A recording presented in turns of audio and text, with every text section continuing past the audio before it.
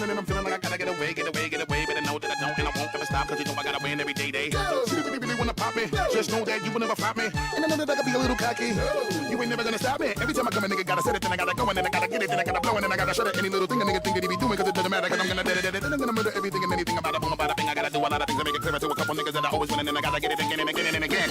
And I be doing it to death, and now I move a little foul, nigga better call up rapping. Everybody know my style, niggas know that I'm the best when it comes to doing this, and I be banging on my chest, and I bang in the east, and I bang in the west, and I kinda give you more, and I will never give you less. You will hear it in the street, and you can read it in the press. Do you really wanna know what's next? Let's go. See the way we on it, and we all up in a race, and you know we gotta gonna try to keep up with the pace, and we struggling and hustling to set it and to get it, and we always gotta do it, take it to another place, gotta taste it, and I gotta grab it, and I gotta cut all through this traffic just to be at the top of the dome, but I know I gotta have it. Look at me now, look at me now, oh, I'm getting paper. Look at me now, oh, look at me now, yeah. I'm fresher than a moth.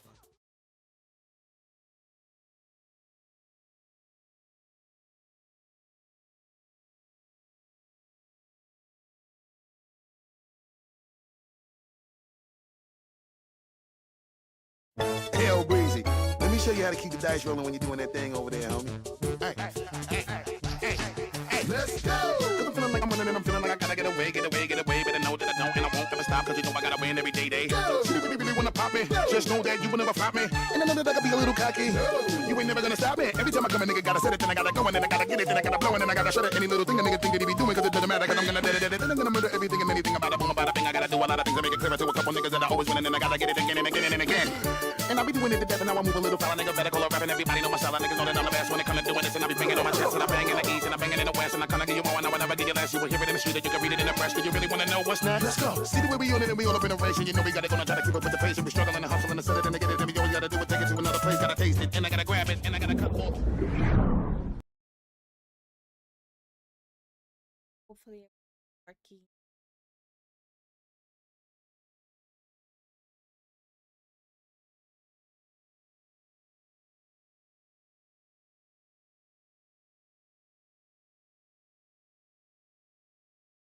r/best of Redditor updates, where OP's new employee is the parent of his child's bully. Our next Reddit post comes from Ask a Manager. I received a promotion last month today after I'm several gonna stressful years. The polish up. money will be life-changing. I'm working out of a different office much closer to home. I'll be doing work that I care about, and What I'll the- have more time with my family. The I'm like, company filled an well, open role so at my does new the- location just before I was promoted. I didn't the participate in the hiring uppercases. process for this Yeah. person. I didn't know they hired the parent of my child's bully. This isn't just a few meetings with Oh, the my principal mic was kind super of low. bully My situation. We almost apologies. lost our child because of this bully, Timmy. We moved our child and Yeah, their today I'll sibling be to a different polishing school. everything up Then and we sold our slowly home and wrapping moved to the everything other up. side of the country. We had to involve the police at one point, resulting in being granted a restraining order against Timmy, who is now finally facing other legal consequences for his behavior. Both kids are still quite young, so I'm shocked at the Okay, cruel and let me awful things that do I this witnessed my child part. go through at the hands of a peer. While I was feeling helpless and out of control while we begged the school and his parents to intervene, our family life is finally settling down, and this new work opportunity felt like a new start for us after the pain and fear that we've gone through. My child is finally beginning to heal and get their life and joy back. We're all in therapy as a family and individually to help recover from all of this. The company hired Timmy's mother, Jane, to fill this role, and I'll be managing her. My first day meeting the team, she went it's on the same pale when she layer. saw Oh, me. it's not. I'm sure that I probably did the Okay, same. that's cool. I know everyone else on this team, and I have great rapport with them. I don't communicate with Jane 10 months unless I have pregnant to, right now? and it's in writing. What should I do? Huh? I'm not quitting, and I'm not taking a demotion. Should I meet with Jane and HR to discuss this and set expectations? That feels like I'm betraying my child and my family, but professionally, I know that Hey. it's an option. Do I just ignore her and hope she's so I do have like uncomfortable a that she splitting quits? headache Should I ask today, HR about so offering her a transfer? At a I'm looking certain point forward this to last that. year, she behaved just about as badly as her child did, and the judge considered including her in the restraining order, but was instead issued a warning on the record. I checked, and the two of us working together is not a violation of the restraining order, but it does open up the possibility. I'm just so stunned. I don't know what to do. We don't speak or interact unless we have to, and some team members and a few of my colleagues in management have noticed but not said much about it. I'm at a loss. I have no idea how to handle this. What's really surprising to me, and I'm not necessarily advocating for this, I'm just saying it's surprising that OP doesn't even seem to consider the Okay, so possibility this is of separate. bullying this woman. That's awesome. You know, OP has a position of power over this woman, and presumably OP could fire this woman or take revenge out against her or just make her That's life hell headache. for a bit, but it seems like the thought never even crossed OP's mind, which is surprising to me because it would definitely cross my mind. I don't know if I would actually act on it because that would be putting my job at risk potentially, but I'd be tempted. Then, 1 year later, OP posted an update. Within a few days of my original post, my junior team lead, Sam, asked me directly about my weird behavior around Jane, which had been going on for about 2 weeks or so.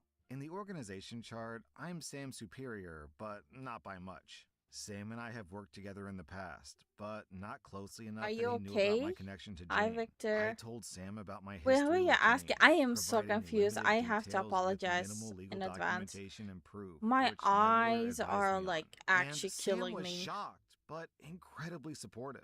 He let me know that Jane had been very vocal with several A other staff, second, including him delete. since my first day, warning staff to stay away Second, from me, delete that I was two. toxic, dangerous, that I had Second, slept with delete. her husband and broken up her marriage. All I could do was laugh at that. It hadn't occurred to me that me keeping my distance would give Jane a chance to try to damage my reputation, but she didn't get very far. I have worked with everyone else on this team on and off for most of my career, so they were all very skeptical. Sam and I met with HR, and we walked through my history with Jane to create a plan for Sam to manage Jane moving forward. HR was wonderfully supportive, and they thanked me for communicating with Jane in writing because it was probably the safest thing I could have done under the circumstances. Then, we learned a few things that we didn't know before. HR had been planning to reach out to me because when my predecessor hired Jane, he had done so without putting in the paperwork for a background check. This is one of the many reasons that I replaced that incompetent manager. Our company requires us to use a fingerprinting service run out of the sheriff's office for a full background check before starting employment. My predecessor let Jane start without one and just marked that she had passed this requirement in her employee profile without adding the appropriate documentation. When Maybe I HR can merge pressed him this on one it, down he too. lost it. HR was able to confirm that Jane had never gone through a background check. Before I started as her boss, Jane had this been should given a be 30-day grace here. period from HR to get fingerprinted, but she missed multiple appointments, and she'd How's been everyone pushing doing back on today it while with I'm my trying to predecessor's figure this support. out? My predecessor left no documentation about this, which didn't surprise us. And now there was only 1 week left in the grace period.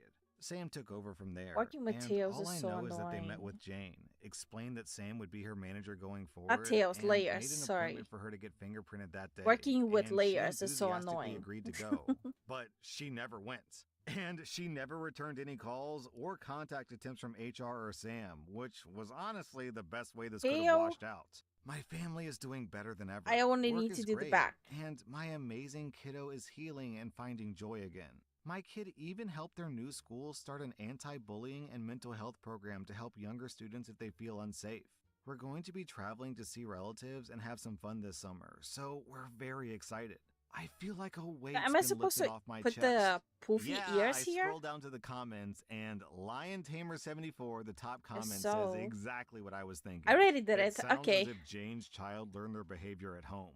And I kind of have to wonder what she was hiding from the background check, because I would be very surprised if this whole legal situation with her kid and Okay. going to court involved her getting fingerprinted, which probably means she would have been fingerprinted for something else entirely. So I think Jane probably has a record. Like mother, like son, I guess. Our next Reddit post comes from r/true off my chest. Yesterday, I went to a furry event with my boyfriend, and I think I got the ick, and I feel bad for that. I didn't even know what a furry exactly was before I met him. We were together for literally to 3 whole move years until we moved all in of together. this there. Then I found one of his furry outfits while I was helping him move his clothes into our apartment. At first I thought that maybe at some point he had worked in children's shows or selling things in the subway maybe. In my country, it's There we normal go. to see people in costumes selling things. Then I also found a common foxtail, and I thought that it was something kinky, but it's not. He got nervous and confessed to me that he's a furry. I looked at him like, what the hell is a furry? Anyway, he explained to me that years ago he created his fursona and it's a hobby that makes him feel at ease and happy. He said that he hid it from me because he was Yeah, embarrassed and scared Victor, that I why are might you leave him or asking laugh at him. if one of He's us a is serious okay? and professional man, not the kind of person who would dress like that. I assured him I that I am wasn't going so to leave him and that I confused. love him. That knowing that my boyfriend uses a fox suit was the least attractive thing in the world, but I support his hobby. I didn't really think too much about it. Did it seem weird to me? Yeah. But at the same time, I thought that I loved him so much that I was going to support him. It's just a hobby he does rarely, so it's not like he talks about that in our day-to-day life. He said he likes to just do the character, and it's not something with a deep meaning. It's been a year since that event, and he invited me to a furry event for the first time. I've never gone to furry I am events like before. so not looking I forward hadn't to even all seen of him wear his this. fursuit either. He wears it very rarely. He invited me really I excited I and wouldn't shy. even do the I couldn't eyes. refuse to go I with really him don't like the because I also eyes. wanted to go and see what it's like and know that world. But when I got there, it was like, oh, this is getting real when I saw him park the car and put on his suit. I didn't have a suit, so my face was totally visible when we got out of the car a few streets back and had to walk through the Say city you center were like 10 that. months I pregnant and felt it's usually 9 embarrassed, months. even if it's awful to No, say that's that. black. Oh First, my we met god, I his just furry friends who realized. were waiting in the 10 park for months. him, Oh my and god, I I'm found stupid. out that my boyfriend has a name that he uses when I he's did in not put character. 2 plus They 2 were nice, together. but Quick no, maths it's is not an weak with everyday me. thing to see your boyfriend using a No. pet name, dressed as a Oh my fox, god, and I'm talking to other stupid. people who are also like that. Although some people didn't have a suit, they just had a tail or nothing. I felt literally did embarrassed not even because people process it around in my obviously brain. walked by and laughed or looked on curiously. A few minutes later, we finally went to the place of the event. I'm gonna check and out a it wasn't guide that many people, on how but to a do large group. eyes. Most of them didn't Let's have just a start suit, and they were just slowly. wearing Let's tails just or start just a wrapping mask. up I all the know this is pieces. wrong to say, but a lot Because of I those want to people start smelled rigging musty. hopefully maybe by Long Friday hair so or next greasy you could Monday. fry an Not egg next on it. Monday, after Just next Monday. weird people. Years ago, I Like, accompanied my that is the sister to an deadline I'm otaku putting event, for and myself. it was 95% the same kind of And people. I am just, Like, I'm just not weird happy in with the the wrong way. eyes. I've never been in this kind That's of about it. environment. My boyfriend isn't like that at all. He's attractive, smells good, he has a normal life and work, and I don't think anyone would Yeah. expect him to Well, be a if you furry. got me, So you it got was me. my first time seeing other furries in person besides him. Eventually, they started making TikToks with each other. Do you have any idea what it's like to see your boyfriend do Are you guys choreography enjoying the dressed r as a slash blue fox while asking videos you to call today? him by his furry name and pet his head? Because I do know, and it was impossible for it to not change the way that I see him. I didn't feel comfortable in that place. It bothered me a lot since some of them were using like sex harnesses on their suits. And what's sexy about an animal? Some artists had stands with furry art that was pretty explicit. My boyfriend dislikes that kind of art. For him, his persona is a performance. I really love him, but I just feel like I got the ick, and I I prefer hate the that other ones? because Why? I always wanted to be the supportive girlfriend, but this is just too much. I don't want to talk about this with my boyfriend and make him feel ashamed of who he is and likes. I don't want to make him feel bad about my feelings. He's a great man. Really, the only time that I felt tenderness yesterday was when he hugged me and thanked me for supporting him in this. So I'm just I checking feel out like some the worst person in tutorials the of world. eyes that I And the actually last thing I do want like. is to hurt his heart, even if his friends are too weird for me. I just hope that I can get over this icky feeling fast. But he's really happy and shows me pictures of the event, telling me that we should Cursing go people, to I another event guess. together. Oh. And I just can't tell him that's the last thing I want to do is to go to one of these events again. Well, I got OP, if you go to strikes a with furry event, lazy. you're bound to either get So the ick or get the yiff. sucks to suck. Then, 5 days later, OP posted an update. I didn't need to talk to my boyfriend because during that night, he sat me down to talk to me and he apologized. He showed me that one of his friends told him that the organizer of the event changed, and that's why there were people with not safe for Yeah, I work think stuff. I got a My good boyfriend tutorial. was also uncomfortable with that. The last time he went to that event, those types of outfits were forbidden. He showed me pictures, and yeah, the atmosphere and people looked different. I confessed to him that I didn't feel comfortable either, and he was surprised because, after all, I was smiling all the time and pretending that everything was fine, which is true. We talked a lot, and he was very apologetic for how he behaved. He said that he should You have know gone what's without hard? the suit, and he should have shown me Is pictures of the drawing place the before we went. eyelids. Honestly, I never showed him my discomfort, Am I and the I only always one who used has a a fake hard time with smile, it? so I understand why he thought that I was having a good time. My boyfriend just kept apologizing deeply. Like, eyelids He are said that so he didn't fucking really know how hard. to react since it was the first time he had taken someone so important to an event, so that's why he behaved that way. He apologized for not thinking about how I might have felt, and I apologized for not communicating my feelings as well. I asked him if he really doesn't feel anything sexual by doing that. He made it clear that it is not sexual at all for him. It's just a character. He doesn't even behave like an animal when he's in character. He just wanted me to pat his head as a cute gesture. My boyfriend told me that he actually understands why I feel that way because it happened to him too. In the past, he had a furry girlfriend, but she did have a fetish with that, and that made him uncomfortable, so he ended the relationship. That's why my boyfriend doesn't date furry women. He says the vast majority are weird people who ruin the community. He doesn't see his character as his true self, and he doesn't identify with those who do. For him, it's just like a character, kinda like cosplaying, although he doesn't like anime or anything like that. He prefers furry because then he can do an original character.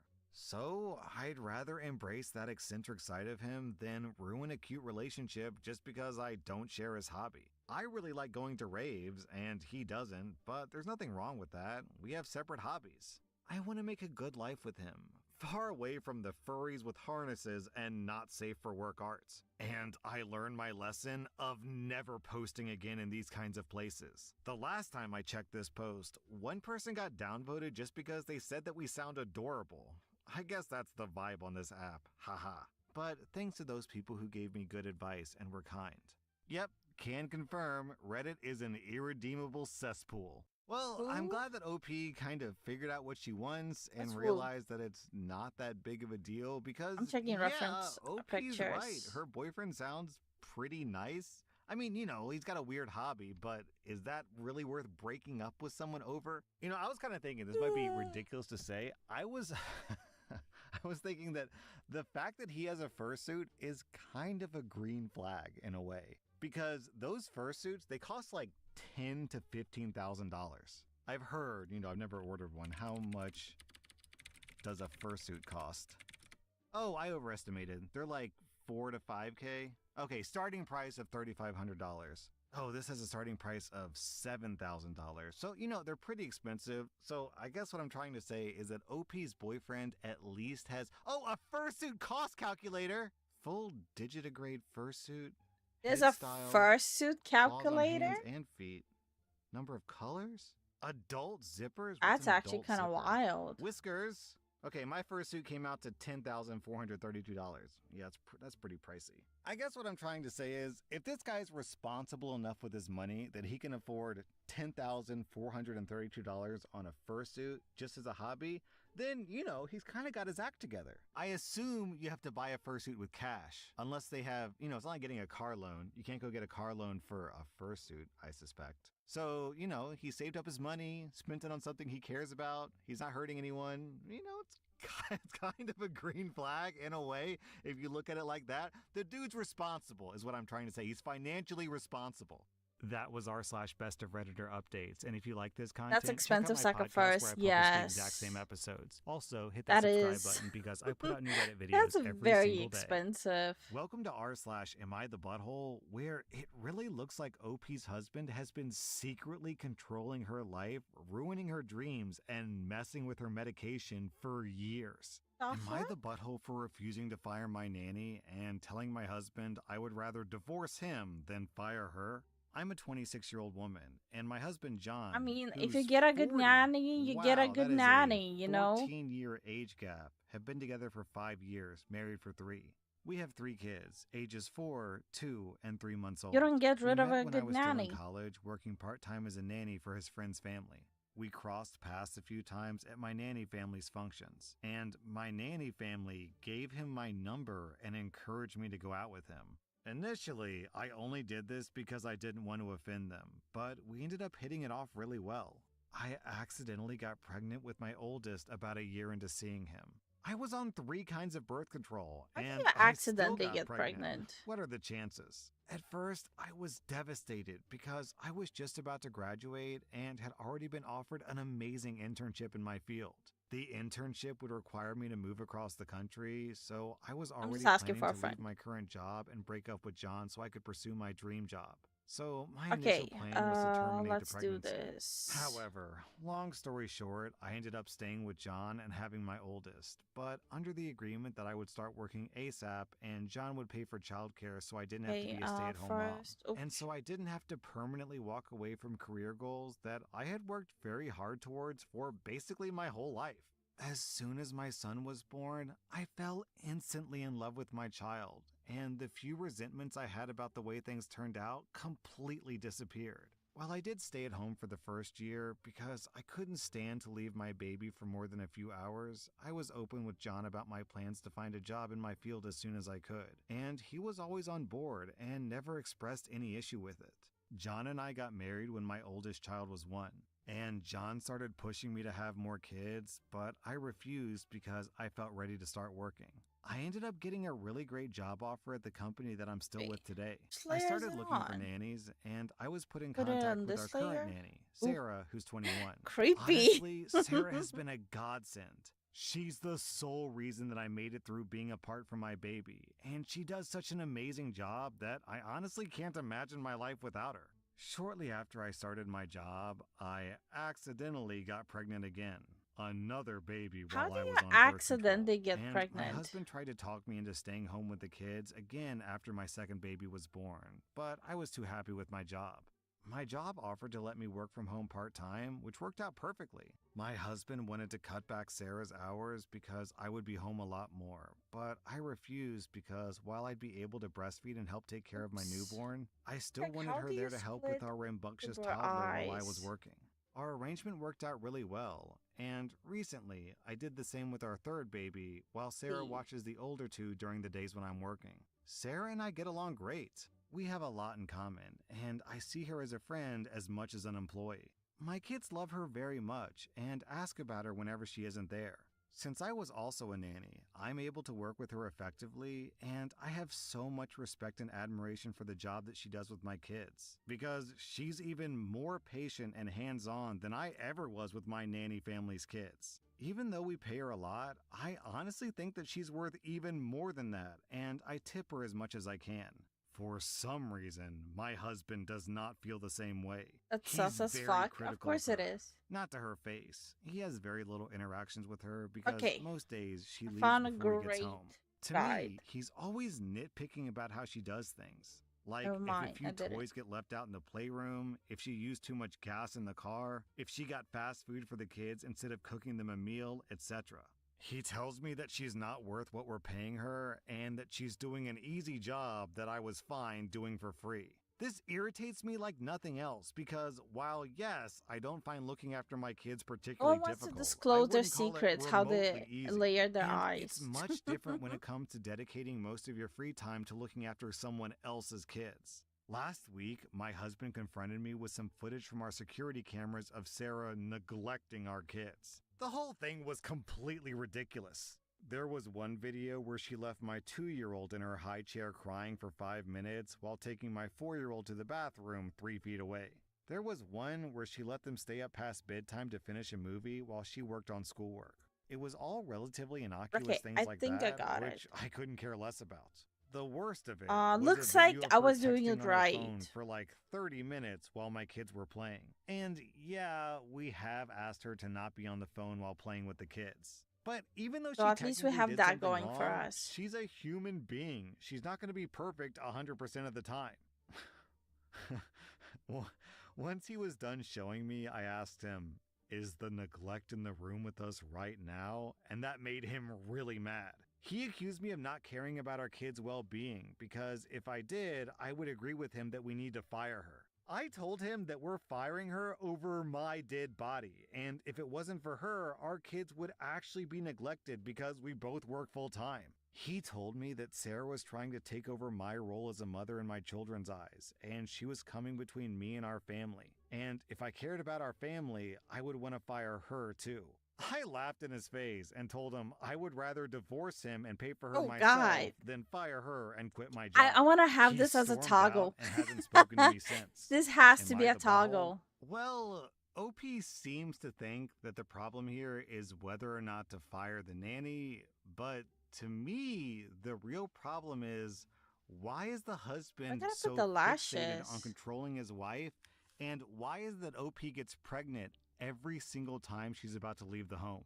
Pregnant through 3 kinds of birth control? There we What, go. this guy got super sperm? This is fishy. Yes, Hold on. he has Here's an super edit. sperm. I do stress about the accidental pregnancies because it makes me feel out of control of my own life and my body. On that note, however, That's a a lot toggle of people have pointed face. out the Yup, possibility right of my there. husband tampering with my birth control. Yes, that's what I was wondering. This has me really shaken up. I I'm not need gonna to lie. move The this. scariest thing about this is that he's a medical professional and started writing my prescriptions for birth control after we got married? No!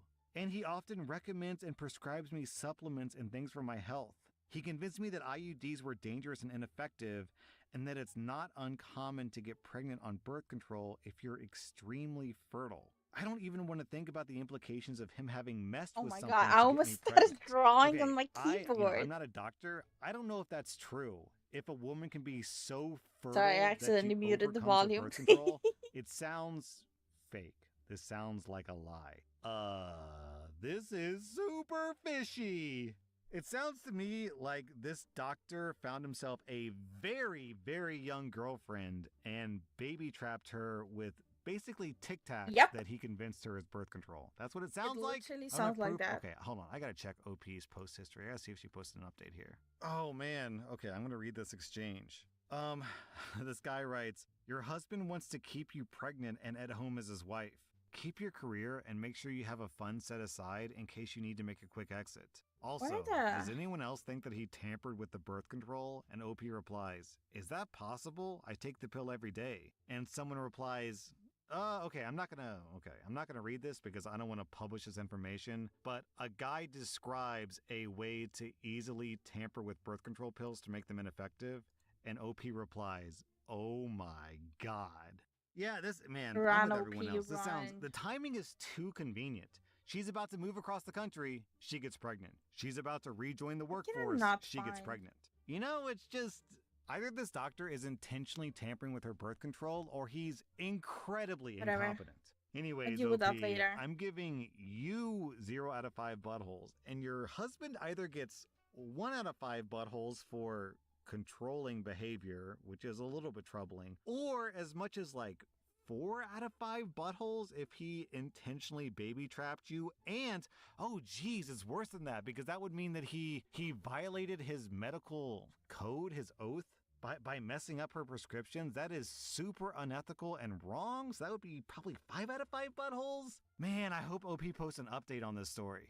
Am I the butthole for telling my husband that he's too broke to be so sexist? So, my husband comes from a traditional family. His mom is a stay-at-home mom, and his father was a sole provider. If he is too I broke to come be from the sexist, opposite. My mother to be pretty much sexist. forbade me from ever being financially dependent on a man, and drilled that into me early on. My husband worked hard to unlearn the values that he saw replicated at home.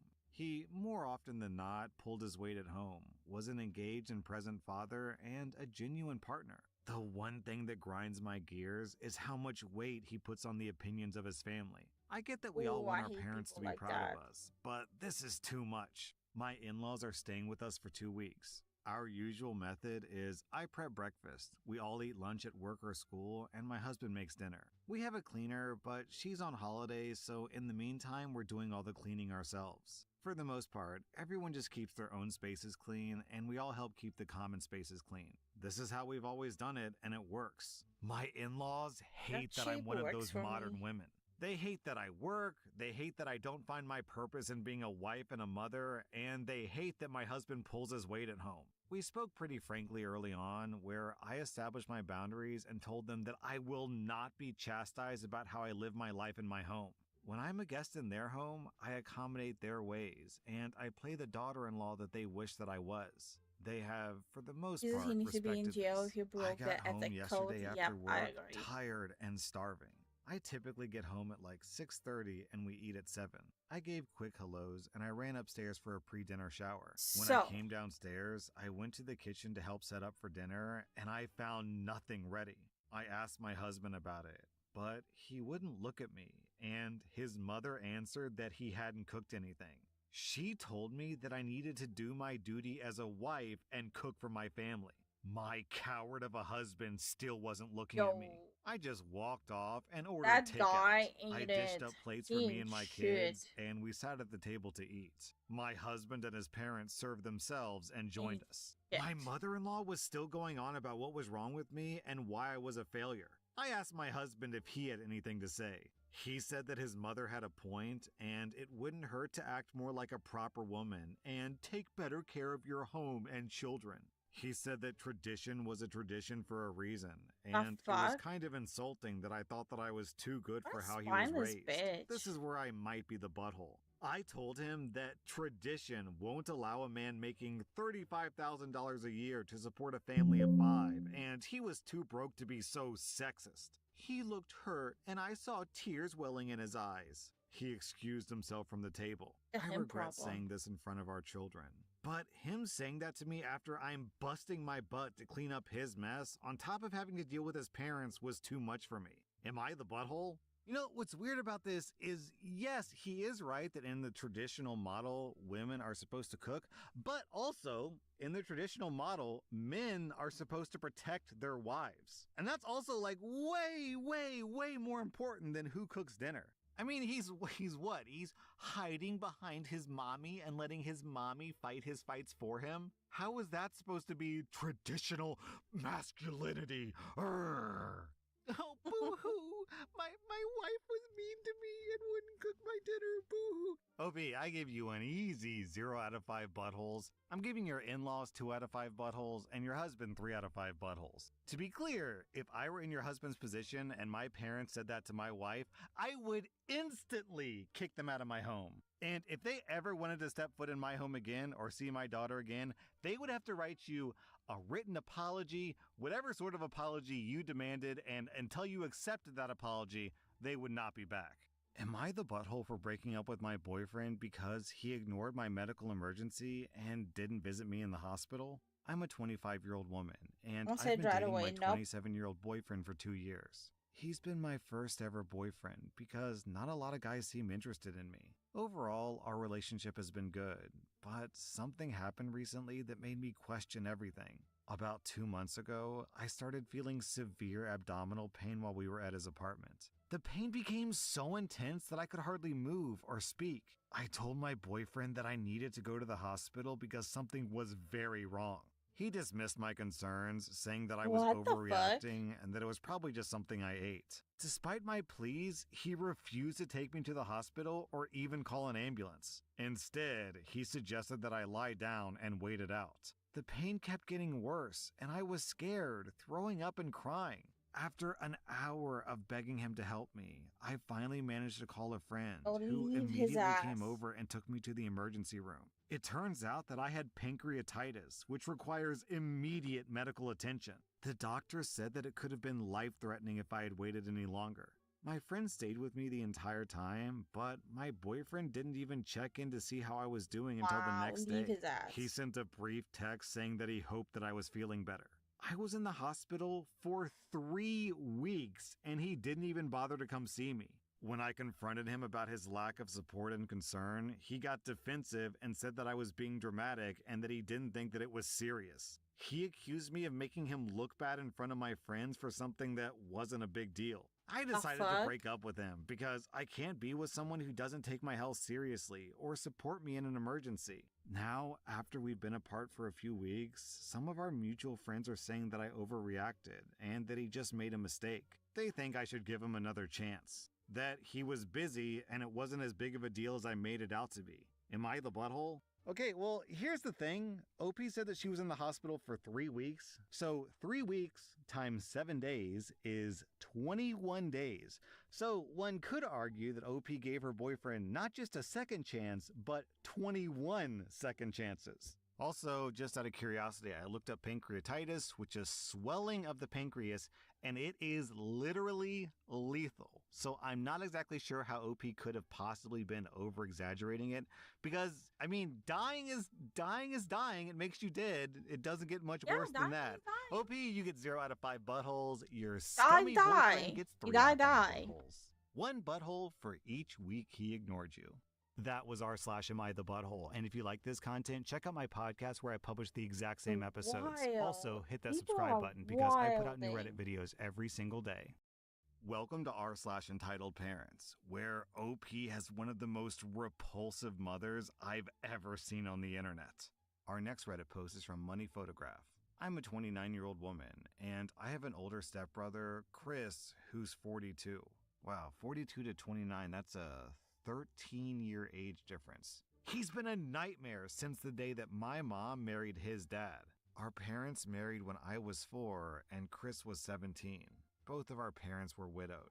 After the wedding, we moved to the US. I was born in the US as well, but after my dad died when I was 1, my mom and I moved back to Colombia. My stepdad got his residency through marriage, and my stepbrother got his because he was a minor. My stepbrother wasn't a big fan of me. My only memories of him are just constant bullying. He would be left in charge of me since he was studying locally and lived with my parents. But mostly, his version of babysitting really meant things like locking me in the guest bathroom or in the shed outside. He would steal my lunchbox whenever he was the one who dropped me off at school. He even began to harm my pets. I have an old cat who's been with me for almost 22 years. He tried more than once to run her over with his car.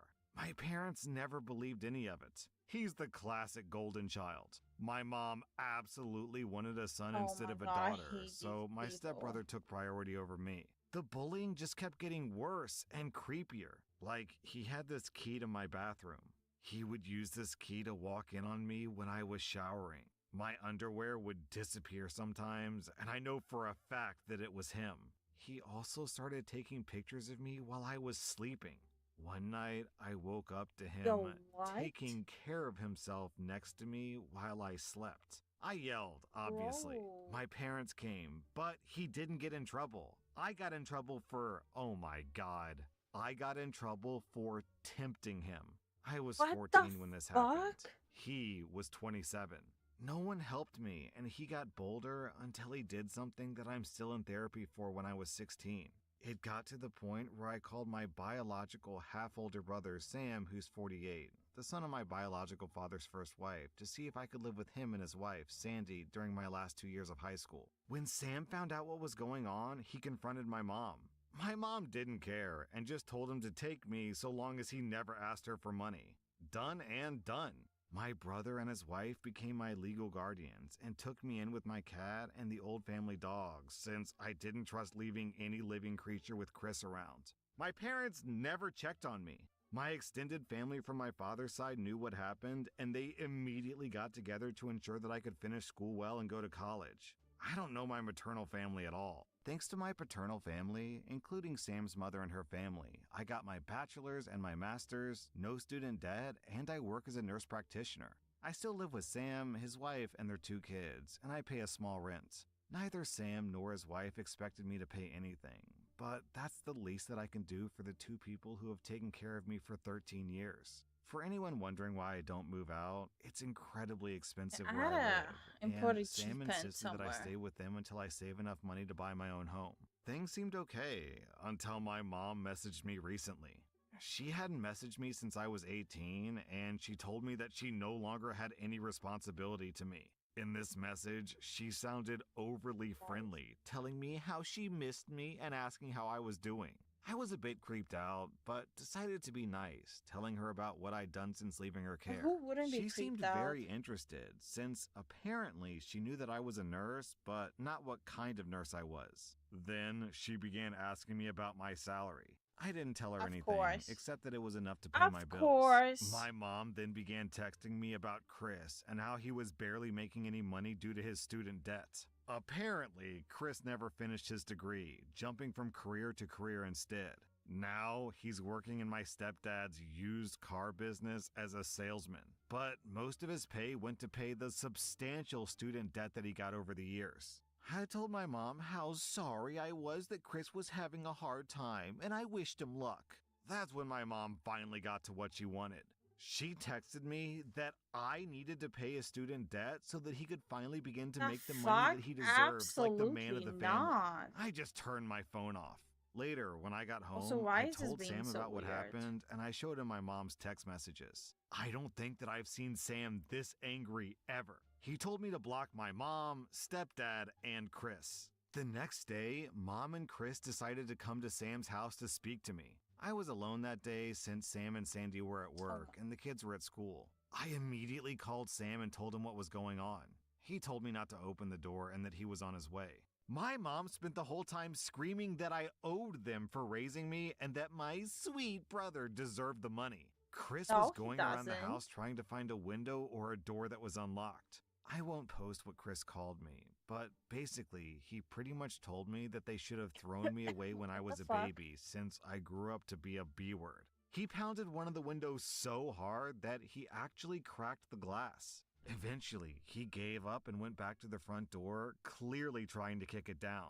Between the yelling, threatening, pleading, and insults, I finally heard Sam screaming at them to get lost. I only saw things from the window, but Sam pretty much dragged them both off the porch. They got far enough away that I couldn't hear them, but I saw my mom and Chris look pale and scared before they pretty much ran to their car and drove off way past the legal speed limits. Sam came in a bit later and immediately went into full overprotective brother mode, asking me if I was okay. He kept saying sorry and hugging me. His wife Sandy arrived almost immediately after, and she looked like she was about to commit a felony. Apparently, Sam threatened Chris to file charges for what he did to me when I was 16. And my brother's ace was that my stepdad was willing to Back to work, testify love against his work. own son. That seemed enough to get Chris off our backs, but not my mom. Since then, it's been 3 days, and my mom has texted me, called nonstop with various numbers, and rallied a group of people who are supposedly my maternal family to harass me for money. She claims that my money should legally be Absolutely hers gross, since she's people. my mother, that it's my late father's missed child support. What? Sam is helping me find a lawyer Absolutely to get a gross, restraining order people. on my Holy mom, and shit. I plan to take my stepdad's offer to testify by pressing charges against Chris. I can't say that I forgive him for not stopping his son, but I appreciate that he's at least trying. I don't know the exact details, but apparently Chris did something to a relative of his dad, and since then, they had a really bad fallout. So I'm currently taking a vacation from work, and my vacation days are getting eaten up, and my therapist might need a therapist for herself afterwards. Thankfully, my dark sense of humor and supportive paternal family are keeping me somewhat sane. Then OP posted an update. We're following through with pressing charges and might do a civil lawsuit for 2 years of child support that my mother owes. We're not sure what our chances are yet, but my brother Sam wants to go scorched earth.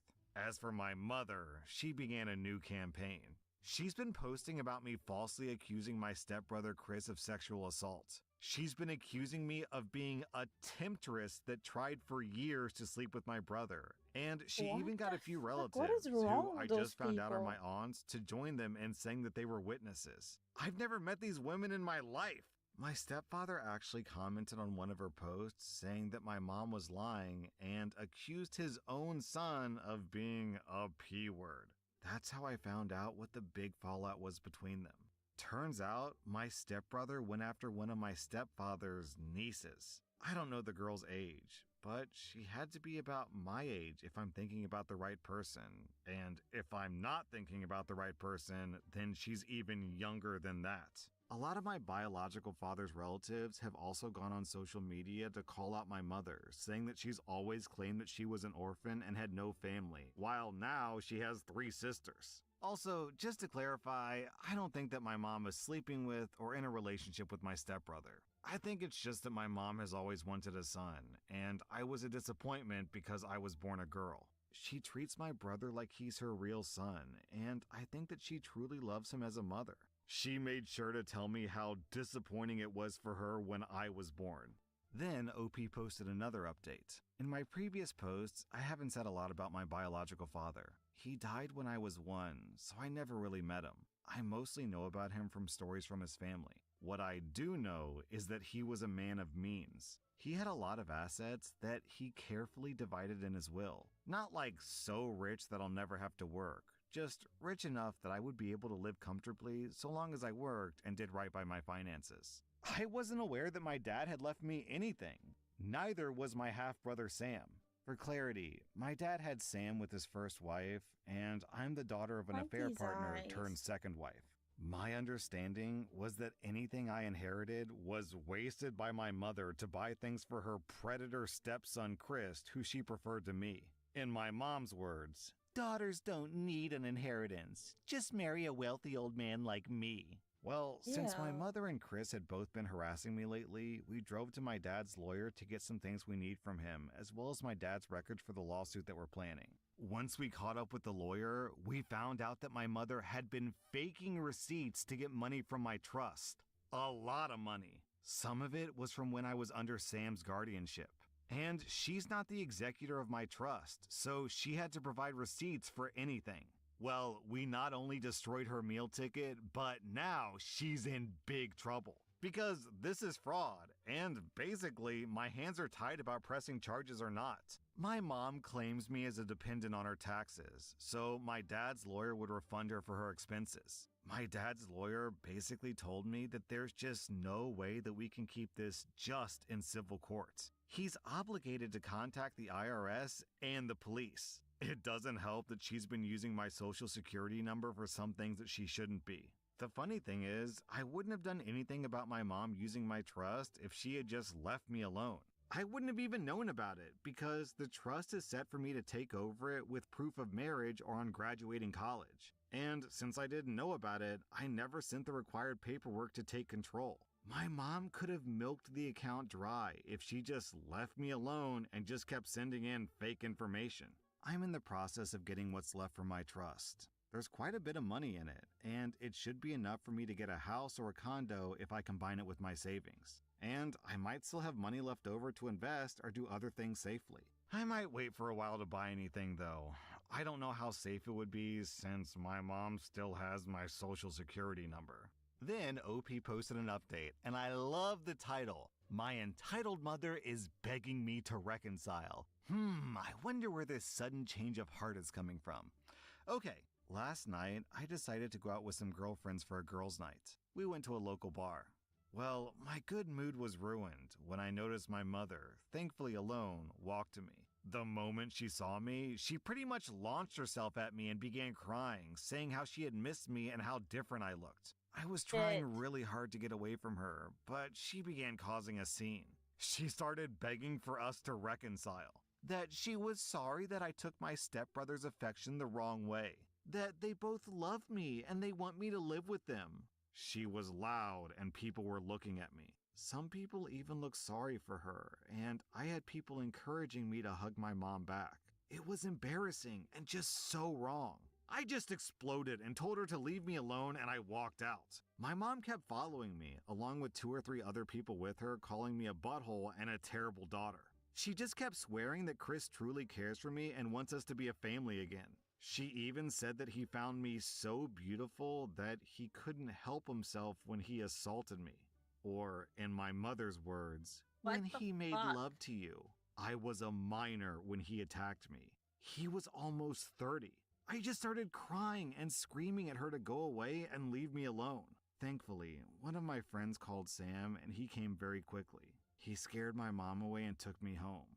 Man, it's so crazy that OP can endure a lifetime of abuse and toxic behavior, but the second she cuts off her mother's money, suddenly, let's be friends, let's reconcile, I've always loved you, come live with us. Yeah, right.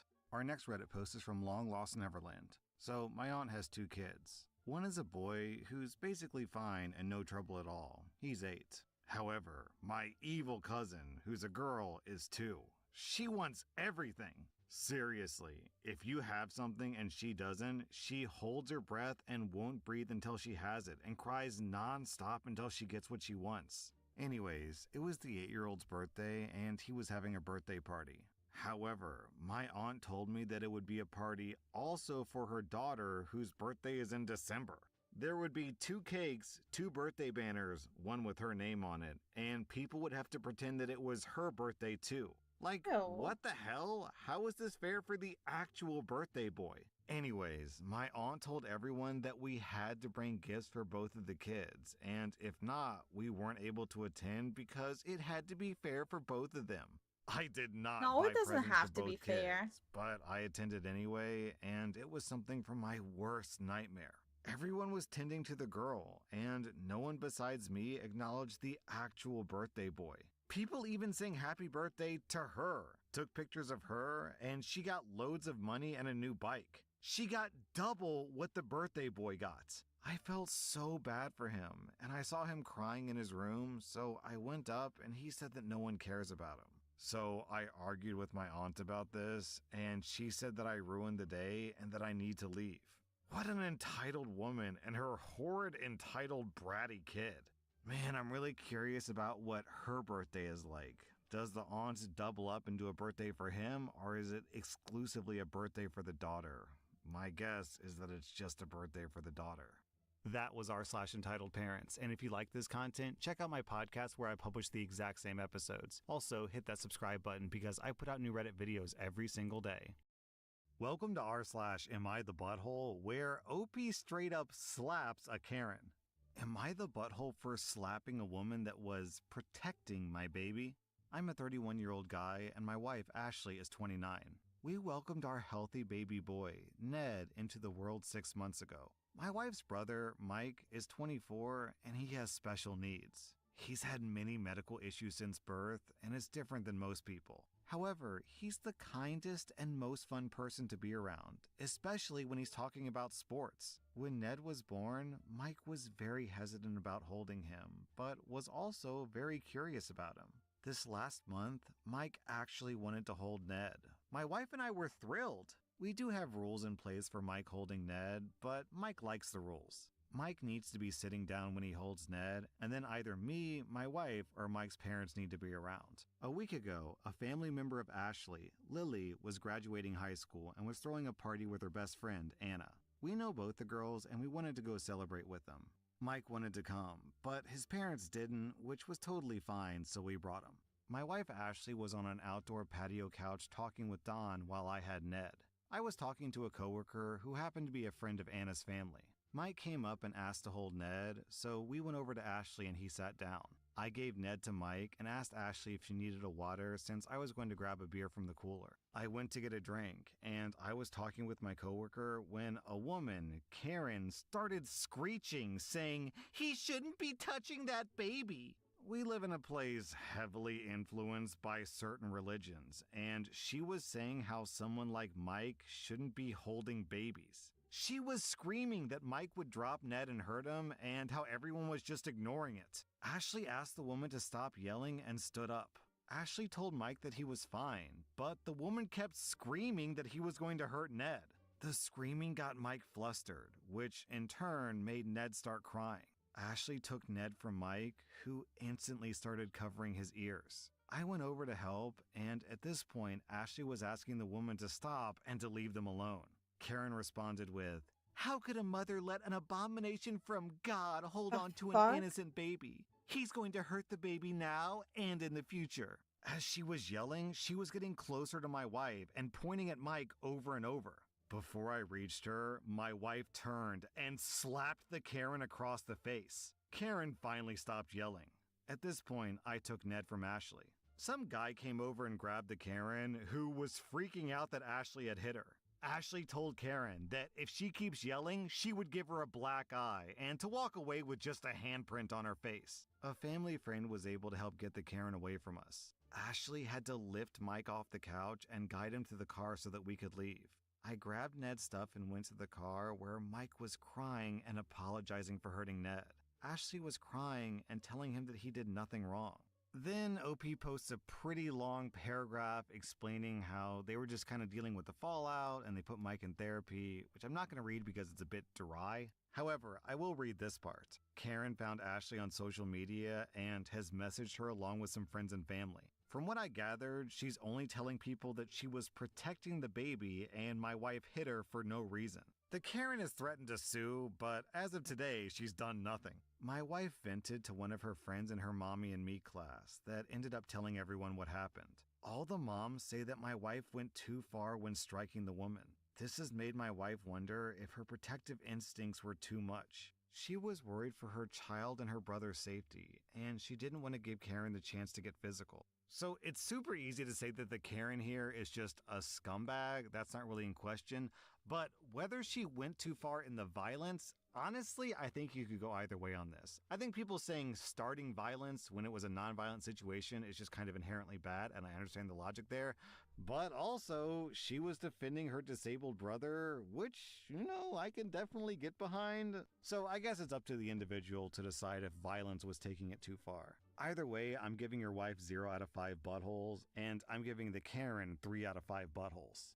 Am I the butthole for reminding my friend that she married for intelligence and look where it got her? I'm a 35-year-old woman, and I met my husband, Vince, who's 36, after he saved me from drowning at a pool party when I was 18. Aw, romantic. I took him out for lunch the following week to thank him for saving me, and we soon fell in love and began dating. That's super sweet! That's such a cute love story. Okay. At the time, Vince worked a blue-collar job while I was studying in university. We ended up getting married, and Vince supported me throughout my entire education up until I got my PhD. Vince always told me that he wanted to study in university, but he had learning disabilities that made it difficult for him to study in a classroom. At times, he was embarrassed by the fact that he had to work twice as hard compared to people around him, but I always found that to be admirable about him. When I finished my studies and got a well-paying job, I convinced my husband to give his dream of studying another go. Last year, he was finally accepted into a nursing program at our local university. He's working hard to achieve his dream, and I'm incredibly proud of him. Last week, my friend Alba, who's 36, came to visit with her son so our children could play together. Alba was my roommate during my first year in university. She began dating her husband, Leo, around the same time that I started dating Vince. Leo was an obnoxious law student who later on became an even more obnoxious attorney. He was a know-it-all who prided himself on his intelligence, which for some reason attracted Alba. At the time, Alba would sometimes tease me that I could do better than Vince and would offer to set me up with one of Leo's law school buddies. But I would always refuse, and she eventually dropped the subject. Alba and Leo are currently going through a nasty divorce that stems from him cheating on her. Quite frankly, he's dragging her through the mud, and he's using his connections to try to leave her as penniless as possible. As we were chatting and catching up, Alba began to express concern over the fact that my eldest son, who's 7, was recently diagnosed with dyslexia.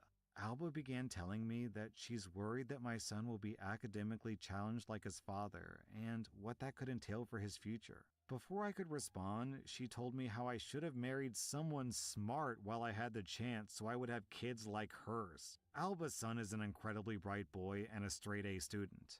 I told Alba that her advice was unnecessary, and I reminded her where marrying for intelligence got her. I then proceeded to tell her that I would rather have my son grow up to be an honest, hard-working person like his father than an academically gifted jerk who wasn't smart enough to know that sleeping with his secretary could have consequences on his marriage like her husband. Alba was deeply hurt by what I said and stormed out with her son. Some mutual friends are now chiming in and telling me that I was too harsh on Alba for using her failing marriage to prove my point and that I should apologize. Okay, you can't criticize someone's marriage, but you can criticize someone's son? Criticizing children is way worse than criticizing marriage. I'll be honest with you guys, belittling a child's disability, them's fighting words. I believe you say something like that, you deserve to be punched in the face. Violence is wrong. People should never be violent, but punched in the face. Also, she's literally just wrong. Doesn't dyslexia have nothing to do whatsoever with intelligence? What causes dyslexia?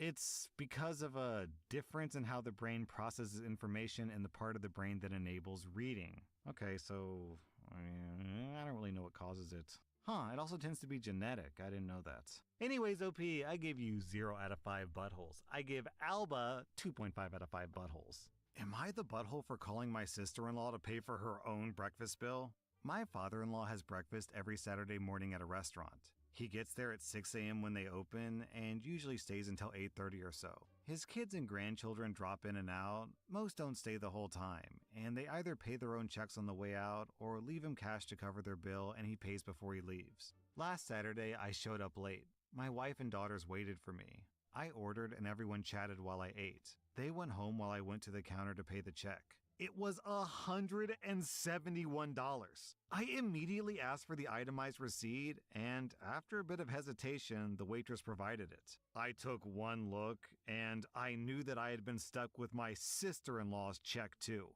The waitress confirmed that my sister-in-law had been there earlier and that she didn't pay before leaving. The waitress assumed that someone else would pay because sometimes people do that. I requested that she separate the checks. My family of 4 came out to $60. My sister-in-law's family of 3 was $111. Jeez, that is a lot of breakfast. My God, what did they order? The manager came over to discuss the situation and said there were 3 choices. 1, I could pay. 2, my sister-in-law could come in within 30 minutes and pay. Or 3, he would call the cops. I called my sister-in-law and she said that she was out of town and asked me to pay it and she would pay me later. I told her she could Venmo me or Cash App me right away and then I'd pay it. She asked for the total and I told her. She then asked what her share was and I told her that was her share because we had separate checks. She didn't understand how breakfast for 3 people could be $111. I read her the ticket. Coffee, orange juice, milk, and a Coke for everyone. That's 4 times 3 each times 3 people, so $36. Double cheeseburger with fries, $15.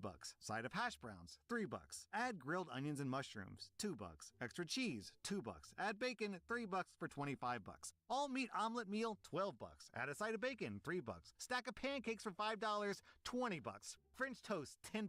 Add blueberries, $1. Add strawberries, $1. Add a side of bacon, $3. Add grits, $3. Add cheese, $2. That's $20. 55 burgers, 55 shakes, 55 hash browns. She said she didn't understand how it added up to be so much. I told her that was how her family always ordered, so I didn't understand how she didn't understand how all the extra things added up.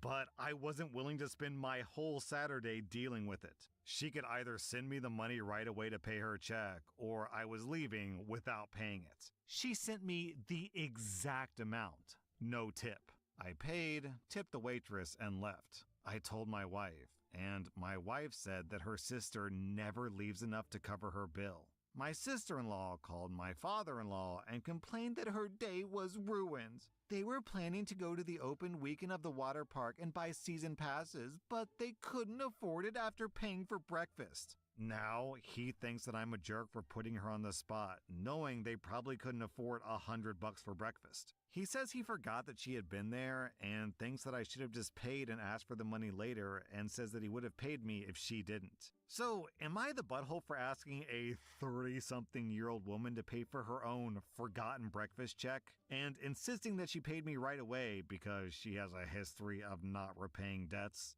Okay, we all know what she was doing. This isn't some grand mystery. The basic plan is to order as much as possible, eat it, and then vanish, leaving OP with the check. It's a tale as old as time. What I'm really shocked about is how does someone drink coffee and orange juice and milk and Coke in a single meal? Not only does that seem physically difficult, it also sounds disgusting. OP, you get 0 out of 5 buttholes. I'm giving your sister-in-law 1.5 out of 5 buttholes. Am I the butthole for tricking my brother into selling me his half of our childhood home and then demolishing it? My mom and dad divorced when I was young. My brother loved the fact that our mom had no rules for him, so he went with her. I abided by the custody agreement because I had no choice in the matter. My mom loves us both, but she dotes on my brother like he farts perfume. My dad kept the house. He had to buy my mom out. It was an old house built in 1953. It had old wiring and was really less than suitable for modern life. What it did have, though, was a huge yard that was great growing up. My dad passed away during COVID. He left everything equally between my brother and I. I wanted the house. I told my brother that we should tear it down and put in infill housing like the neighborhood is zoned for. He just wanted money. So I bought out his half of the house at the market value. It was sold as a teardown. He took the money, bought a car, and went on vacation. He still has money left over. Then I had the house demolished and built a fourplex. Each unit has 3 bedrooms, 2.5 bathrooms, a small yard, and a garage. I kept one unit for myself and rent each of the other units for $2,000 a month. The mortgage is $1,800 a month for the entire thing. So basically, I live free and bank about $4,000 a month. My brother is pissed that I didn't give him one of the units to live in since it was his home too. I actually offered to sell him one at cost and he said no. I'm lost. I offered him a partnership. I paid a fair price. I offered to sell him a unit. I did everything to try to be fair. He thinks I tricked him because I get free money every month. Our mom said that she would be cutting me out of her will and giving everything to him if I didn't give him a unit or the income from one of the units. I said, go ahead. Then I would no longer feel the need to contribute to her upkeep or retirement when the time came. Now I'm being bombarded by the two of them, but I took the risks. I took on the debt. This is my money now. Yeah, OP, it's super interesting that he expects you to give him a condo, but when he went out and bought a car, he didn't buy a car for you. So his money is his money, but your money is I also hate people like his that. money. Funny how that works out. Must be great to fart perfume though. OP, you get a super duper easy 0 out of 5 buttholes, and I'm giving your mom and your brother, let's say 2 out of 5 buttholes for being spoiled entitled jerks. That was r/am I the butthole, and if you like this content, check out my podcast where I publish the exact same episodes. Also, hit that subscribe button because I put out new Reddit videos every single day. Welcome to r/am I the butthole, where OP's brother is doing unspeakable things to his 4-year-old daughter. Am I the butthole for telling extended family that my brother was an abusive piece of garbage and taking his ex-wife's side in the divorce? My brother was married to Katrina for 8 years. He has a 10-year-old daughter from a one-night stand. The biological mom is not in the picture. Katrina is the only mom that my niece, Elise, has ever known. Katrina became a stay-at-home mom when Elise was 2, and they've been inseparable since. Katrina wanted to adopt Elise, and Elise's biological mom also wanted the adoption to happen, but her dad refused. When Elise was around 4, my brother started using her to control Katrina. If they would argue or if she wouldn't do what he wanted, he'd either hurt Elise, what the fuck, or leave with her for weeks or months at a time, telling her that she was never going to see Katrina again. Katrina wasn't able to do anything about it because she didn't have any rights to Elise. Katrina finally filed for divorce last year, and my brother took Elise again. After a few months, CPS got involved, and Elise was removed from his custody. Elise is temporarily staying with me while Katrina fights for custody. Elise refuses to talk about what happened whenever her dad took her, but she's now terrified of men, including my husband. And she wakes up screaming, and she even had to spend some time in an inpatient facility. She's doing intensive outpatient treatment now and is slowly improving. Katrina and I have been in contact, and I've been letting her visit Elise. These visits are usually 4 hours at a time, maybe 4 days a week. Katrina makes food for Elise, they lay on the couch and watch her favorite movies, and she gets Elise to do some schoolwork. She basically just goes back to being Elise's mom during these visits. Extended family has been asking why Elise is staying with me and not her dad. My brother said that it's because he travels a lot for work, but I wasn't going to lie to protect him, so I told the truth. He's an abusive piece of trash who hurt his daughter to control his wife. Then, word got around that Katrina gets to visit as much as she and Elise can handle, while he isn't allowed to see his kid. Now, immediate family are mad at me for airing my brother's dirty laundry, spreading rumors, and taking his ex's side in all of this. So, first of all, OP, you're not a butthole for lying. You're simply saying the truth. Secondly, if your brother did to that little girl what it sounds like he did to that little girl, then he can honestly go die in a fire. Why would anyone want to take the side of someone like that? OP, you get 0 out of 5 buttholes. Your brother gets 5 out of 5 buttholes. The title of the next post is, My husband says anyone but me would have found this funny. We were watching One Life, a movie about the Holocaust and saving children. Hopefully you've seen it. When we started the movie, I reminded him that I am particularly sensitive to anything Holocaust related. Anyway, we got to the part where people were writing in about being willing to foster kids. One letter said, we can take a boy under 11 years old, preferably brown hair. I said, that's messed up. Can you imagine? These babies are at the risk of death, and you're worried about their hair color? His response, yeah, lol, I'd like a girl, 18, blonde hair.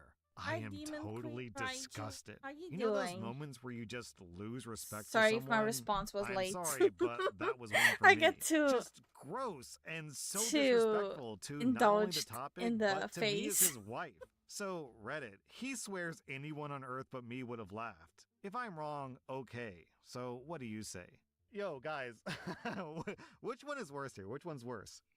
How's your Implying day that you want to cheat on going? your wife, making fun of Holocaust victims who have lost their parents and are fleeing a war, or the incredibly inappropriate power dynamic of fostering an 18-year-old and then expecting intercourse out of them, which is the implied joke here, obviously. They're all really, really extremely like bad, that. so you kind of The spoiled eyes for choice more here. now. Am I the butthole for telling Maybe my his daughter eyes to weren't hit that below the good. belt? I'm a 43-year-old woman, and my daughter Becky, who's 10, has struggled with leukemia since she was 5 years old. She's Actually, finally compare nearing them. remission, we hope. Sorry. As a side effect of the chemotherapy, How she was it, lost like, her disappearing? hair. She's a bit self-conscious, and she found a wig to be very uncomfortable. Okay, yesterday's but everyone at her sketch. school is quite supportive. Yeah, okay, She usually it's wears too a hard, baseball bat but or a I'll beanie. survive. She's never Yo, run into there any too, bullying there's because of like a this, until now. My daughter wanted to go to a heat wave YMCA day happening camp this here. summer, and her So doctor cleared her. frustrating. Of course, I signed her up. Unfortunately, I don't there's a remember New clique Jersey of being girls this that have hot been last straight up year. vile. My daughter came home crying the first day because the queen of this clique, Jenny, gave her the nickname Lex, as in Lex Luthor, who's bald.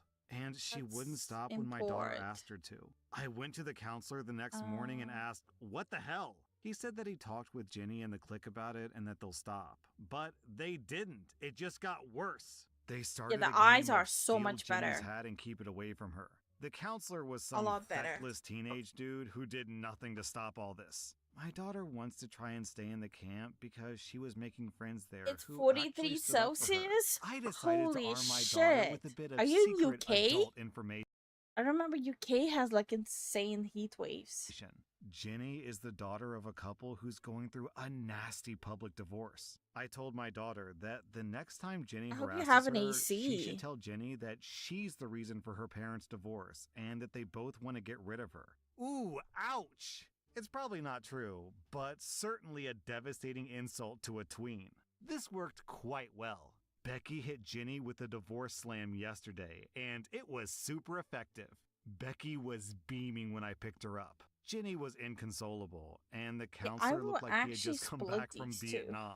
He asked for a sit-down with us and told me that I shouldn't encourage my daughter to insult other campers. He said that Jenny was just stressed from the divorce and was misplacing her That's the anger right on one. Becky. I said that my daughter is not going to be a punching bag, and I'll continue to teach and encourage her to hit Yeah, back. it being Am I split the is so butthole? much No, better. hold on. Why does the girl who's going through a divorce get No sympathy, US? but Wait, the what state are you 10-year-old in? with cancer Wait, gets let me no actually sympathy? check. What's the Why weather does it in feel Jersey right sometimes now? like the policy for schools when it comes Give to me the bullying is to have Jersey the weather. opposite reaction that the school should have? OP, you get 0 out of 5 buttholes. I will agree that that's a pretty brutal insult for a 10-year-old girl. Oh, but okay. she For us, started it's it. not as You bad can't right now. bully a It's kid only with cancer and then be I'm like, 35 oh, right now. boo-hoo, I'm don't bully assuming me you're back. somewhere in the Give me a break. Midwest. OP, you get 0 out of 5 buttholes. I'm giving Jenny 2 out of 5 buttholes. Am I the Where were butthole for the telling old my wife that lashes? I would rather her sister live in our house than her? I'm a 35-year-old man and my wife is 35. Okay, We've been found the married old for 6 lashes. years. 7 months ago, my wife gave birth to our daughter, Sadie. ever since my wife gave birth, she's been getting increasingly rude and refuses to do any work around the house and says that she's still healing from giving birth, even though she always goes out with her friends. 3 months ago, my wife's stepsister Hannah, who's 25, called my wife and asked her if she could temporarily move in with us. She lived in a rundown apartment. Hold on. Demon Queen, I'm sorry, but I'm gonna sit down and check out your bottle. I see the VTuber next to your name. I need references. I need references.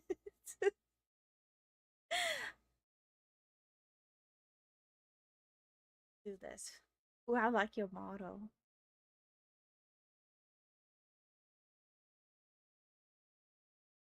Yeah, you see, you also have lashes and like, but how do people make eyelids like that? Apartment building, Ah. and the tenants recently had to leave due to unsafe conditions. Hannah didn't have enough money to get another Why place do right people away. make Hence her eyelids? asking. My wife seemed very eager to let Okay, let Hannah move me in, lower the despite opacity always claiming that they here. never get along. They came to the agreement that Hannah would help out with Sadie in exchange for Okay, staying with us so, rent-free so I'm that she could save up assuming- for a deposit for a proper apartment. Everything was fine at first. Hannah has ADHD, and it took a week to adjust to living with us. During that week, Hannah did all the chores my wife had been neglecting without us asking her to. I tried to tell her that she didn't have to do all these chores, but my wife waved me off and said that Hannah's ADHD makes her want to do it, and Hannah backed her up. After Hannah cleaned something, my wife would thank Hannah a lot. I would thank her as well, but my wife did it constantly, which seemed strange to me. My wife dismissed my questions and said that it's normal to do that for people with ADHD. Since then, my wife has pushed all childcare and any household chores that I don't do onto Hannah. She's also been increasingly rude to Hannah and yelling at her if she makes a mistake on the Not really first a try fan of of doing it. something. I tried to intervene when I was But at home, can call me but my Ride, wife you would know, accuse me Demon of wanting Queen. to let Hannah lay around the house being lazy because Only she's Demon an Queen. R word. My wife and I got into a don't huge like fight about her using that word to describe Hannah, and we didn't speak for a few days. Not a fan of the My shape. breaking point came when I found out that my wife had been making Hannah pay her rent and buy baby supplies. I pay Oh, all the bills, just to and clarify, the money Hannah had been giving my wife was not I do going have a towards model, the one I house. use My right wife now. was I using made it to her go out with her myself, friends. My but wife I'm also learning how made to Hannah pay for draw food. and how I to make usually a give my wife 2D the money model. for food, and she bought snacks for herself So with during the Hannah's day, money. I had art another streams, fight at the with my evening, wife where she said that gameplay Hannah was streams. lazy, and if she didn't like her rules, then Hannah could sleep on the street and get out I of her forgot to house. introduce That's myself. when I told my wife that it's my house because she doesn't pay any bills. And at this point, she doesn't do anything except be as lazy as what she accuses Hannah of being, so I would rather live with Hannah. My wife got quiet and has been refusing to talk to me or Hannah for the past few days, and I'm starting to think that I crossed a line. Am I the butthole? And just to clarify, I have no romantic or sexual feelings for Hannah, and even if I did, Hannah's a lesbian. And even if she weren't, I wouldn't take advantage of her by making a move on her when she's being dependent on me for housing. Please stop with the comments suggesting that I marry Hannah. And also, my wife doesn't have postpartum depression.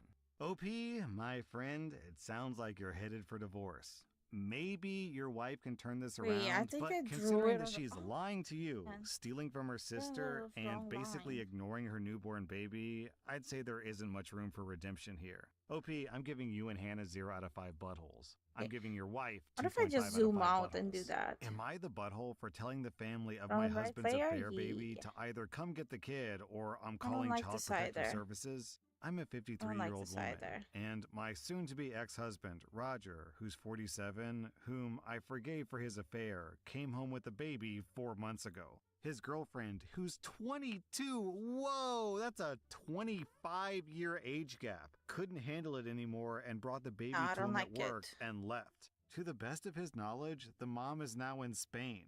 I allowed him to stay so long as I didn't have to do anything with the baby. Did I do one of Anything. these? Well, about a month ago, Roger had a heart attack. It didn't kill him, more the pity, but he's very weak and incapable of doing anything for Let's himself. sketch it out and Since he's see not how up it and about, looks. he can't care for his child. He also can't drop off and pick up his son at daycare. I've been helping, but now I'm done. My kids are full grown. I shouldn't be having grandkids anytime soon. May I don't have ask what any your desire pronouns to care are? for a baby. I told Roger that I want a divorce, She, and her. I contacted the mother's Sorry, parents. I am I not know the used to girl's the father through pronouns friends. I told them that they had until game Friday to thing. come get their grandkid, or I was calling CPS. They just now left with the baby, but they scolded me for being so What about cold towards a you? baby that had Just done in me case, no so harm. I don't I'm indifferent towards that child. Roger is put my recovering foot in my and I'll be mouth. moving out.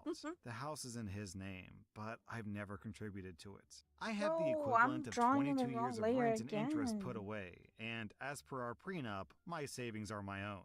I work, and I don't need anything out of this marriage except myself. My kids tried telling me to stay and help their father. I said that they were welcome to come over and help him with cleaning himself and the baby. Both declined what I felt was a fair offer. I don't feel that I'm acting badly. However, Roger, our kids, his child's family, and a few mutual friends think that I am. Perhaps writing this out and seeing the responses will give me clarity. Yo, let me get this straight. So the woman who gets cheated on and doesn't want to raise the affair baby is the bad guy here. She, But they. the husband Oh, who cheated and the maybe mother who gave you birth can and then just explain to me pieced out how to it another country works. are not the bad guys. How is OP the one who's getting I've a bad been rap here? out of OP, the you get 0 out LGBTQ of 5 buttholes. I'm giving your husband community and the mom 3.5 out ever of 5 since they buttholes. accused me I'm that giving the people who if I'm criticized dating you a 2 out of guy, 5 I'm not buttholes. My pansexual. common law husband is in So I Dubai, left. and his side piece showed up 'Cause at my that's door just with their stupid. baby.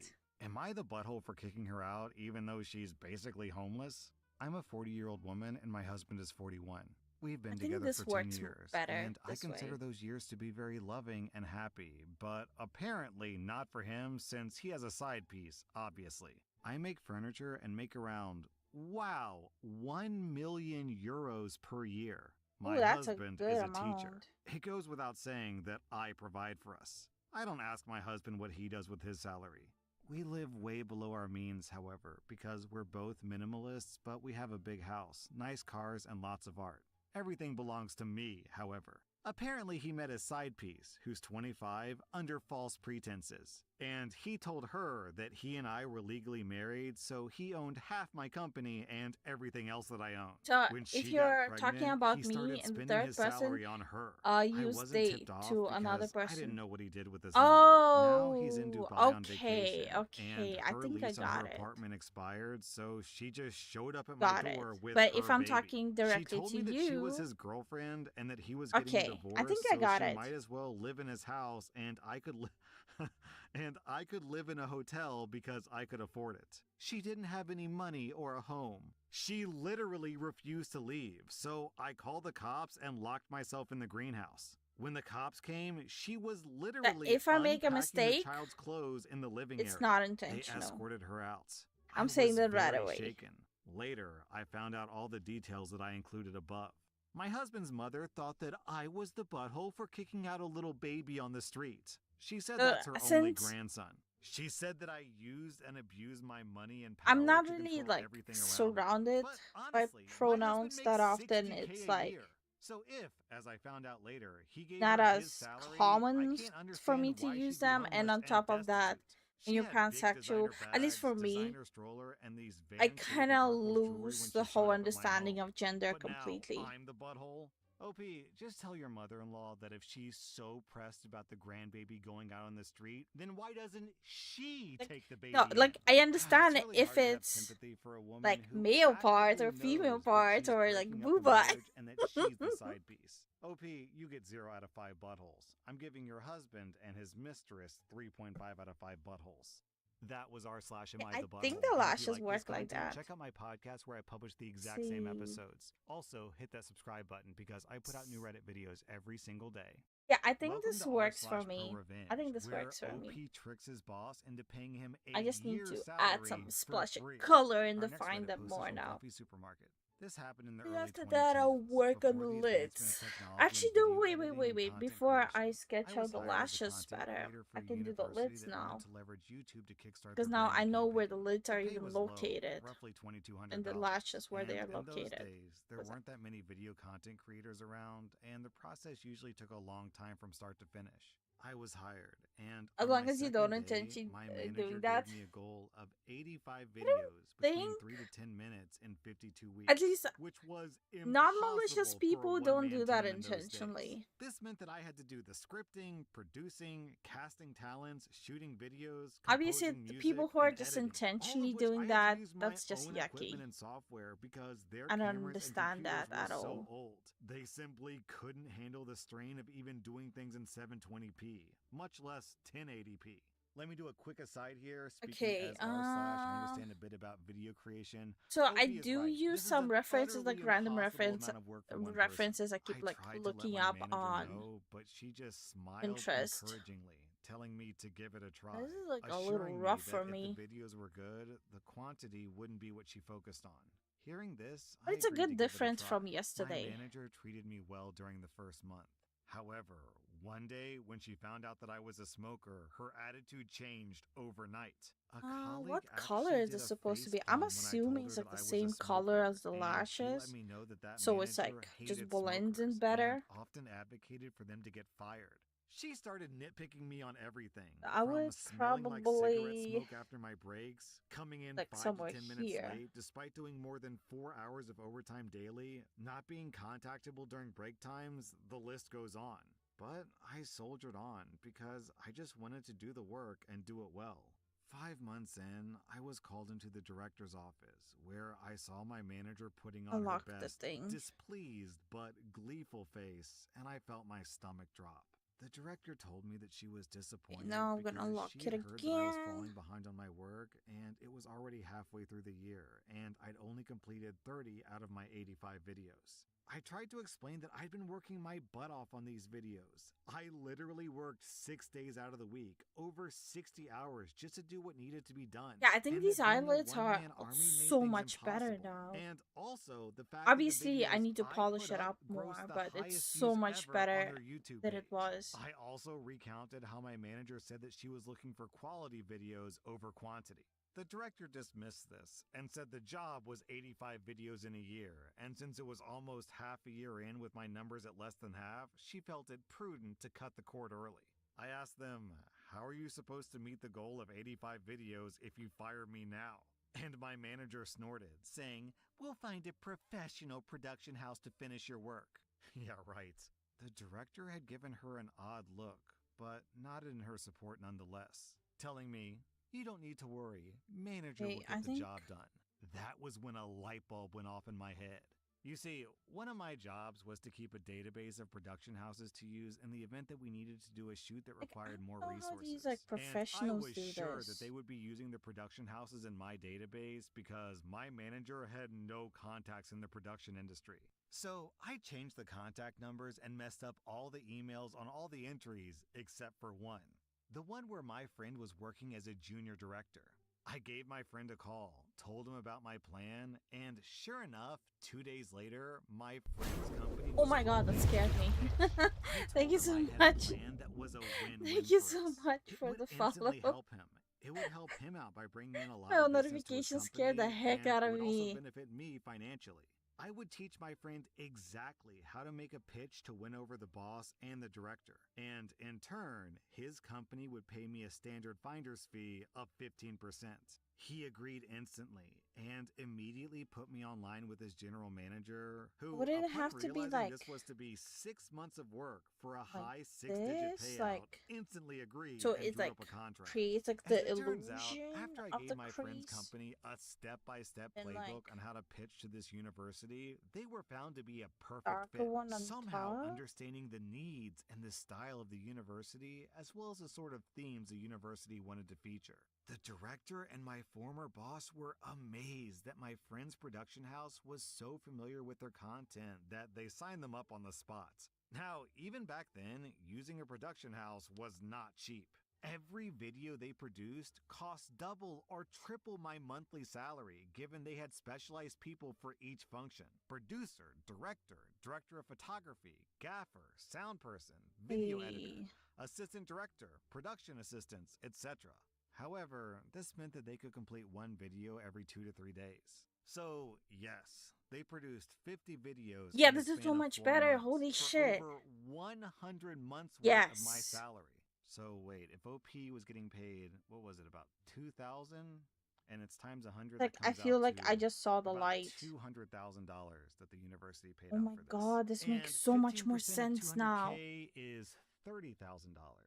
So OP got paid a $30K finder's fee? Nice! Okay, back to the story. This allowed me to put money aside for a holiday, and the rest to further my studies with a respected film school overseas. I thought my plan ended there, and that I had gotten back at my former bosses. But to my surprise, I received a call from my colleague while I was holidaying in Bali one day. This was the same colleague who had facepalmed when I told her that my manager had found out that I was a smoker. She told me that my former manager had been fired and my director had been given a massive blasting by the chancellor of the university. It turns out they had gone over budget by more than 10 Now times. I'm gonna add My the former manager highlight was thing. so desperate to ensure Let's that see her how it's content gonna creation look. project would be completed that she had thrown caution to the wind, paying anything to get the job done so that she could show my director that she had completed the project. And she approved the massive spending on without separate getting layer. consent from the director. So that's how I got my friend a super fast promotion to a full director in his production house, and a year's worth of pay after getting unfairly fired from my job. I like to imagine that when Here OP would was be on better. vacation in Bali, every time he lit up a cigarette, he thought about his former boss and said a quiet thank you to her for paying for this awesome vacation. Our next Reddit post is from Reddit Save Me Again. You're like, I had a landlord who was pretty absent. I lived in this building, a high rise of like 20 stories, for 10 plus years. The landlord, despite living next door to me, was absent and personally cold, but cool enough. The rent was good. yeah, and this is our so much agreement better was than to never yesterday. bother him about anything I can unless live it's with an this. absolute Like, emergency. I can live The with landlord's these philosophy was basically eye shower head lines wonky, just go buy a up new one. until I Fridge get breaks, better at get it. it fixed, or dude, just buy a new one. But I need Just take it out to of what make you pay in everything rent. else Lose the receipt? uniform there. I don't care. I know more or less what a fridge costs. Just take it out of the rent. Finally, his wife decides that she wants more rent, and she wants to rent the place out as an office, which is not legal, by the way, and feel she wants us like out ASAP. I agree to move out a month early and get a month's rent back plus deposits. They do needs to a be like complete slightly 180. different color. This place is ruined. We can't give you any money until you fix all this stuff. First, my cats did scratch up the leather legs of the dining table, and my pull-up bar made 2 dents in the doorframe of the kitchen, which was quite nice hardwood. They came to me Too with dark. a list of tons of stuff, like, oh, you hung a photo This? frame here, No. or this tile is slightly chipped. This was the No. busiest work time of the year for me, but I was trying to be That cooperative, works. so sure, I got the table leg re-lathered, and I spackled the photo frame wall hole. I can't do anything about the door frame, so take it out of my deposit. I patched the tile. There were just dozens of little everyday wear and tear things, like, you want me to change the window screens? Fine, I did everything. I trusted the landlord. I gotta get my money back after all. At the end of it, my landlord should have given me £2,500, but instead he gave me $5. He said, I still need to use the rest of the money to fix all this stuff. If you can't accept the $5, I can't give you anything at all. I was super pissed off, but I took the 5. Now, people in this building are gossipy. I don't participate in the gossip, but I did tell this one older lady about my frustration, and she told everyone. The wife went from being the star of the mommies group of the building to nobody wanting to talk to her. People shunned the guy too. I ended up renting a smaller unit in the This same is why building. you don't So piss they off thought they could just screw me over and not have to see me, but tenants now when you're they with your still saw me, bullshit. often. 5 years later, I Just see don't that the do light that. at my old place is still on at 3 a.m. Huh, that's odd. I go to check, and the door is open. The place is just trashed, ruined. Cabinets are broken, and there's stuff on the walls. Oh, and by the way, the dents on the kitchen door frame are still there. So the guy never fixed anything. He just kept my money. By this time, smartphones were popular, and we had a group chat for the whole building of about 500 people. Yeah, took I can pictures live and with posted this for everything. now. Apparently, this landlord had stolen these people's deposit, and there was a huge ruckus when they trashed the place, and cops were called. Then, everyone in the building chimed in with complaints and pictures. People smoking in the hallways, leaving leaky rubbish outside the front door, videos of people using foul language in front of kids, and dirty footprints. My old landlord got fined for all of these complaints. And on top of that, the building management wouldn't grant him permission to have workers in to fix the place, so it sat there empty for like 6 months. Those fines were pretty big too. So, steal my deposit, lose a year's rent. Suck it, bro. Our next Reddit post is from Damn. Kindly Good. When our first child was born, my ex forced me to quit my Not job. savage. When our second child became 2, I found out about his I feel affair. like it's too By dark. then, he was extremely verbally, emotionally, and sometimes physically abusive. When he abused our firstborn, I put him out. That was in 2012. I couldn't afford daycare so I could work, and I had no family support. He refused to give me any money to take care of the kids, saying, "The courts haven't ordered me to give you a dime."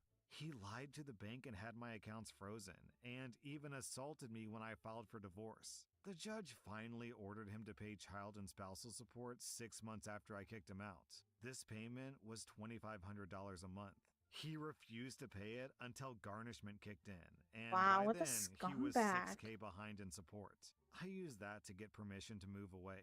I remarried a year after the divorce. I checked the court documents, and there was a little box that said spousal support stops upon remarriage if that box was checked, but it wasn't checked, so I figured I was good. Instead of filing for his retirement, I took that year of spousal support, $12,000, and left it alone. In 2017, he filed for sole custody of the kids out of nowhere. This was when he found out that I had remarried and he had paid spousal support to me during the first year of my marriage. I told him that I took that money instead of filing for my share of his retirement. I said that if he lets me keep that $12,000, I wouldn't file to split up his 401k. He demanded that I repay the spousal support. The judge ordered me to repay it, but increased child support and deducted the repayment from that. It ended up that I got an extra $20 a month in child support, and he repaid himself. He dropped his bid for custody in exchange for 2 extra weeks in summer. So I pursued getting my half of his retirement account. He refused to cooperate and dragged it out for 4 years. It was so bad they had to sanction him, and he had to pay me $600 a month for a year in addition to child support. They also charged him with contempt. In 2021, he proposed to his girlfriend. What In May that happens when you year, play I finally got the stupid disbursement games? from his 401k. I won't say how much it was, but it was about 4 times the amount of spousal support overpayment. I had no idea that it would be that much. I had only thought that it was going to be like $12,000. Had he not tried to take the kids from me, I never would have filed to split the account. Play stupid games, win stupid prizes. His fiance emailed me recently and told me that it's my fault that he won't marry her because I cleaned out his retirement account. She said that I shouldn't have stolen his money. I told her that I gave him the option to let me keep that year of spousal support or take it back, and I could file for his retirement. He chose to fight me on it, so I went after his retirement. I told her that if he really wanted to marry her and protect his assets, they could get a prenup so that he wouldn't have to worry about it. She said that she shouldn't have to sign a prenup because I robbed him. That was r/pro revenge, and if you like this content, check out my podcast where I Oh, publish the his exact same new episodes. fiance Also, hit is that subscribe button because I put out new delusional. Reddit videos every single day. Welcome to r/off my chest, where OP wants to take the clothes off her chest and become a topless maid. Today's episode is sponsored by ExpressVPN. I just watched The Batman the other day, and man, it was good. Watching it made me want to go back and watch some of the recent Batman movies I'd missed, like Joker. I was thrilled to find out that it's on Netflix, but of course, that content is unavailable if you live in the US, like me. And I mean, why? I give Netflix $16 a month, so why can't I watch Joker? Well, joke's on you, Netflix, because I've got ExpressVPN. ExpressVPN is a VPN service that allows you to manually set your digital location so websites think that you're logging in from somewhere else. So even though Joker isn't available in the US, it is available in other countries. So all I have to do is change my location and bam, Joker's available. I love ExpressVPN because not only does it unlock content, it also protects your privacy while you're at it. When you're behind a VPN, you've got an extra layer of protection against hackers and Know companies how seeking to violate your privacy. You can get 3 all months free of this. I'm gonna just ExpressVPN by going to pull off my way through this. expressvpn.com/r/. Our next Reddit post is from Salem Rose. I want to be a topless maid. Hear me out. I saw this girl on TikTok do it, and honestly, it seems like the perfect job, in theory. I'm okay with nudity. I used to be a dancer. I love my body. Also, I love cleaning. Today's my day off, and I'm about to spend the whole day cleaning, and I'm so excited. I wish I could combine these passions and have guys pay me to come over and clean almost naked. It's perfect because I don't have to do the greatest job cleaning, and in theory, they don't touch me. I can do something I enjoy while being cute and sexy, and then make a lot of money and leave. Of course, I don't think that I can ever actually do it because it's so dangerous. Maybe if I could hire a bodyguard, but I don't think that would be cost effective because I'd want to pay them well. Maybe one day, I don't know. I would love it though. Okay, down in the comments, we have a really interesting story from Chicken Sandwich, which I think shed some interesting light on this. I used to have a job where I came to people's houses and fixed their computers. And that was with clothes on, and it wasn't sexual at all. And I still had some uncomfortable situations with customers. One of the scariest stories I had to deal with was where I spent about 3 hours fixing someone's computer issues. Gave the guy the bill, and he's just very politely like, "No thanks." I was confused. So he clarified that he was politely thanking me for doing the work, that he had no complaints, but he had zero intention to pay, and he asked me to leave. Upon my further And now I need to make the and not lashes being fit sure how to it. respond to that, the dude pulls out a gun on me and, again, very politely and calmly instructs me to collect my things and walks me to the door. Like, he didn't rob me or actually harm me, and he wasn't verbally abusive or anything. He was just very matter-of-factly informing me that he never had any intention of paying me at that point and that I was leaving, which I did. And thinking back on that, if this guy could just do that to me, like if he wanted to, he could have done a lot worse to me as well. And there's not a damn thing that I could have done about it. Props to anyone who has a job going into people's houses. And the comment beneath that says exactly what I was thinking. He did rob you. It's called theft of services. Our next Reddit post is from Trixie. I woke up this morning absolutely craving Chipotle, but I couldn't find my wallet anywhere. I'm digging all around my room, and I found a $3 scratch ticket that hasn't been done.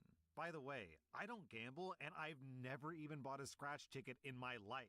I'm like, what the hell is this? I scratch the ticket, and I keep reading the back, and I'm pretty sure that I won $10,000. I just went to the convenience store, and the lady there told me that I won, and she almost passed out. I just won at Chipotle. Awesome, OP. That means you can afford extra guacamole. Our next Reddit post is from Most Opportunity. I'm a 29-year-old woman, and I've been married to my husband, who's 31, for 5 years. We have no kids. My husband has had a female friend since we started dating, and it's never bothered me. Like, live your life. Who am I to say anything? This female friend, however, is a pole dancing instructor, and the photos are a lot. Anyway, her studio that she worked at went up for sale, and she reached out to my husband for money to buy it from the current owner. My husband mentioned this to me and that it would be $7,000. I told him that it wasn't a good idea, and he didn't say anything else. The following night, it got brought up again, and I held my position on it. Fast forward a month, and this female asks me I think what a it good blends name for in. her studio would be. I immediately asked my husband if he sent her $7,000, and he said, "No, I sent her $20,000 from the joint bank account, the one that I never check." He said, "I wanted to do it right, and it's a tax write-off." What, a tax write-off? I don't think that's accurate. Obviously, I'm angry, and I ask her if he's on the business license, which she tells me no, and that she never intended to put him on the license. So it's not a tax write-off. She noticed I was upset, and she said that she's sending him back $15,000. I can't understand why my husband is sending $20,000 to another female without ever mentioning it to me, and I've been furious ever since. Now I have trust issues. I've never checked his phone, but I did tonight. The girl messaged my husband that I wish she had never found out, and I filed for the LLC. And I thought that I would have that extra $15,000 cushion, but she's upset now. She said all of this with the undertone that I ruined her plan. He provided no defense on my part. But did I really need to include that if you've been reading this far? What am I supposed to do with this Wow. situation? Then OP OP posted an needs to update. leave that I his transferred ass. $20,000 from his stock account to mine. I do have a personal account with enough to figure it out from here. He's agreed to split assets evenly. I can choose what I want. Allegedly, he ended the friendship and is done with it no matter how the situation turns out. Sure. I'm still missing $5,000, but whatever. He can figure that out. I'm gonna buy my mentally unstable self a treat for our anniversary that was this weekend and get on with life. OP, you're surprisingly chill about this. If my wife did this to me, I would be talking to a divorce attorney the same day. No waiting, no, oh, what should I do, Reddit? I'm confused. No way, man. $20,000 to a stripper or a stripper dancer, whatever. It doesn't even matter. $20K to another man? Not playing that.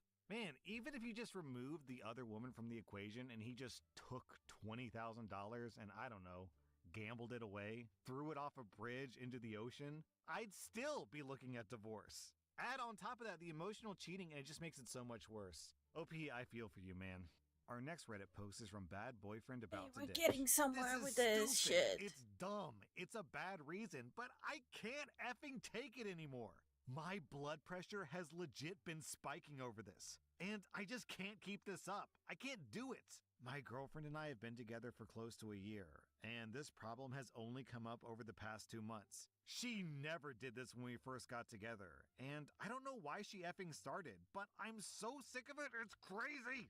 Whenever we get food, she always eats off my plate, no matter what it is or where we are.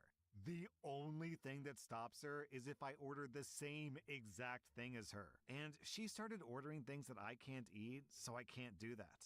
If I tell her to Questions. stop in the moment, she just Question for laughs. guys. And Does when it I actually talk to her bother about it you privately, when she blows me off your because it girlfriend isn't a big takes your deal. food? But it is to me, god damn it. I have a history of food insecurity, which makes it a lot worse. And I've tried to explain that, but then she's snapping that I'm being condescending and I just can't. More recently, she had a plate full of her pizza on the table and had eaten over half of my medium pepperoni. And I was pissed, so I just grabbed 2 slices off her plate without asking, which made her go into shock for a moment before screaming and acting like I'd effing slapped her in the face or something, spitting and going red in the face. You don't even like olives, you f***ing asshole. You always have to be right about everything, you dick. You can't just let me have this one f***ing thing. As if I'd been the one consistently stealing from her for months. I just went cold, tossed the pizza back on her plate, not at her because she was in my face screaming and a ways away from the plate. And then I just effing left the apartment. She claimed that there was no what? She claimed that there was no reason to get violent over text, and I knew then that I was effing done. I've never raised a hand or my voice to her, and lightly tossing pizza onto a plate across the room while she's screaming into my face is violent? Nah, I'm getting away from her. She's now tried to apologize, but I'm not going near her again or answering any messages or calls from her. God only knows if she'll decide to call the effing cops and have me arrested for my violent behavior, but I'm not chancing it. If I'm so effing awful and violent, then she can get away from me and be safe to steal constantly from other people. I know that ghosting is wrong, and I've been through it before, but after that, I don't know if I trust myself to speak to her cordially again. I want to scream and curse back, but that isn't who I am, and that's not how I was raised. I don't like the person she's turned into, and I hate the person that she's turning me into. Okay, some people are really passionate about sharing food, and my wife is like this. This is kind of a lesson I've had to learn over time, that just some people view food very differently and it's very important to them, so it's very important that they can share food with you and you share food with them. And I was prepared to talk about that until she blew up on OP about stealing her pizza. So clearly, this isn't about food and sharing food. This is some sort of weird power play where she's basically just bullying OP.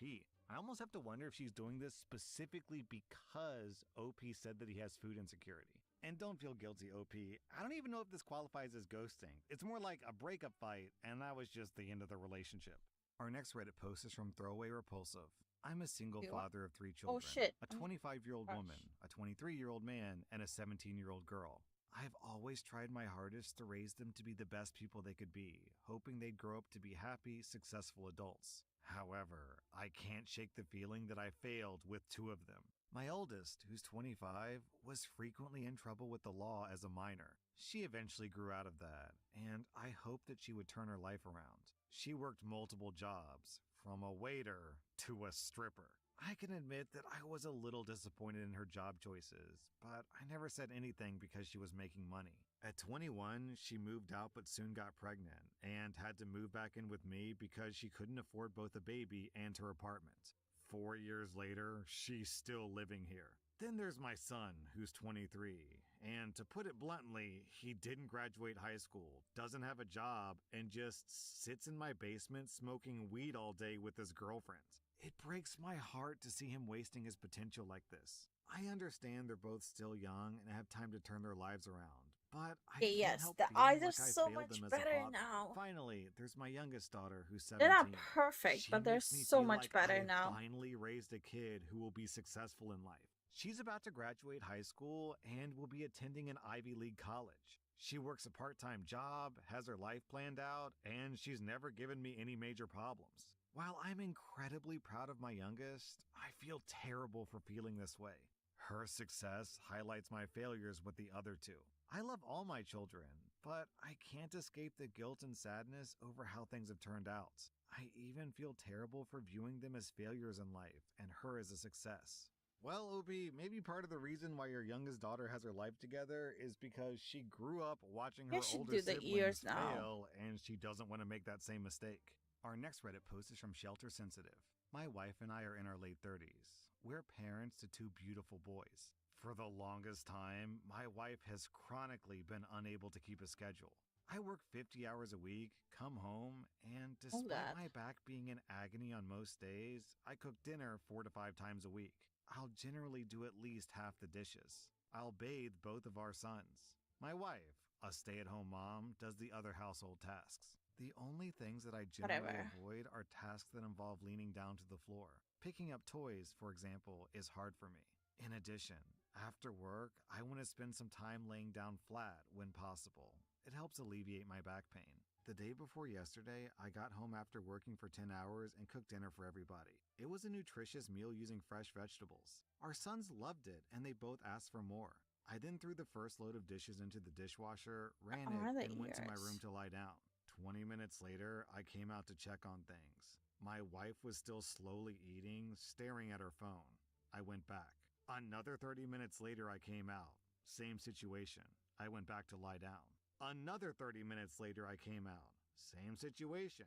My wife is glued to her phone, slowly chewing every bite. I kinda lie down on the sofa because my back is still killing me, watching my older boy play with his Legos and my younger boy chew on Legos. Another 20 minutes pass, and it's 8:15.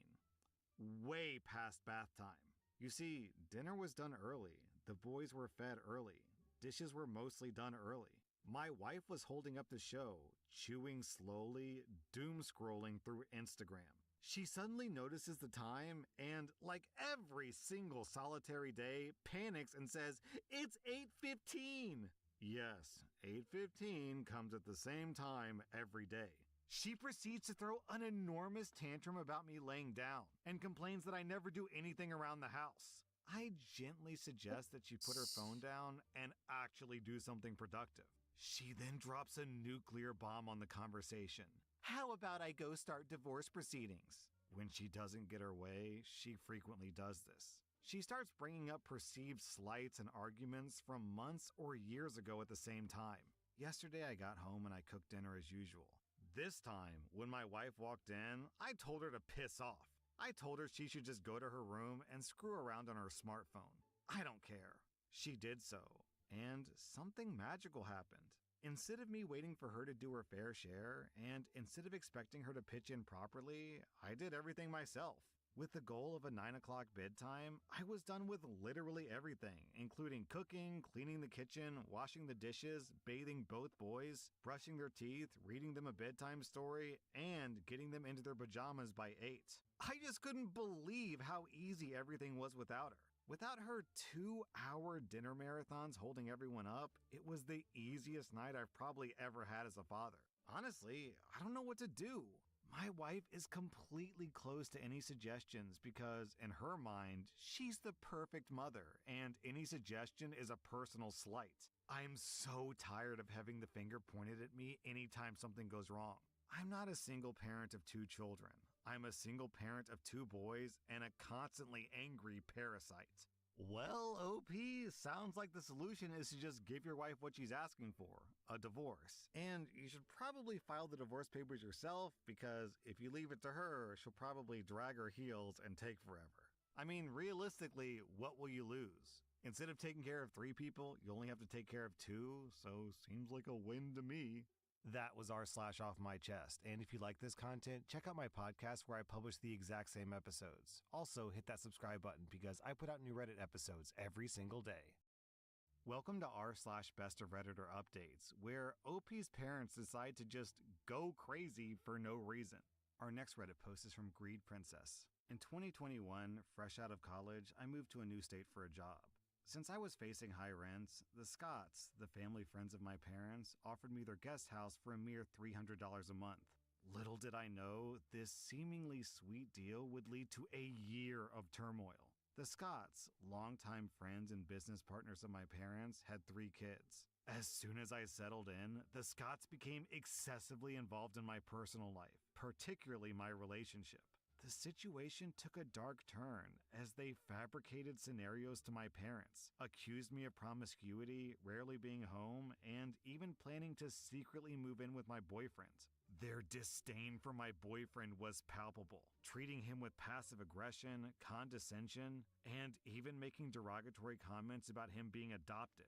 The interference escalated with family meetings where they labeled me as a poor influence on their teenage daughter, criticizing my boyfriend, whom they had met 3 times. And I have to add, my boyfriend and I don't drink or smoke, and we both have careers. My boyfriend is a perfectly good man and was always respectful to them despite their poor treatment. The father of the Scott family also shared his marriage problems and lack of a sex life with me, blurring the Ew. boundaries of landlord-tenant and inappropriate That is so relationships. The nasty. breaking point came when the fridge in the guest house broke, and they insisted that I foot the bill for a $900 replacement. Their influence over my parents was significant, as my parents rarely had my back and sided with the Scotts, constantly belittling my boyfriend without reason. By the end of 2022, I decided to move out with some girlfriends of mine, leaving without saying goodbye to avoid further confrontation. Fast forward to the summer of 2023, my boyfriend and I were living together in a new state, and he proposed. To my surprise, when my boyfriend asked my parents for their blessing, they were supportive and enthusiastic. He even flew out my parents to witness our engagement. My fiance's parents generally offered to finance the wedding. That winter, I got a text from my dad who urged me to invite the Scotts to my wedding. I respectfully declined, citing the stress that it would cause me on our special day.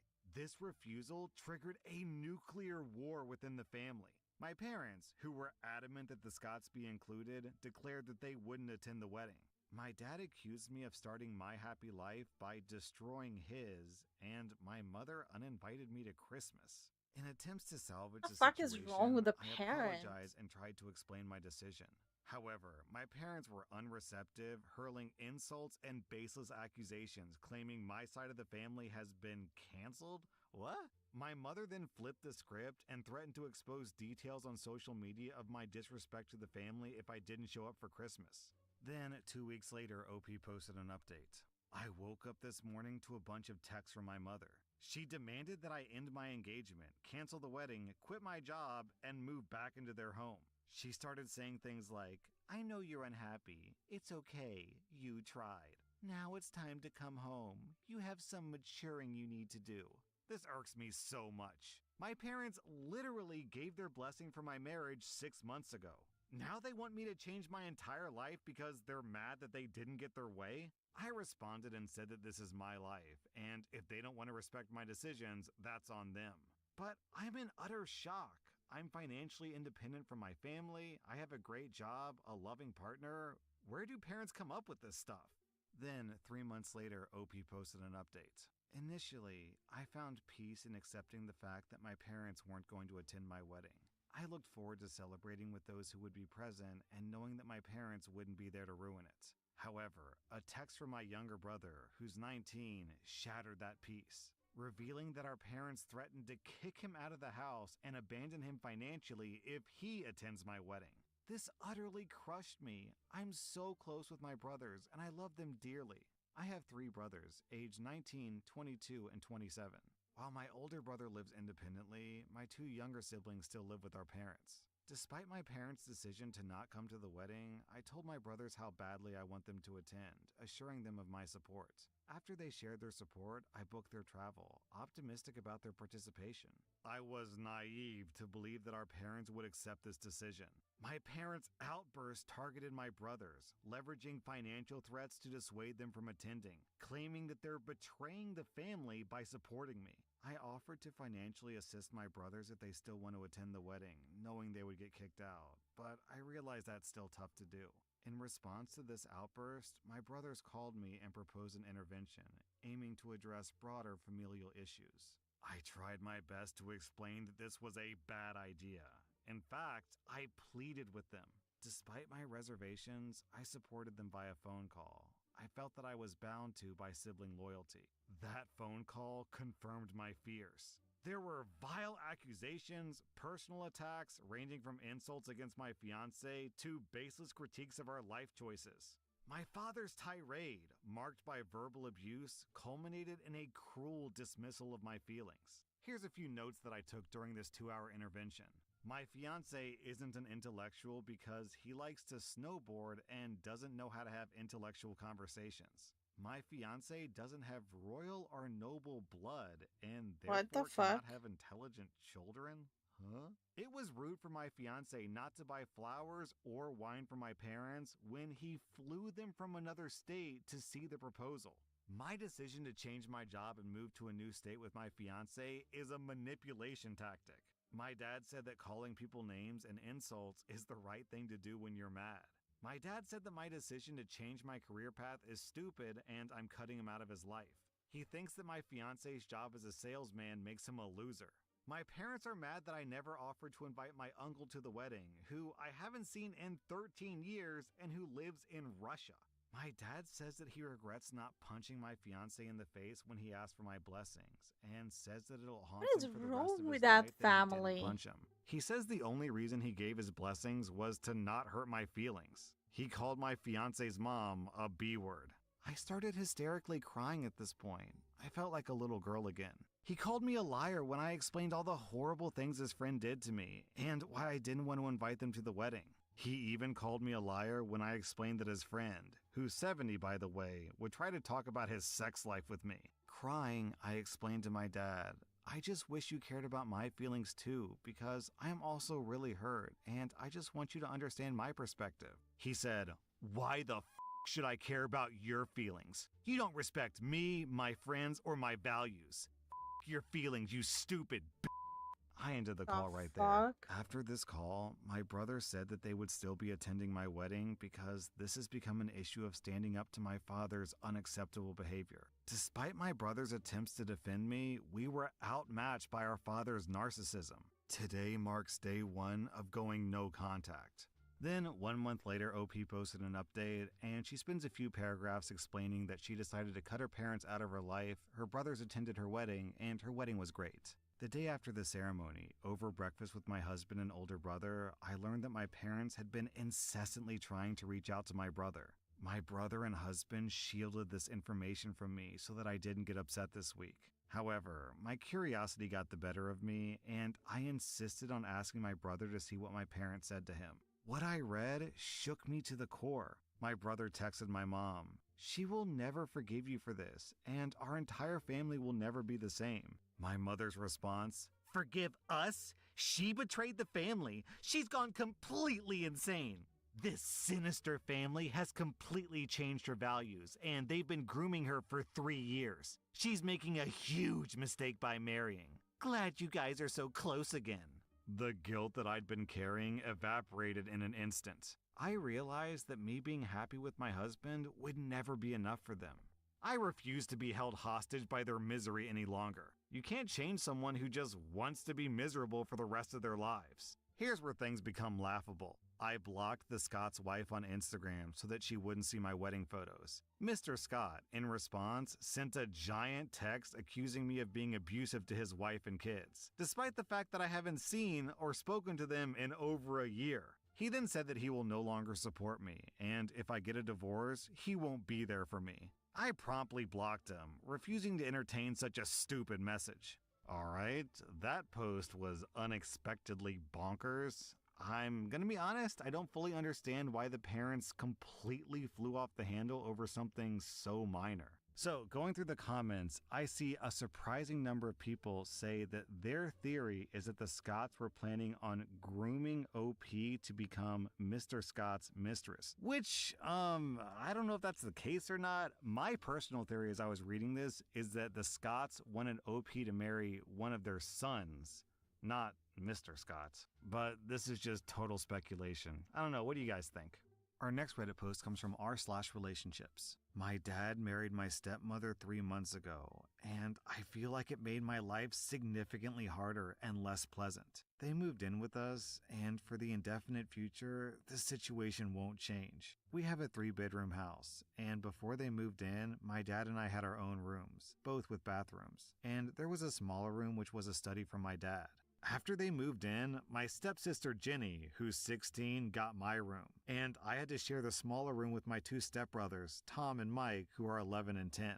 All my books, my telescope, and my things are packed up and are now in the basement since there's no space anymore. This made me really angry, but my dad told me that I have to be a team player, and this is what him and his wife agreed on. Jenny treats me like garbage. She sometimes acts as if I'm not there at all, and sometimes is super aggressive and hostile towards me. The other day, I asked Tom to stop going through my things, and she became so angry and said, "You have no right to order my brother around." She told me to get it in my thick skull that I'm not their big brother to tell them what to do, even though all I asked was for them to stop going through my things. She said that it's best if I don't talk to them at all, since that way they'll get less influence from a weirdo like me. What I don't get is that if she's so concerned that I might leave a bad influence on Tom and Mike, then why doesn't she change rooms with me? Tom and Mike don't respect any boundaries. They're always going through my stuff. I have a watch which was a gift from my mother. She died of cancer, and they took it from my drawer and lost it. I found it weeks later in the basement with its glass broken. Before they moved in, I used to get a $100 allowance every month. Now, Jenny gets $75, I get $35, and Tom and Mike each get $30. I had an Xbox, but these kids broke it. I used to spend a lot of time with my dad. He used to come see me play basketball almost every week. He hasn't done it even once in the past 3 months since he's always working overtime. We eat out once a week, and none of them in these 3 months have been to any of my favorite places. But Jenny, Tom, and Mike have each chosen their favorite places more than once. I complained about all of this to my father last week, and he told me that family is all about sacrifices, and I have to make my sacrifices. But haven't I made enough sacrifices already? I feel like I'm the only one making sacrifices. I looked forward to them moving in here, but now I feel like an outsider at home. It's not my home anymore. I don't want to live here anymore, but I'm only 15 and I can't move out. I have nobody else who can take me in. I can't stay here for 3 more years. I'll go crazy. I often fantasize about running away at night, but I know that's also as horrible, if not even more. Then, 1 month later, OP posted an update. Okay, a lot's happened. I decided to just ask my dad and stepmother for some time to talk to them, and I just showed them my post on Reddit. They took a good half an hour to read everything. There were times that it looked like they were going to start crying. Eventually, they told me that they need more time and we'll talk about it in a couple of days. 2 nights later, my dad asked me to come to their room, and to make it short, they got it. They both hugged me, and at some point, my stepmother started crying. They apologized to me for their negligence and told me that they messed this up.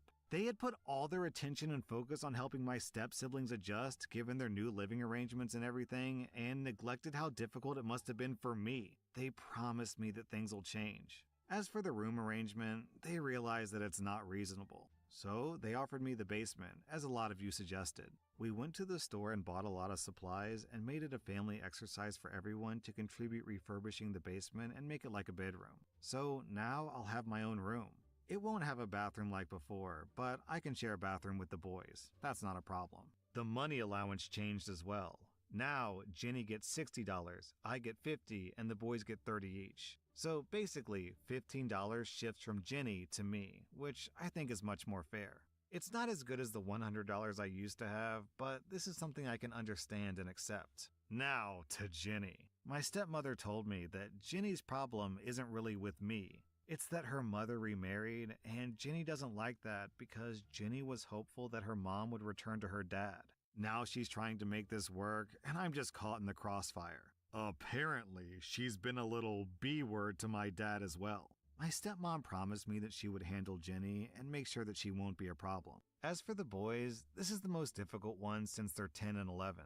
My parents gave me a small lock so that I can lock my bag for now, and when the basement is ready, I can lock its door and only me and the parents will have the key. So at least my stuff will be safe.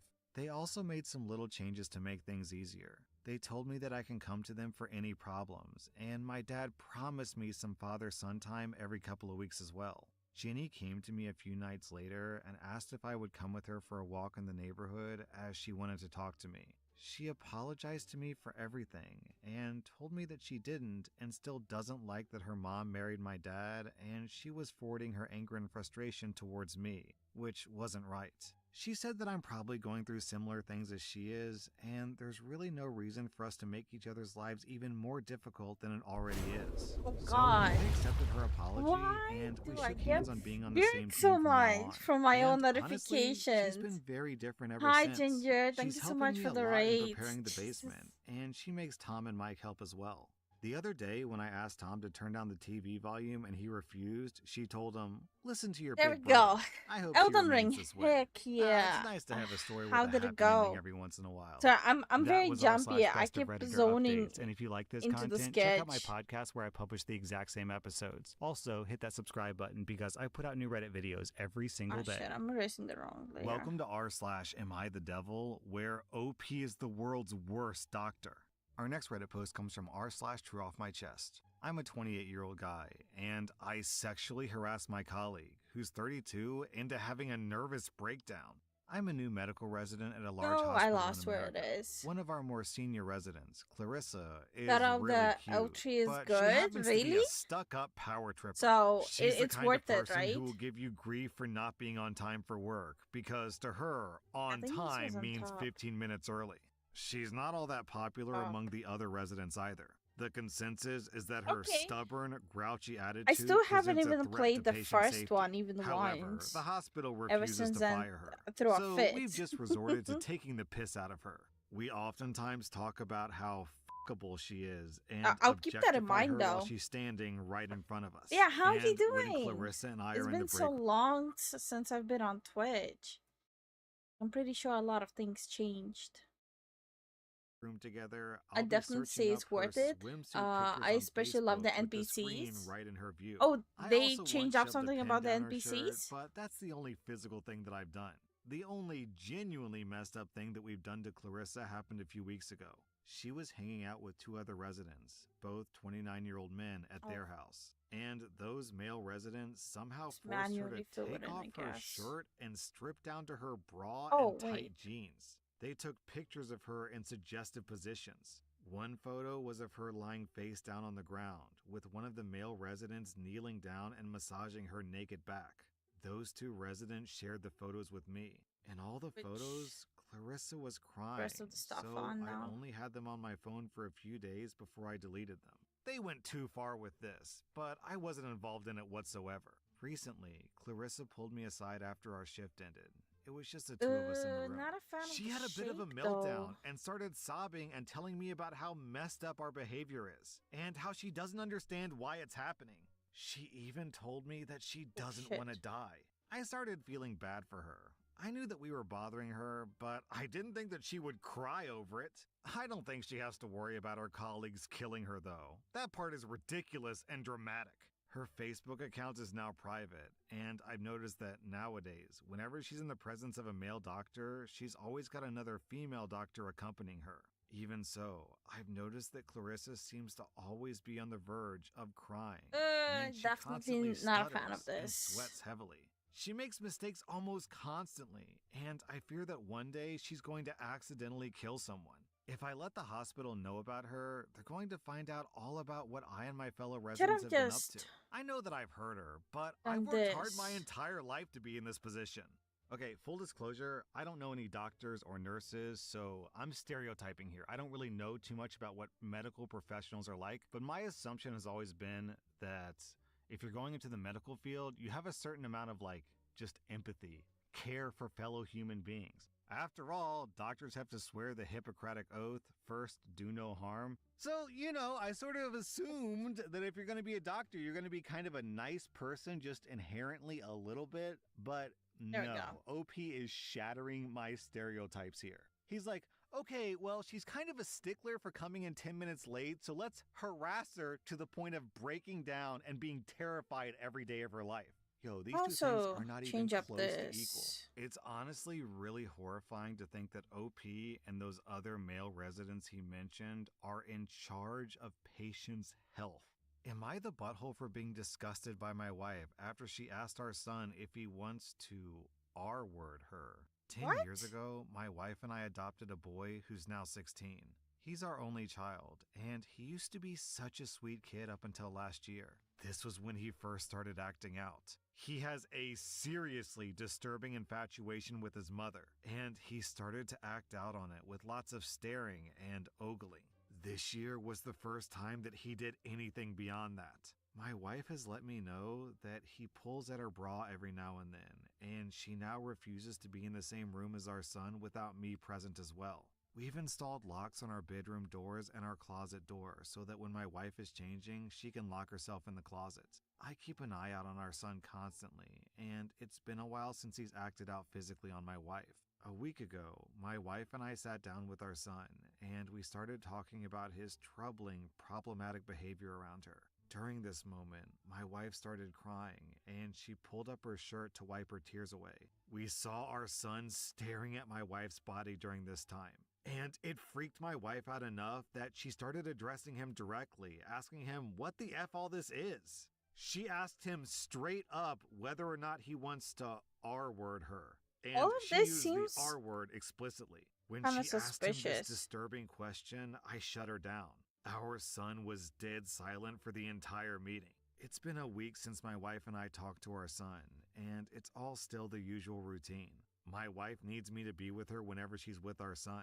We keep the bedroom door locked whenever we're there, and I've been giving my wife the silent treatment for asking our son if he wants to R-word her. Actually, because of what she said, I once couldn't bring myself to protect her when she was around our son, and I just left her alone with him. Important edit, I misspoke when I wrote the title. After some reflection, I realized that I'm not actually disgusted by my wife. Rather, I'm disgusted by the circumstances that have led to my wife confronting our son. Also, after the one moment where I left my son and my wife out of my sight, I later reconciled with her and asked her if anything went wrong while she and our son were together. She said no, so I'm just saying all this for what it's worth. OP, your son clearly needs therapy, and it sounds like you do too, because the fact that you left her alone with The him whole family kinda makes it needs seem to me therapy. like you're trying to punish your wife. Am I the butthole for asking my husband to punish his daughter, who was very disrespectful to my mother and tried to humiliate her? I'm a 43-year-old woman married to my husband, who's 44. My husband has a daughter, Sarah, who's 15 from a previous relationship. I have two sons, 16 and 14, and together the two of us have a 6-year-old daughter. My mom was visiting yesterday, and she told us that she's inviting us to their vacation home in France for 2 weeks this summer alongside the extended family. The invitation is for me, my husband, and their grandchildren, so not Sarah. My mother-in-law told Sarah that they did try to include her, but there simply isn't enough room in the house for one extra girl, given the number of children in the extended family. Sarah didn't say anything and was quiet all day. We noticed that she was upset about this, so my mom decided to go talk to her and maybe offer her a gift card of her choice, not able to or make buy it look something good. nice for herself when the family was away. Sarah said, "If you feel guilty, go confess to a priest." And when my mom tried to explain that she doesn't feel guilty but wants to do something nice for me, Sarah told her to take your something nice and shove it where the sun doesn't shine, while her younger brothers were around and could hear. The boys burst into laughter, and my mom felt humiliated. When I told what happened to my husband, he said that he would talk to her, and later he told me that he did. I asked what the punishment was, and he said nothing because it's just a typical teenager's reaction. He didn't even make her apologize to my mom. I asked him to reconsider given how rude she was, and my husband said that I'm blowing this out of proportion and that my mom should just get over it. Am I the butthole for not letting it go and demanding more consequences for her actions? Also, in the comments, OP clarified that Sarah's mom passed away from cancer. Man, I just feel really sorry for Sarah. She has a dad who would happily abandon her to go on vacation. She has grandparents who don't want to invite her to things, and she has a mom who's obsessed with punishing her. Anyone in Sarah's situation would be pissed off that they got left behind while the rest of the family went off on this cool, exotic French vacation. Like, why can't Sarah share a bed with her half-sister? Huh? Sisters sleep in the same bed all the time. I mean, I can tell you why. It's because they intentionally wanted to exclude her. If they really wanted to, they could just get an air mattress or a sofa or buy someone an extra room at a hotel, but they just don't want Sarah because she's not technically family. Our next Reddit post is from r/regretful parents. Am I the butthole for putting peppers in my girlfriend's food to get her used to spice? My girlfriend is 23 and I'm 25. I'm a huge spice guy. I love the feeling, and I seek out hot foods. I eat a lot of Thai, Korean, and Indian food just for the spice. Some Latin things too. My girlfriend hates this, but we don't really eat together. She doesn't even like the smell, so she's always eating in the other room. Before, we used to eat at the table together, but now she just scarfs her food down and then leaves. This always hurts my feelings. She asked me to not eat such hot foods around her, but I don't get how I'm supposed to do that. It's literally almost all that I eat. I drink normal things, but that's not food. I don't really like normal foods. A few days ago, I thought that I would try to get her used to spicy foods. I've talked to her about it, and she didn't really want to try, but my girlfriend has always been the type to say no, but actually want to do something just because she's shy. She just needs a little push in 98% of situations. What So the I just took it upon That myself. sounds so I started to disturbing. sprinkle in tiny bits of pepper or hot sauce into her food and watched her eat it just to start. She didn't really seem to even notice or mind, so I thought that I was in the clear. So I start putting even more spice into her food, and it's going great. She drank more during her meals, but that happens when you learn to eat spice. The other day, I convinced her to eat ramen with me. She doesn't eat my ramen because it's too hot, but I said that I'd make hers after mine. She said okay, and I did what I needed to do. I made hers and I put the spice in. She immediately didn't like it. She started coughing and spit it out. I barely put in any spice at all. She started yelling at me, and honestly, I got kind of pissed off. I was just trying to help. She was at the sink, I sound rinsing her mouth psychotic. out, over-exaggerating. We ended up arguing, and she called her sister and is staying with her parents. I got a bunch of angry texts later from her sister and my mom, but I don't think that I was in the wrong. I didn't expect her to not be able to handle the smallest amount of spice that I put in.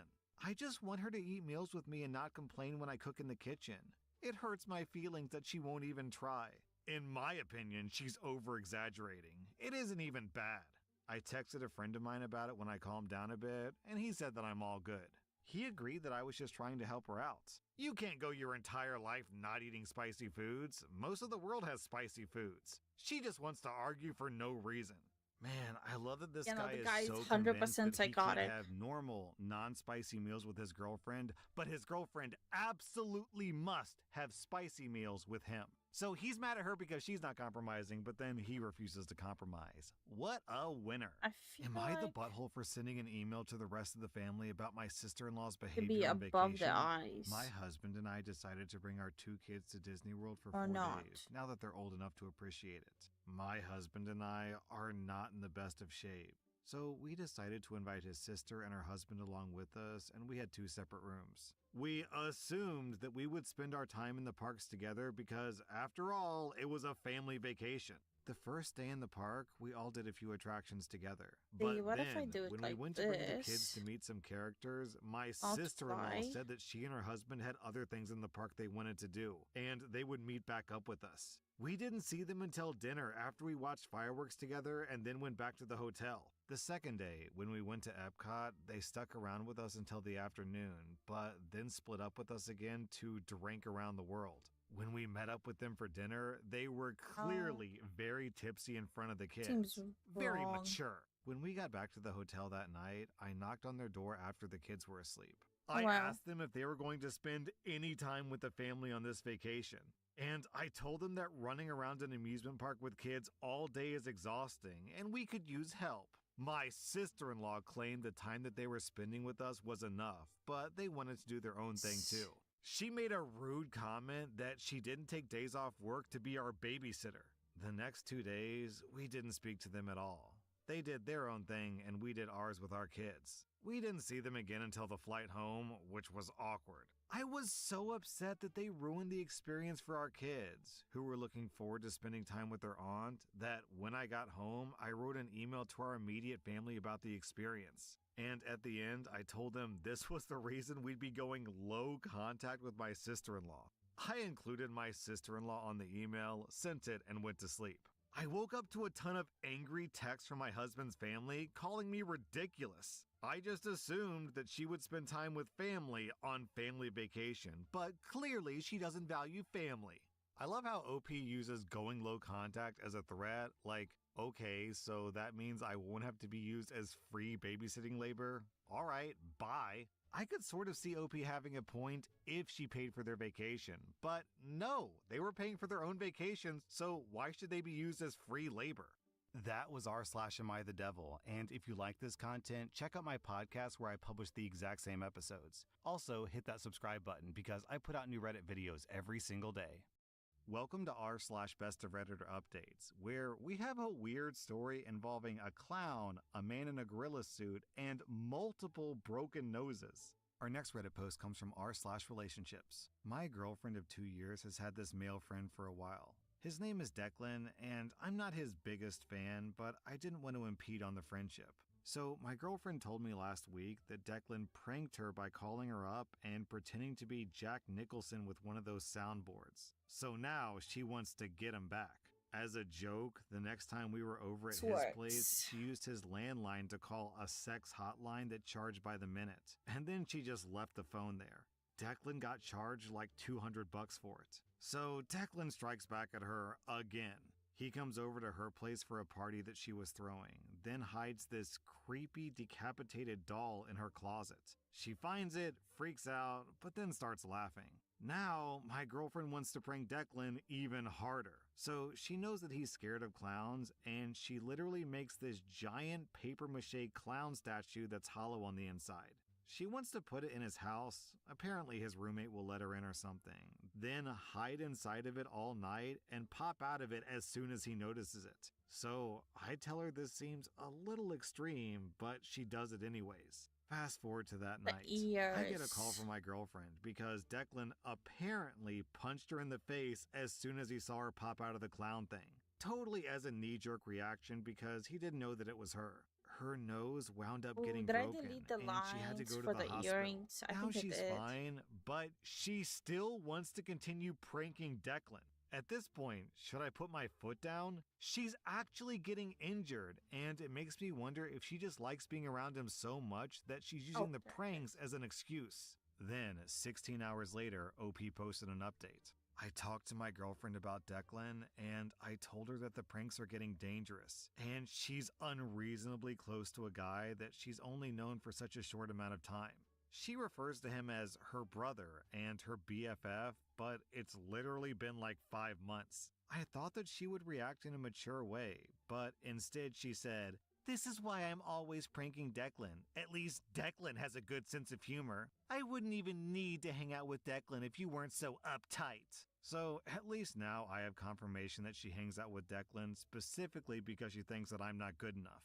We wind up having a screaming match, and the doorbell rings, so she goes to get it. It's some guy in a giant gorilla costume who barges in and starts humping all of our furniture. Immediately, I assume that it's Declan. So, keep in mind I was already extremely angry. I punch him in his face. He takes off the mask, and it's Declan's roommate, Chad.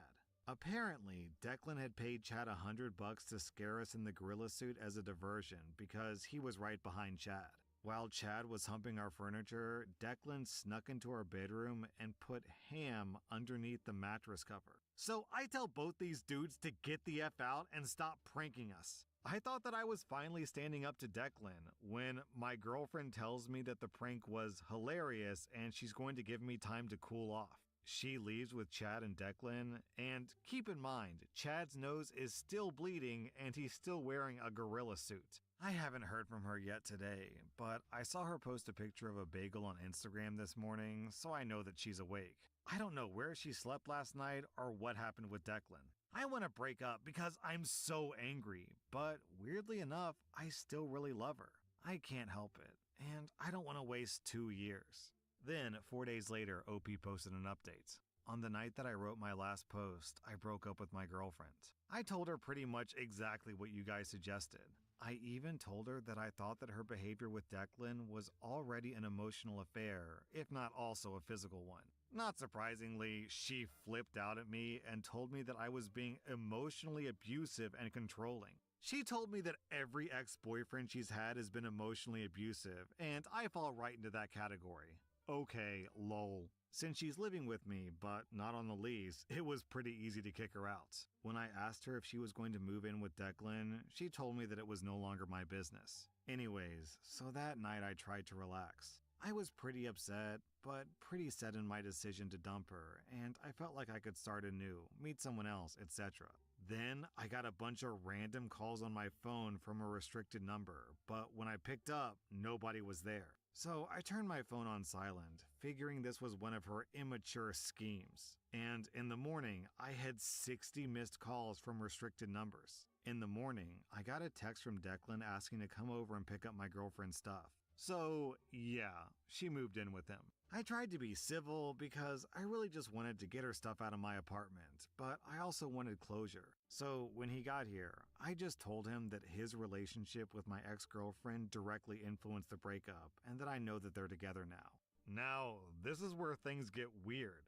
Declan looks at me, surprised, and tells me that he doesn't think that my girlfriend is into him, and that he definitely isn't into her. I told him to cut the crap and that it doesn't matter anymore. He seemed to be getting anxious and panicky, so I told him to calm down. I wasn't gonna hurt him, I just wanted to know the deal.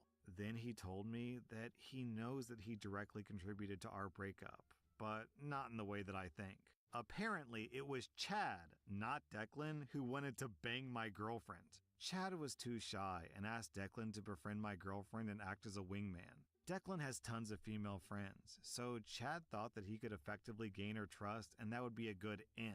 Declan insisted that the reason he kept pranking her and being goofy was because he was hoping that it would paint the relationship as clearly non-romantic. Apparently, Chad had paid him back for all the times that he had to lose money in a prank, and Chad was actually the one paying for my girlfriend's broken nose. I told him, well, that was a stupid plan because my girlfriend moved in with you specifically to be with you, so that sucks for all three of you. Declan got extremely upset and seemed to be practically shaking at the idea that my girlfriend had feelings for him.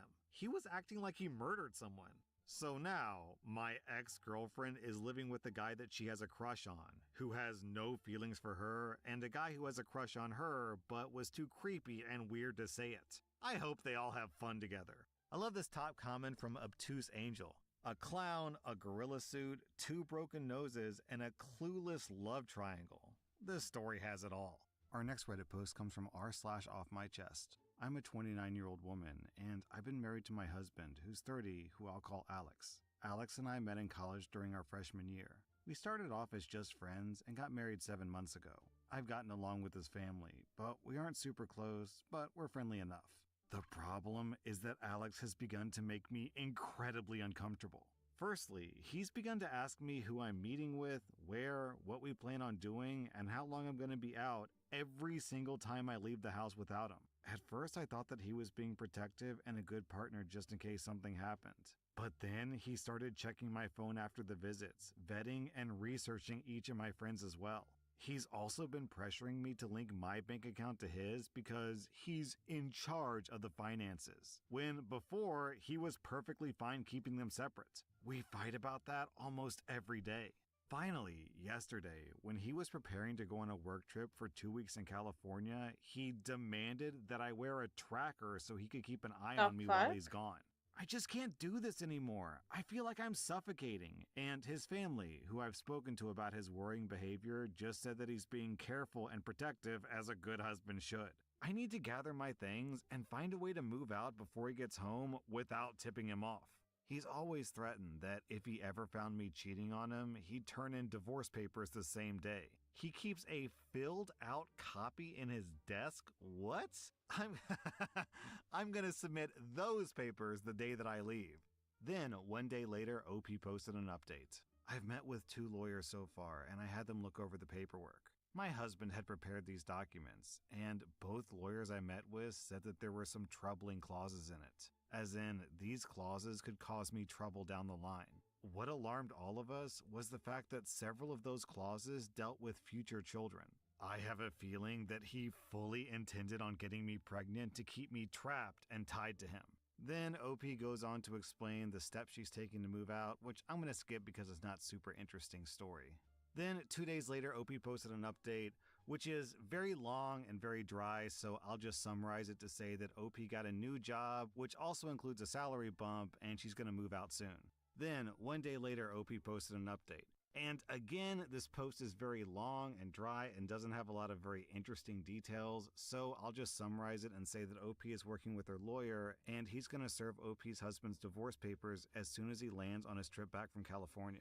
Then, 1 week later, OP posted an update, and at this point, OP's husband has been served the papers. I've gotten a lot of emails from Alex, his family, and our old friend group asking question after question. I've only sent one return email to Alex, explaining that I don't believe that we're truly compatible, and it's best that we separate now. That his treatment of me when I had done nothing to deserve this was a deal breaker for me. I ended the email with the statement that I would not be contacting him further, and anything else he needed to pass on to me or vice versa would be done through my lawyer. Alex, from what my lawyer told me, was livid when he was served. The sheriff actually ended up booking him for assault on an officer due to the threats that he was shouting. His father bailed him out in a few hours, but with the testimony of the sheriff, my lawyer believes that I have a very good chance of getting a restraining order.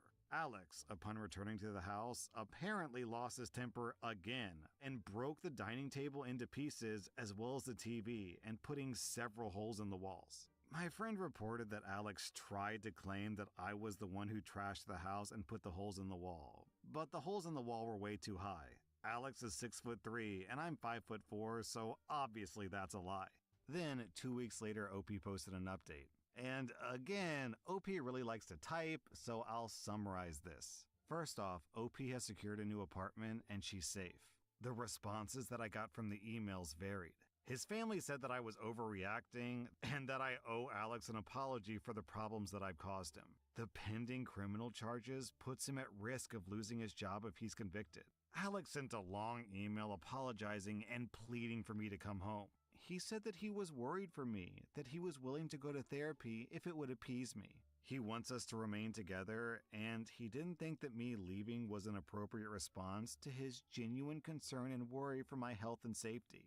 His friends gave somewhat lacking replies, say they didn't think that Alex was ever going to hurt me, and that I shouldn't be letting my imagination run away wild. As much as I want to say that I was surprised by the lack of support, I'm honestly not. He intends to fight the divorce. I'm letting my lawyer handle it. And I'm also pursuing a protective order as well. After I got approved for my apartment, I also froze my credit.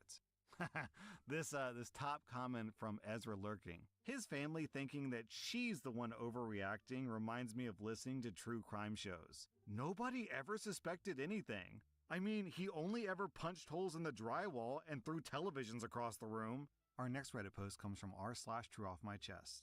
I'm an 18-year-old woman, And when I was in 5th grade, which is age 10 to 11 for those non-Americans, there were these new twins who moved from the other side of the country to join my class. For some reason, these two kids did everything they could to make my life miserable. I think it's because I was socially unaware and a bit odd as a child, but I'm not sure. The boy twin was this very big kid who would regularly beat me up, and the girl twin would humiliate and spread rumors about me. Of course, the teachers never did anything about it. Luckily, these two kids went to different schools in middle school and high school than me, so I wasn't bullied and I had a pleasant time in school after that. Most kids weren't happy about going to middle school, but I was excited that they could no longer torture me. However, last month, I got a job at a grocery store in my neighborhood.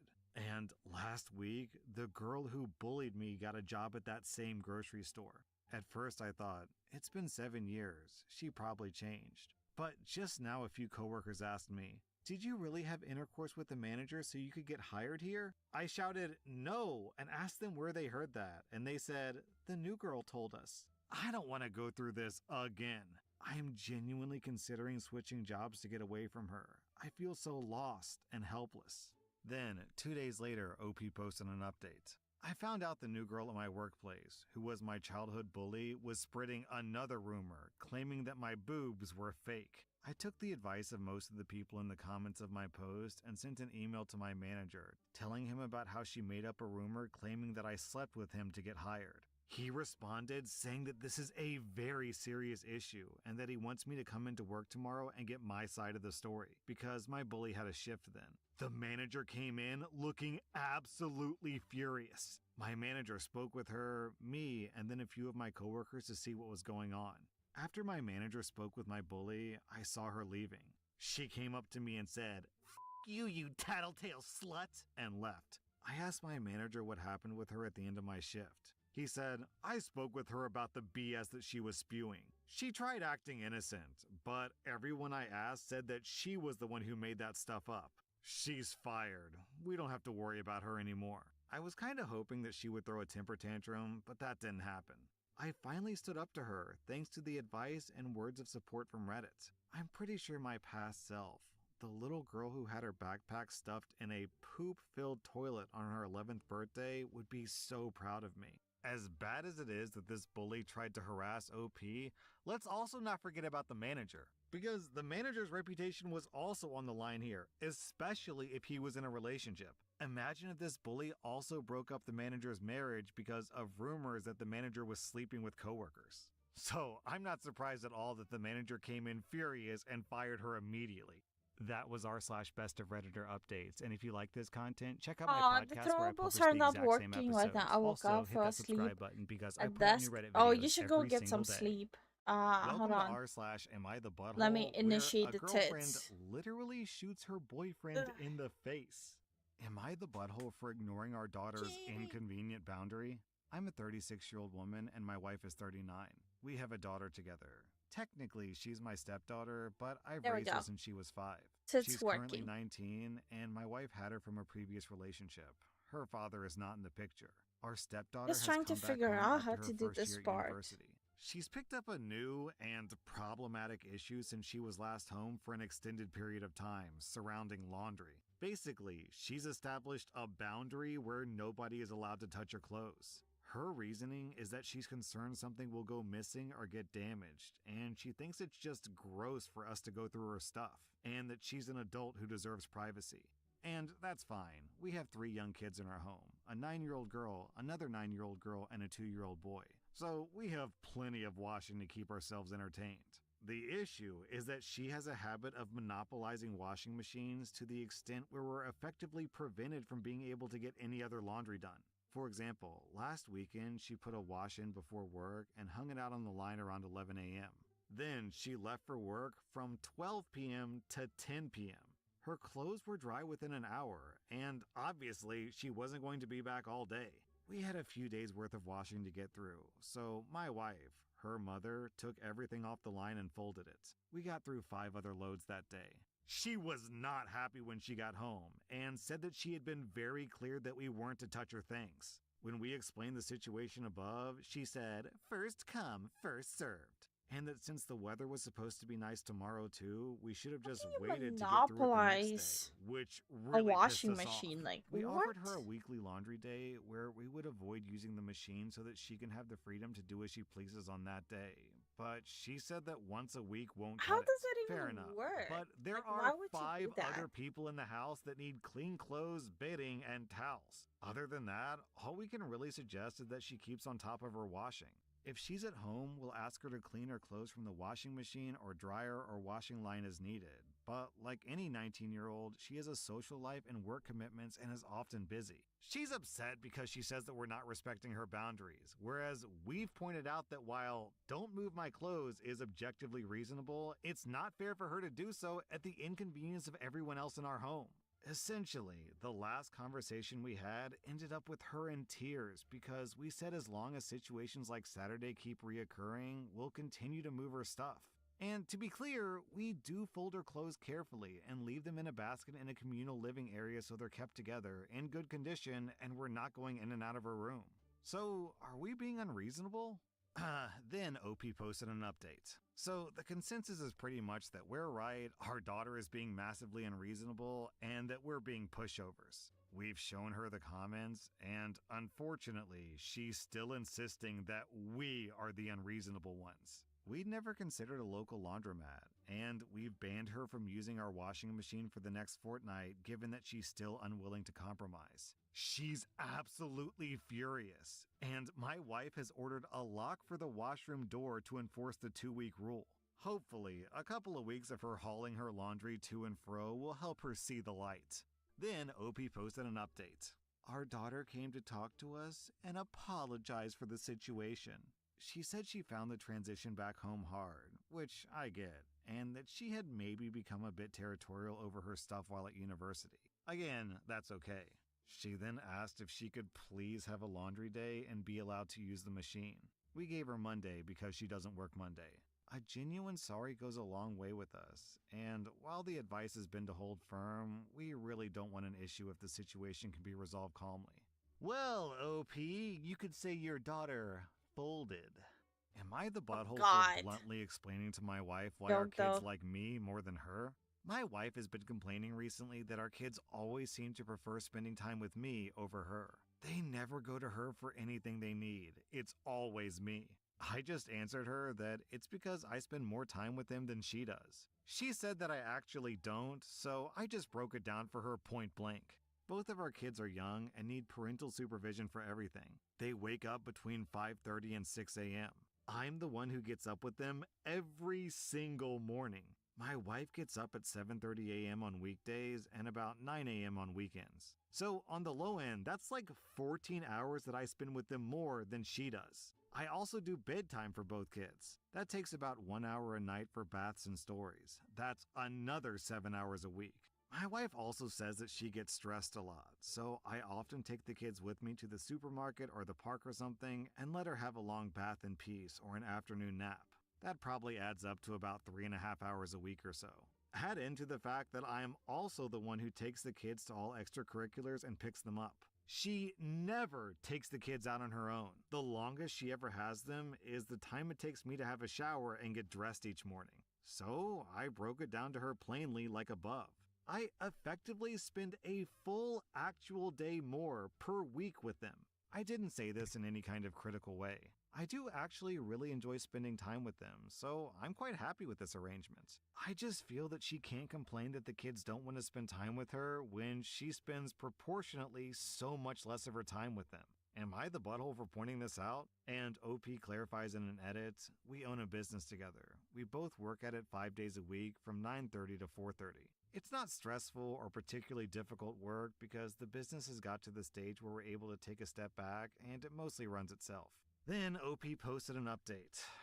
Our 18-month-old woke up at 5:30 this morning. It's now 7:30 a.m. and she's still in bed, so clearly our conversation had no impact. I don't really care or have any desire to change things because I quite like how they are, so I don't plan to push it. Well, OP, your reward is that you're going to have loving, involved, caring kids for the rest of your life, and her punishment is that her kids aren't really going to care about her for the rest of her life. Which honestly kind of sounds like Do that's what that. you want, so I don't even know if that's a punishment.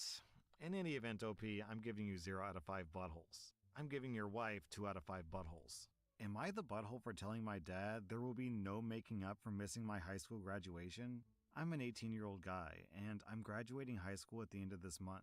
My dad dropped the bomb on me 2 nights ago that his stepdaughter, who's 14, has an award ceremony for some competition she entered and won in another state on the same day, and that she really wants him to be there. He told me that he can't possibly make it to both, and since his wife and their kids will be going together, he needs to be there too. He told me that he would make it up to me and we could celebrate another time. I still live with him, but not for much longer. My mom died when I was 7, and Dad got married again when I was 11 or 12. It's been a few years anyways. His stepdaughter never knew her biological dad, so my dad has accepted her as his own. And he's prioritized her a lot in the last 5 or 6 years. It doesn't always show in the most obvious ways, but I can feel it. Father-son time was put on an indefinite hiatus, and instead, Dad told me that we needed to include her in our time together. But he also spent time with just her for father-daughter time. I brought it up to my dad, and he told me that I wasn't exactly making an effort to be closer to her, so he wanted us all to bond and didn't want me to just focus on my relationship with him. For example, he's attended her dance things instead of my basketball games if they take place at the same time. It doesn't matter if he knew about mine first. He'll skip my stuff to go to her stuff. He'll take us on family days, and whenever he and his wife say the kids can choose, he picks her choices over mine. He claims it's because they'll be the most fun for everyone, but really, he says it afterwards. Anything his little princess wants. Our refrigerator and shower broke at the same time. His stepdaughter's birthday was coming up, so he took money from my birthday fund to pay for that stuff, and so that his stepdaughter would definitely get the gift that she wanted, which was this Barbie house thing and a whole fashion set, and I think Dad said that it was $250. He didn't get back all the money in time for my birthday, so instead, he bought me a $30 gift card for Steam when he promised me a new monitor and keyboard for my computer. The computer which, by the way, I got from my grandparents. When my dad told me that he wouldn't be at my graduation because he wanted to support her, I told him there is no making up for that, and he can forget about being included in my life going forward. He told me that he would make it up to me, and I told him I'll always come second to his little princess, and I am not okay with that. I told him he's discarded me for the last time. Dad begged me to be reasonable, but I walked away. Then I invited both sets of my grandparents, who agreed to come to my graduation. His wife told me that I could have come with them and that I don't need to attend the ceremony, but I could support my sister. I said that her daughter is not my sister, and I don't want to support their family anymore, and I'll be out of their hair soon. She called me selfish and told me that I can't deny her daughter a dad. Am I the butthole? Graduating high school is probably maybe the single most important milestone in someone's life because it's a major accomplishment and you're transitioning from child to adult. It happens right when you turn 18, so it's a big deal. I can't really think of what would be more of a bigger deal than that. Maybe having kids or marriage, but I don't know. Personally, I think high school is up there at the top. So the fact that your dad wants to prioritize an award ceremony over you graduating high school is super toxic. Also, your stepmom sounds like the classic evil stepmom. OP, I'm giving you 0 out of 5 buttholes. I'm giving your parents, if you can even call them that, 3 out of 5 buttholes. Am I the butthole for telling my friend that it's not my problem that she married a useless man? I'm a 32-year-old woman, and I'm a single mother of 3 kids, a 6-year-old boy, a 5-year-old boy, and a newborn girl. I'm a single mother by choice. My kids are donor conceived. I'm lucky enough to have a good job, a French teacher in a private school, and a paid-off house. Before I had either of my kids, I made sure to have a year's living expenses saved. Then I would take a sabbatical to recover from birth, as well as bond with my kids. While on sabbatical, I still did some tutoring for some extra income. My friend, a 34-year-old woman, just had a baby 2 months ago. She's the breadwinner in her household, and her husband has been unemployed since he was laid off during COVID. It was great for us to be pregnant at the same time, as well as having a friend with a newborn, but it's turned sour. My friend's been saying how jealous she is of me being able to take off a whole year from work, how she would have loved to not worry about losing their home, how she doesn't even have a couple $100s in her savings account, let alone a whole year's worth of living expenses. I usually just ignore these comments or brush it off because I can understand the stress that she's under. Well, about 10 days ago, she started hinting about not being able to afford daycare, and any mention of her husband taking care of the kids is brushed off. Then she started remarking about how much free time I must have, which I deflected by saying, truthfully, that being a single mom to a baby and a small kid left me no free time, actually. Then, last night she just came out with it and asked if I could do her a favor and watch her kid while she was at work. I was firm but polite when I said that I couldn't, that I'm not capable of watching 2 kids under 6 months old. She started almost begging me, saying that she can't afford daycare, and if she's not back to work, she'll lose her job and they'll end up homeless. I, again, brought up her husband, and she said that he wasn't good with kids, and he isn't capable of taking care of her kid. It's I kept his saying kids. no, and What she the kept fuck? pushing it until it escalated to her calling me heartless, and me telling her that it's not my problem she chose to have a kid with a useless man. Now she blocked me, and I'm feeling very guilty about what I said, and I feel like a butthole. At the time of recording this, COVID's been like chill and died down for, I don't know, like a year and a half, so presumably that's how long, at minimum, her husband has been fired. Possibly shit. as much as like 2 years or 3 years this guy's been jobless, so he's not good at bringing in an income. And apparently, he's not good with kids either. So, what exactly does this husband do all day? Does he literally just wake up and, I don't know, play video games, go to the bar and drink with his buddies for 8 hours while his wife works or takes care of the kids? He is a useless husband. Hold on, let me check the comments. I wonder if OP says what the husband's deal is. OP writes, from what I understand, her husband had a middle management position, mainly because he's been working for the same place since he graduated high school. After being laid off, he couldn't get a similar position and fell into a depressive state. Well, okay, maybe the guy is depressed, but even if that's the case, you can't just sit around and be depressed for like 1.5 to 3 years possibly and not do anything. Either go to a doctor, get a prescription, or go to therapy. You can't just sit around and do nothing. OP, I'm giving you 0 out of 5 buttholes. You're completely justified. I'm giving your friend and her loser husband 2.5 out of 5 buttholes. Our next Reddit post is titled, My Girlfriend Pointed an Unloaded Gun in My Face. The We were fuck? visiting a good friend of mine when he moved out of state. He brought me to his bedroom closet to show me an AR-15 and a handgun that he purchased after moving. I handled both guns after checking they were unloaded, and I knew that they were safe. My girlfriend walks into the room and he hands the AR-15 to her. She does not check the gun to affirm that it is indeed clear. And the first thing she does is point it directly in my face. I slapped the barrel down and said, "What the fuck are you doing?" in an aggressive tone. She then handed my friend his rifle back and stormed out of the room. Okay, she didn't like the fact that I aggressively chastised her for ignoring basic gun safety. She told me, "You didn't have to talk to me like I'm stupid," and didn't understand my point wasn't to make her feel stupid, but that the action is dangerous, especially since she wasn't in the room to witness it being checked for live ammunition, and she didn't check the gun herself. Am I wrong for aggressively chastising her, or should I have been nicer? OP, you should aggressively break up with her, if anything.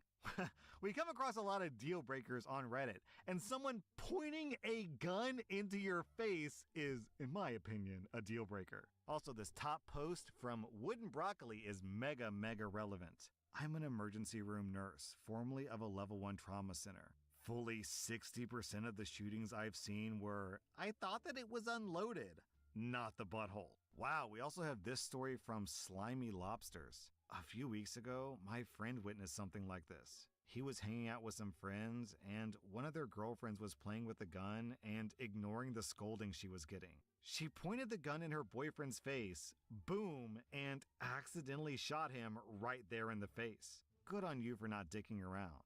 And OP actually includes the link to the news article. The title is, Heart-Wrenching Video Captures Gunshots and Screams of Woman Allegedly Shooting Boyfriend in the Forehead, shouting, "You're not dead!" Jeez Louise. Wow. OP, you get 0 out of 5 buttholes. What is wrong I with think I'm gonna give people? your girlfriend 4.5 out of 5 buttholes. That's really bad. That was r/Am I the Butthole, and if you like this content, check out my podcast where I publish the exact same episodes. Also, hit that subscribe button because I put out new Reddit videos every single day. Welcome to r/Am I the Devil, where OP is kinda sort of a pimp for his teenage niece. Am I the butthole for making my niece go on a date with a really nice kid after she was very mean girl to him? My older sister's husband is in the military and deployed overseas. His dad recently had a small stroke and needs help. My sister asked my younger sister to watch her 2 kids, Kinsley, who's 15, and Adam, who's 13. But my younger sister is in the Air National Guard and she had to do missions or something, so she asked me. She admitted to me that I'm the last resort and she's having a hard time trusting me, but I said that I could handle it. I arrived on Tuesday night and Kinsley asked me if she could have a study partner over. I said that was fine, and I loved the kid that came over. He knew even more about nerd culture and West Coast gangster rap than I did, and I loved talking to him. They studied for a while, and I could just tell this kid was deep into his emotions for my niece. I just so happened to be taking the trash out when I heard the boy tell my niece that he would really like to hang out as more than friends, and she said that she wasn't sure. Well, on Wednesday night, I heard Kinsley telling one of her friends that her study partner was a nice guy, but she just wasn't into him like that, and she felt bad that she even sort of led him on. I decided that I would give her a day to come to her senses and go out with him, so I asked on Thursday, and she said no, she didn't see him in that way. I told her that since I'm in charge, she was going to go on a date with him because I would not allow cruelty to nice people. She screamed that she wasn't being cruel, So fucked and I was up. like, that's it. You are going out with him. She faked being sick on Friday, but I made her go to school, and she begged me not to make her go out with this guy. And I said no. She had to learn that she can't be cruel to people and lead them on. The boy was such a gentleman when he picked her up on Friday, and he had her home right on time and even walked her to the door and thanked me for allowing him to date my niece. When Kinsley came inside, she said, "I effing hate you. Aunt Jessica would have never humiliated me like that," and went and slammed her door, and I haven't seen her since. My sister called this morning and reamed me out and said that she wants her daughter to be nice as well, but I took away any sense of agency that she had with this guy and that I'm not her parent. She said that I'm just there to call 911 if something goes wrong, not to emotionally scar her children because they make different choices. She also accused me of favoring the boy over my own niece. I don't get it. My sister was severely bullied as a kid until she literally turned into a swan in college, and I thought that I was doing what she would do and not allow Kinsley to be a bully herself. Am I the butthole? Ugh. Forcing a 15-year-old girl to go on a date with someone they don't want to go on a date with is super icky. 15 is the age when teenagers should really be understanding the importance of consent and having control over their own body, and OP just took away both of those things. I can understand why OP's sister said that OP is a last resort. OP genuinely seems like a woman-hating incel who's taking his bitterness out on women on a 15-year-old girl. Our next Reddit post is from r/regretfulparents. I love my son beyond words, but I wish I could send my daughter away. I'm conflicted.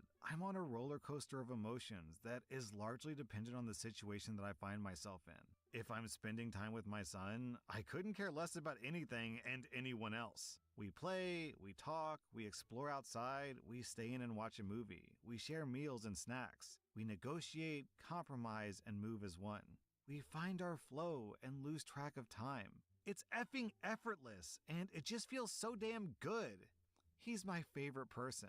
I Why is happily the choose to spend description time like with she's him talking no about a matter what it is that boyfriend? we actually end up doing. Like, He what the just gets actual it. fuck? Sometimes I do wonder if I'm insane and I've completely made him up because he does seem to be too good to be true. If my daughter is involved in the activity, I have one foot out the door before anything I'll else be right back. starts. She's just difficult. She argues, she won't compromise, she wants things her way, is unkind, selfish, rude, is never happy. She always has to insert herself into conversations, always needs to propose arbitrary changes, ends up having a meltdown, needs to be pulled aside to be spoken to, ends up being asked to sit aside and relax, ends up being sent to her room where she slams the door and screams. She doesn't get it. She's a challenge that I honestly no longer am interested in facing. I've done sticker charts, treasure boxes, promises of all kinds of things. I've tried punishments and heart-to-hearts. Her dad's talked to her, and so have other adults. It feels like she's excruciatingly slow to learn consequences. She just wants to have fun, even if it's at someone else's expense or if no one else is. I'm tired. It stressed me out and is likely why my health is not where it used to be. She stressed every friendship and my marriage. I resent her very, very much for that. I wish there was a return program for kids. Like, I tried it. I gave it my all for 3 years. I did everything the experts recommended and I got nowhere, so now I'd like to just stop trying. I don't want to be her mom anymore. The work is nowhere near worth it. The best I can ever hope for is an uneventful moment. I want to focus on the child that I love and not this pointless struggle. In the comments, OP writes this: my son skipped the I'm terrible back. 2s and the shitty 3s. It's like black and white, day and night. He started telling me to send her to her room when she flips out so that we can go back to a more peaceful situation. I hate Go to have make my this lunch. insinuation, but the way that OP talks about her son honestly sounds the way that a woman would talk about her romantic partner. Right? This is the type of stuff you would expect to hear from a girl who's infatuated with a crush and they're like 4 dates in and she's already imagining getting married and having kids together, but this is her child she's talking about. Man, I feel really sorry for this little girl. It sounds like she's in for a lifetime of abuse. Our next Reddit post comes from r/offmychest. I was uninvited for my daughter's wedding. I blame my ex-husband. The daughter in question is my eldest daughter, and she's in her early 30s now. She was always a reserved kid, wanting to be tough for her younger siblings. She always had a special bond with her dad, though, and when she was a kid, it was endearing. When she became a teenager, however, it turned south. I've always been strict, but fair, as my other kids still tell me. Her father was always lenient towards her rebellious behavior. He would blame her bad behavior on the circumstances and the people around her rather than trying to make her a better person. Whenever I put my foot down, he would coddle her, and then we would have horrible arguments, which in turn would just make her feel bad, which wasn't my intention. This did, however, also affect our other children, as only she seemed to receive this special treatment from her father. It hit rock bottom when she cut off her relationship. The guy had been abusing her, which she had been hiding from us. She was 14 I feel at like the the time, shadows and are just when she not decided that intense she enough. had enough, the guy They're so forced subtle. himself on her. After the assault, she disappeared. 2 days later, she called from a number abroad, telling us that she was fine and to not try to find her. She had gone to the airport and booked herself a flight to a country that we used to vacation to in Europe. My husband connected the dots and chased after her. Because she was sad, he told her they could stay for a prolonged weekend there. Never mind her schoolwork or his job, or the fact that he was, yo, what the f*** am I reading? Or the fact that he was rewarding her after she pulled this extremely worrying stunt on us. When they returned, I was rightfully furious. An argument ensued, and I'm not proud about the things that I yelled. The following 3 months or so were quiet. She withdrew even more. She skipped family dinner and activities. Whenever we wanted to socialize with her, she would always claim some new creative pain as an excuse. We let it slide. We agreed that she was just gloomy from the breakup? Gloomy from the breakup, OP? Are you kidding me? Guys, I'm triggered. This is triggering the f*** out of me. OP's daughter gets sexually assaulted, and she says that she was gloomy from the breakup. Okay, alright. What she was going through was heartbreaking, and I wish I could have seen it through and just been there for her. Either way, about 3 months in, she collapsed at school during gym. My husband, of course, rushed to her side after we got a call from the nurse's office. We rushed her to the hospital. She was treated for a burst ovarian cyst, as she told us. We had established medical emancipation for her, so they didn't give us any information. As it later turned out, she had miscarried her R-wordist's baby. She had also hidden almost 3 months of pregnancy from us. After she was discharged, my ex-husband brought her home. My other daughter was participating in a talent show at her middle school, and we were supposed to attend it as a family. My ex-husband Family changed is his mind, messed saying up. that he would rather stay behind with my oldest daughter because she wasn't feeling too well. What? I told him she could take care of herself for a night, that he had other kids to pay attention to, and that this was our other daughter's night, and we also wanted to go out for a nice family dinner together. He said that we could order some food and sit in with our oldest daughter, then everyone who wanted to attend the talent show could go there. The next part I'm also not really proud of. She had been skipping dinner because she developed an eating disorder. I told my husband I was done with him always making everything about her. That it didn't even matter because she wasn't going to eat anything or she would just regurgitate it all anyways. I could tell that she was upset. She told us to go to the damn talent show, that she was going to be fine alone at home and not to worry about her. She didn't want to be a burden. Well, while we were out, she tried to take her own life.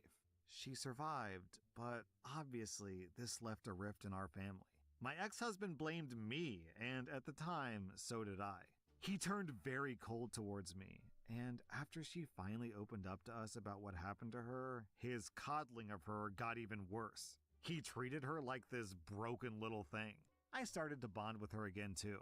I was assaulted as a teenager as well, and she told me that she was grateful that I understood what she was going through. I apologized to her for the harsh things that I yelled at her, and she accepted my apology and told me that it wasn't my fault that she tried to end her own life.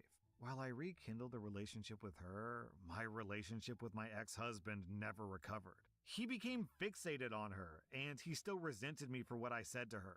I grew tired of it and called him out for it. I realized that I was never mad at her, only that he was indulging her behavior. And now she wasn't even asking for this treatment. I confided in some former female friends of mine, and they all claimed that I was jealous of my daughter and my husband's bond. That I was jealous that I was no longer his number one. This claim always irked me because it implies the presence of a really inappropriate bond. Unfortunately, this feeling only grew stronger. Why are you cuddling your 14-year-old daughter and continuously showering her with gifts and short trips, etc.? He never did anything inappropriate. However, I couldn't bear to see this any longer, and I filed for divorce and sole custody because I didn't want him around her anymore. Unfortunately, he had a better lawyer than me and/or bribed and conspired with my lawyer. Yo, OP is nuts. She's actually crazy. Either way, I can't tell if it's solely the trauma that she's endured or this weird dynamic with her father that's caused her to have continuous unstable relationships as an adult even. She's now getting married to her second husband. Her first husband was only 6 years younger than her father. Her daddy dearest, of course, had to walk her down the aisle. I chose This not to woman attend has the first issues. wedding because I didn't approve of her first husband. That marriage was annulled within a year because he started hitting her. Her current husband seems like a nice man. I've met him and I actually like him. I was excited to attend the wedding.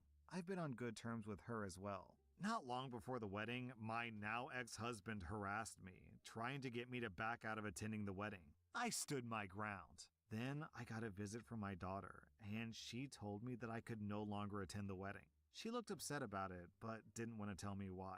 I knew it had something to do with my ex, and so I confronted him about it. Turns out, he gave her an ultimatum, telling her to choose between him and me. I can't say that I'm not upset about it, but at the same time, I get it. I feel like he's permanently damaged her, even if he didn't initially have evil intentions. She's in her 30s now, and he's still trying to keep her chained tightly to him. This is unhealthy. It's always been unhealthy.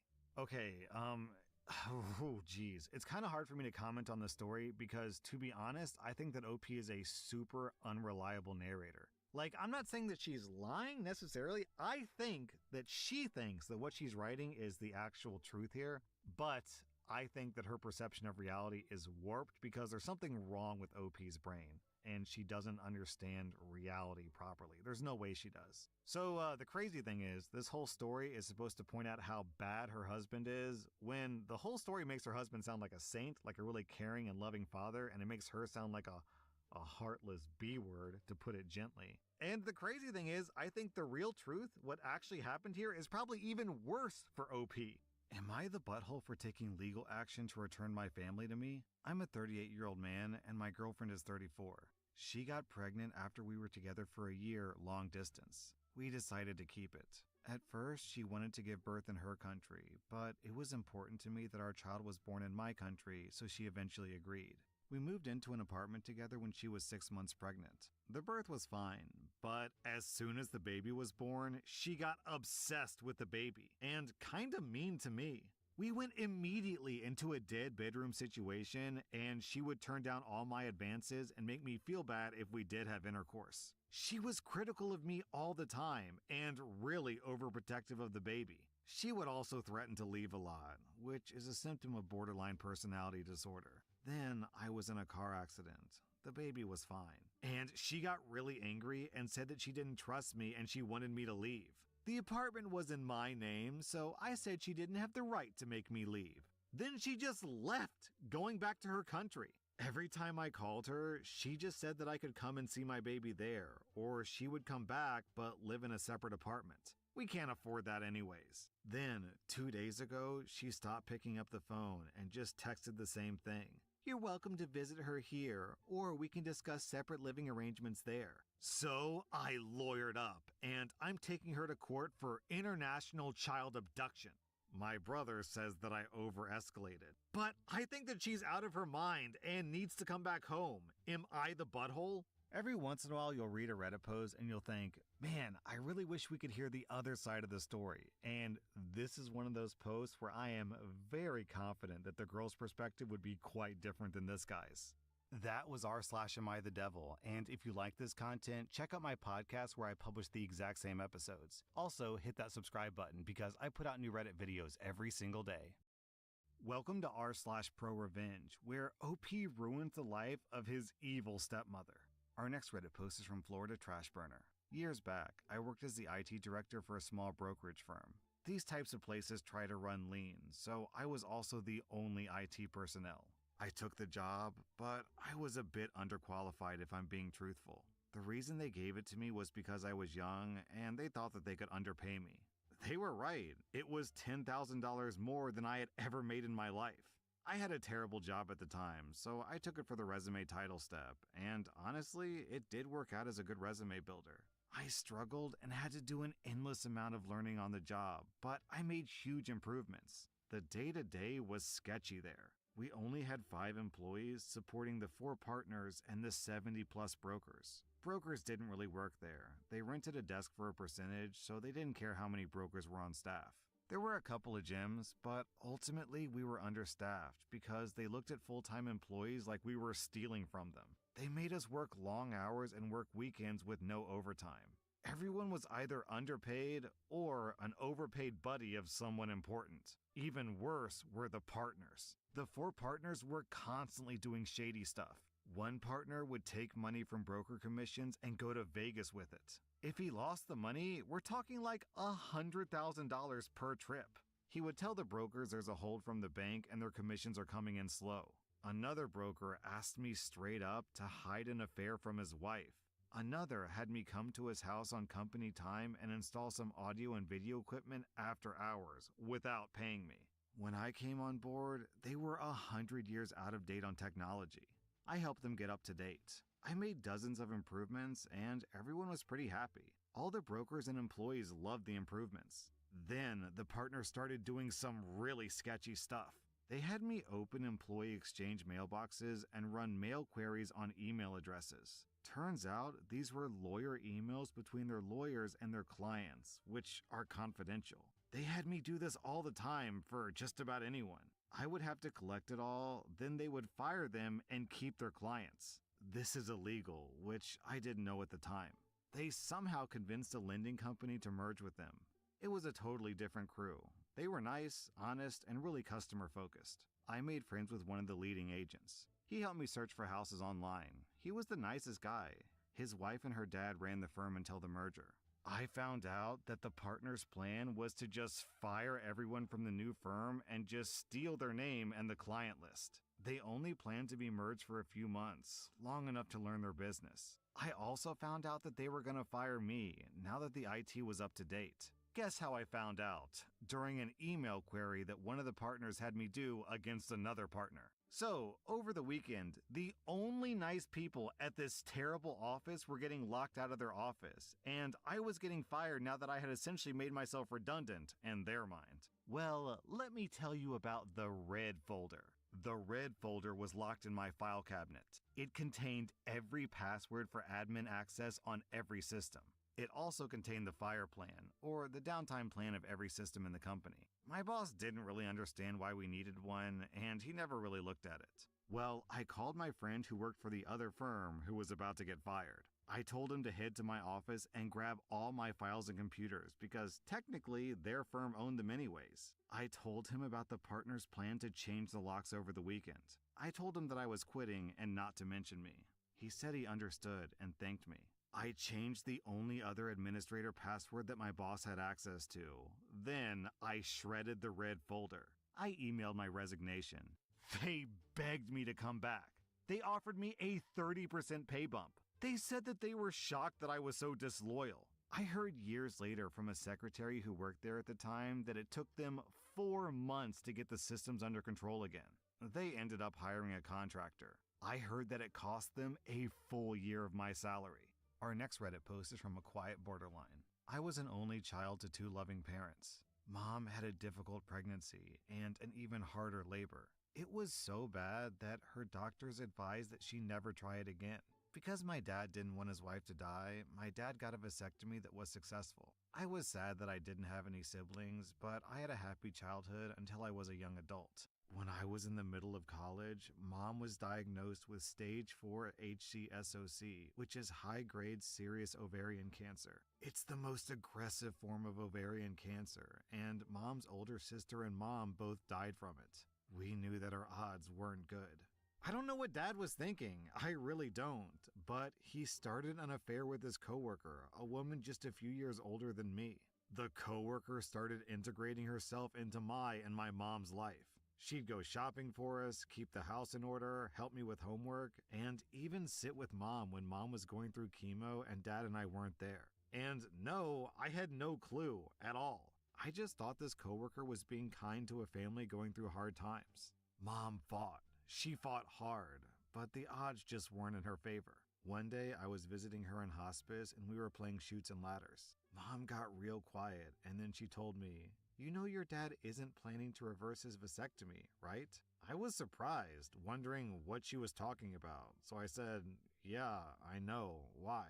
Mom just looked at me and said, "I think you'd best keep that in mind." We continued playing, and when I left for the night, I kissed her and she said, "You'll be fine on your own." She died that night.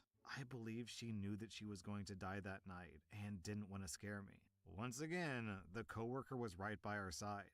She helped us plan the funeral, brought us food, helped us around the house, and slowly started moving her things into our place. It was like putting a frog in a pot of water and having the temperature raised. It was slow. It was gradual. A year or so later, she had completely moved herself in and was part of our lives.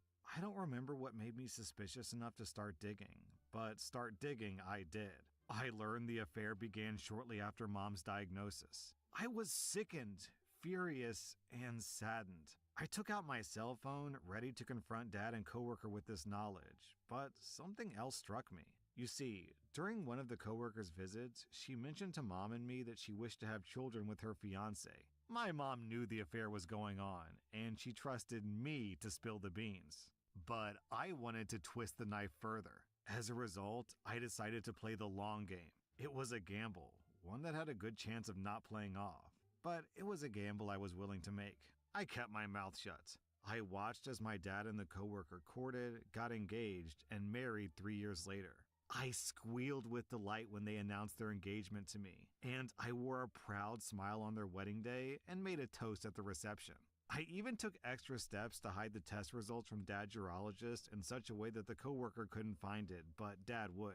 Believe me, I was internally screaming. I wanted the world to know that they had hurt Mom and me during my mother's darkest hours. I got dangerously close to saying something several times, but I said nothing, knowing the payoff would be worth it. Time passed and we played happy family. I got married to my awesome husband and had kids. My dad and my coworker played doting grandparents, but I knew from the pained look on the coworker's face that she was bemoaning her empty nest. Just as I was beginning to give up hope, the day came. The coworker and I had started the tradition of getting together for coffee shortly after Mom's death. We would talk girl things. Again, as I was internally screaming. We would laugh, cry, love, live, that sort of thing. This time, the coworker was sad and sullen. I could tell that she had been crying. I asked what was wrong. I couldn't believe my ears when I heard why. She had been struggling to get pregnant for years, but assumed that it was stress from work. Then her periods started coming fewer and farther between. She decided to go to the doctor and find out why. It turned out she was entering perimenopause and her chances of successfully getting pregnant had dwindled. The doctor told her, in essence, her childbearing years were over. As I crooned sympathetic noises, the coworker said, "It doesn't make any sense. We tried so hard to have kids, but I wasn't able to get pregnant. I don't know why." It was then that I knew that it was time. "You mean Dad didn't tell you?" I said. "Didn't tell me what?" she asked. I was fighting every chance to smile as I tried playing the "it's not my right to tell" and "I can't believe he didn't tell you" cards until she practically begged me. I should have won an Oscar for my performance. I told her about the vasectomy and that Dad had no intention of reversing it. You should have seen the coworker. She completely deflated like a balloon. Her shoulders slumped, she bowed her head, and she sobbed in her hands. I wanted to rejoice. I wanted to rub her face in it. I knew that would make me look like the bad guy. So I hugged her and rubbed her back, telling her that Dad was horrible for not telling her, that she deserved a different outcome, and that he completely wasted her time. Again, I was fighting to not smile. When she left, I told her I would always be there for her, but I knew that she wasn't going to be a part of my life anymore. Why would she? I was the daughter of the man who betrayed her. Once she left and I was alone, I wept with joy and relief that it paid off, but also deep sorrow that Mom hadn't been there to see it. That was the last time that I saw her talk to the coworker. A few weeks later, my dad called me in a fury. The coworker had packed her bags and left, slapping him with divorce papers. She yelled at him for not being honest with her that he had had a vasectomy that he had no intention of reversing, that he knew she wanted kids, and that she had wasted all of her childbearing years, and that he had left it to me to tell her. He then said, "How could you do that to us? We loved you." I then said in a cold tone, "You and Mom did a good job teaching me how to keep secrets." I hung up, and that was it. I never spoke to him again either. Last I heard, he and his coworker were divorced, and everyone shunned him because of him keeping a secret. I know that I won't be joining my mom after I die. What I did was cruel. It was horrible. I should have done what Mom wanted and spilled the beans beforehand instead of wasting the coworker's youth and childbearing years. Even if she could adopt, she'd probably die before her children were fully grown. Although, it is hard to have compassion and mercy for a woman who integrated herself into my mom's dying life while she was screwing my mom's husband. Our next Reddit post is from Heavy Victory. This story mainly revolves around a friend of mine, Kyle, and a former friend of his, James. Kyle's sister, Cassie, was also involved. Kyle is a great person. Extremely smart, aces every test, loves history, politics, and economics. He's a total nerd who aces every subject. Despite what you might think, he was not bullied for this. In fact, due to his generosity and intelligence, a lot of people thought that he would go far in life. James was similar to Kyle, but James was also very eccentric. Still, the two were nearly inseparable and were great friends. The two of them loved taking part in history competitions and academic competitions of any kind. Over the years, Kyle and James won many awards together. However, after a History Bowl competition that both of them attended together, their relationship started to fray. While they came in third place as a team, Kyle had come in first under individual rankings, while James came in at a distant 7th. Both positions received a trophy, so in total they received 3 trophies, one for the team, one for first, and one for 7th. As a courtesy, seeing that James had no space for the trophy that day, Kyle offered to take it back with him and return it during school. James obliged. Our school usually honors students who win outside events by calling them up on stage in front of the whole school and getting the director and the head of school to present the award to the students. As such, they did this for Kyle and James. However, on that day, James had an exam that he had to be in, and so he missed the presentation. Kyle received the awards on behalf of both of them, and he specifically took the microphone and mentioned that one of these awards belonged to James. But when James heard what had transpired, he was furious. He felt that the presentation should have been postponed, and he felt that Kyle did this on purpose. James felt even more justified when Kyle forgot to bring the trophies the next day to give it back to James. James went atomic on Kyle, calling him all sorts of names and effectively throwing their relationship in the garbage. Kyle felt hurt, but thought that was the end of it. No, that was not the end of it. James went around slandering Kyle's name behind his back. Everyone knew Kyle pretty well, so people didn't really take these rumors seriously. James got really pissed and started making Facebook posts and messaged Kyle's friends to slander his name further. Kyle's older sister, Cassie, got wind of this. She turned red with fury. She was school president and felt that it was her duty to protect the students. But if somebody messes with her brother, God save them. And that's what she did. Cassie cornered James one day and let him know in not so pleasant terms that he's messing with the wrong person and to stay away. For some reason, James suddenly took this to another level. James and his mom went to the police the next day and lodged a report against Kyle, Cassie, and their parents for slander and harassment. Then, James's mom called Kyle's mom and went Godzilla on her, boasting about how she's going to go to jail and that you're going to regret creating your 2 kids. Luckily, we live in a single consent state when it comes to making recordings, so I guess you know where this is going.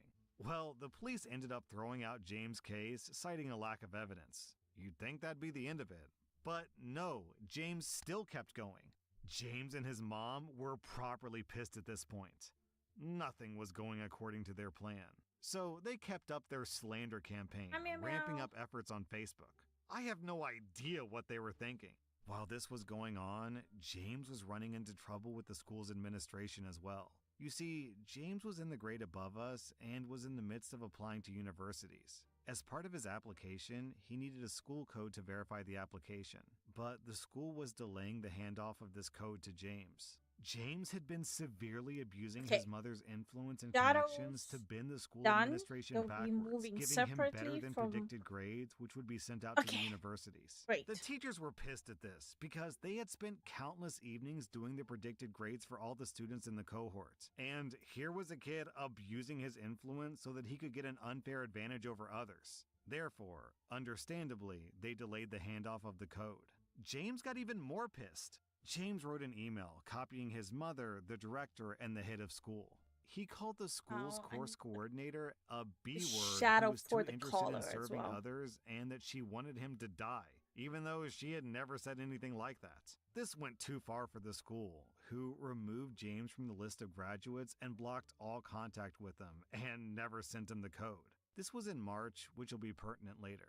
It's important to note that, with the exception of James and the school administration, nobody had any idea that James wasn't going to graduate. And when graduation rolled around in August, he wasn't there, and we were surprised but relieved, and we thought that would be the end of it. Fast forward a few months to November.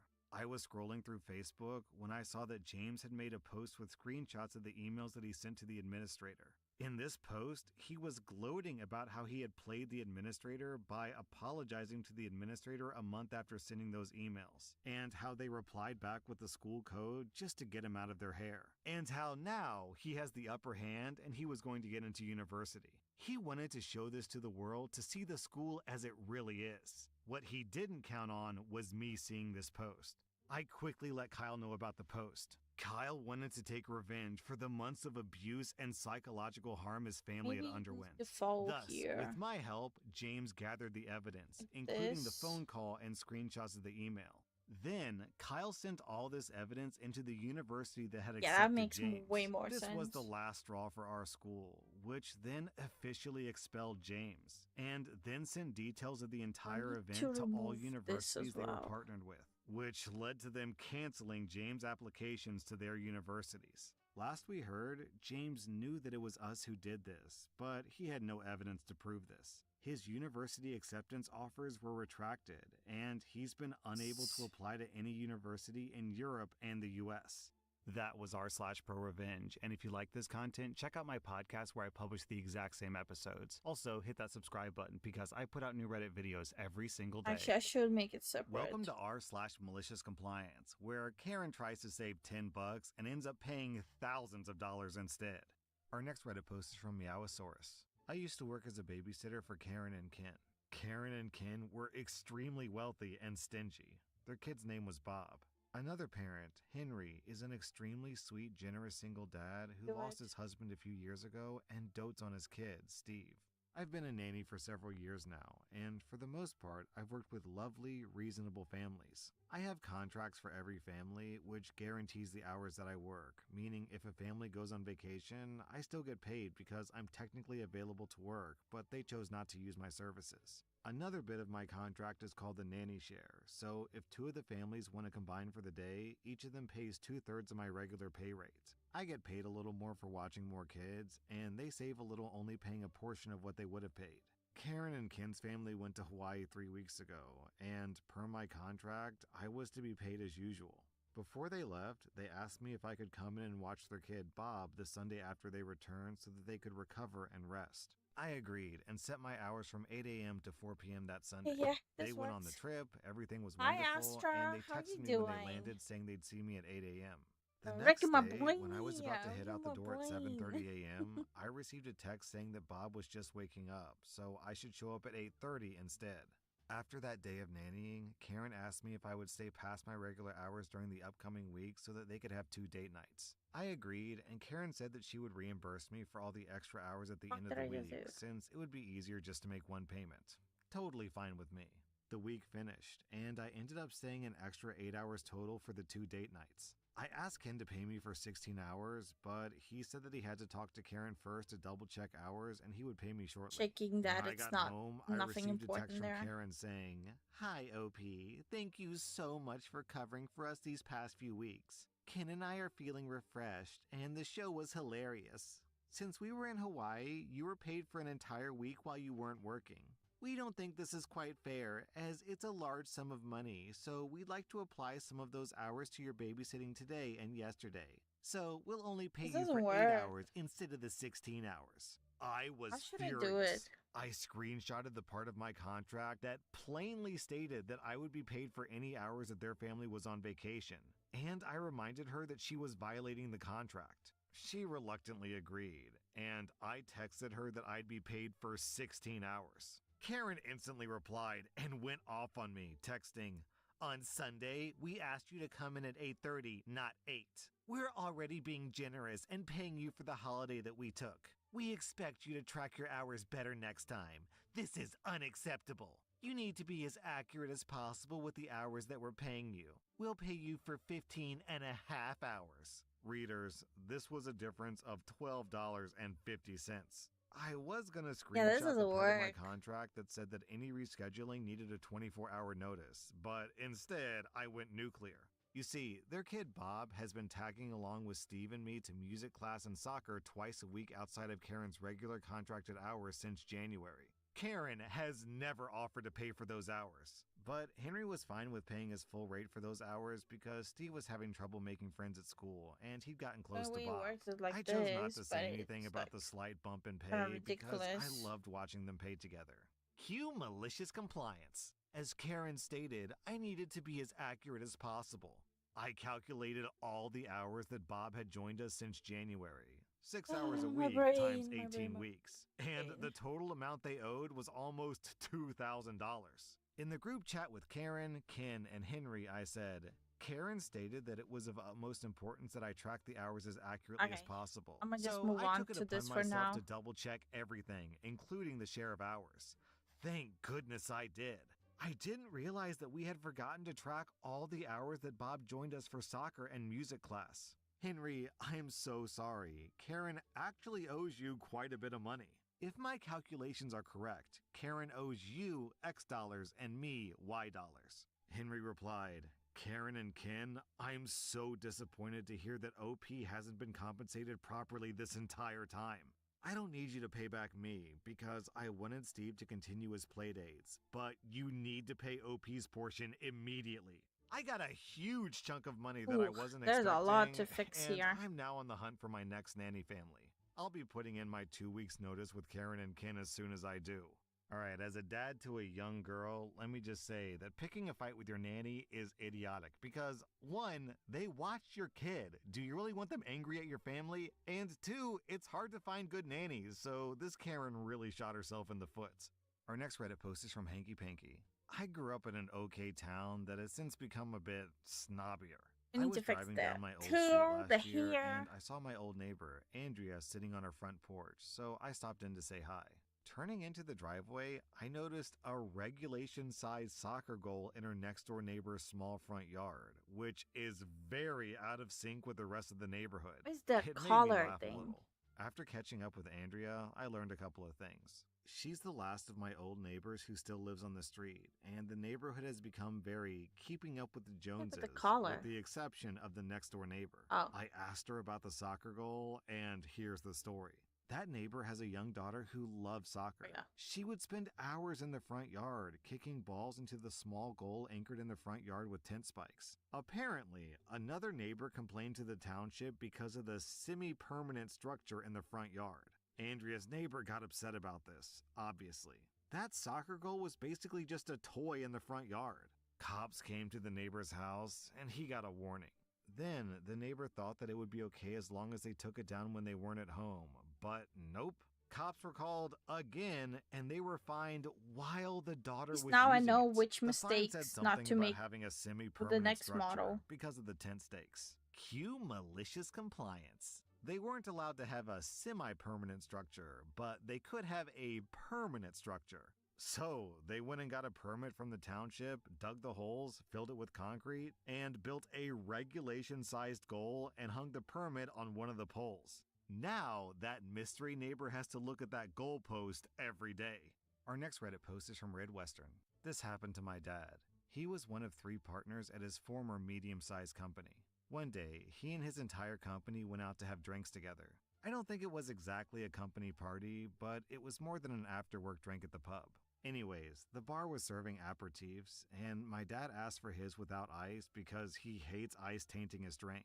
The landlord, who was behind the bar, refused and said the ice was mandatory. So he served my dad's drink with ice. So my dad accepted the drink, took the ice out, and laid the ice on the drain rack that goes under the beer drafts. The landlord ordered him to leave. My dad was half expecting it, but he asked the guy to repeat himself. The landlord once again told my dad to leave. My dad said, okay, and started to leave. Then his entire company all started to file out after him. The landlord protested, no, you don't all have to leave, only he has to leave. One of the other staffers said something along the lines of, sorry mate, he's the big boss. We all go where he goes. So they all left and went to another bar. They had made a reservation at the bar that they were leaving, but they hadn't put down any deposit for it, and they hadn't bought any drinks yet. The aperitifs had been complimentary, so the landlord didn't even get paid for those. Down in the comments, we have this story from Deleted.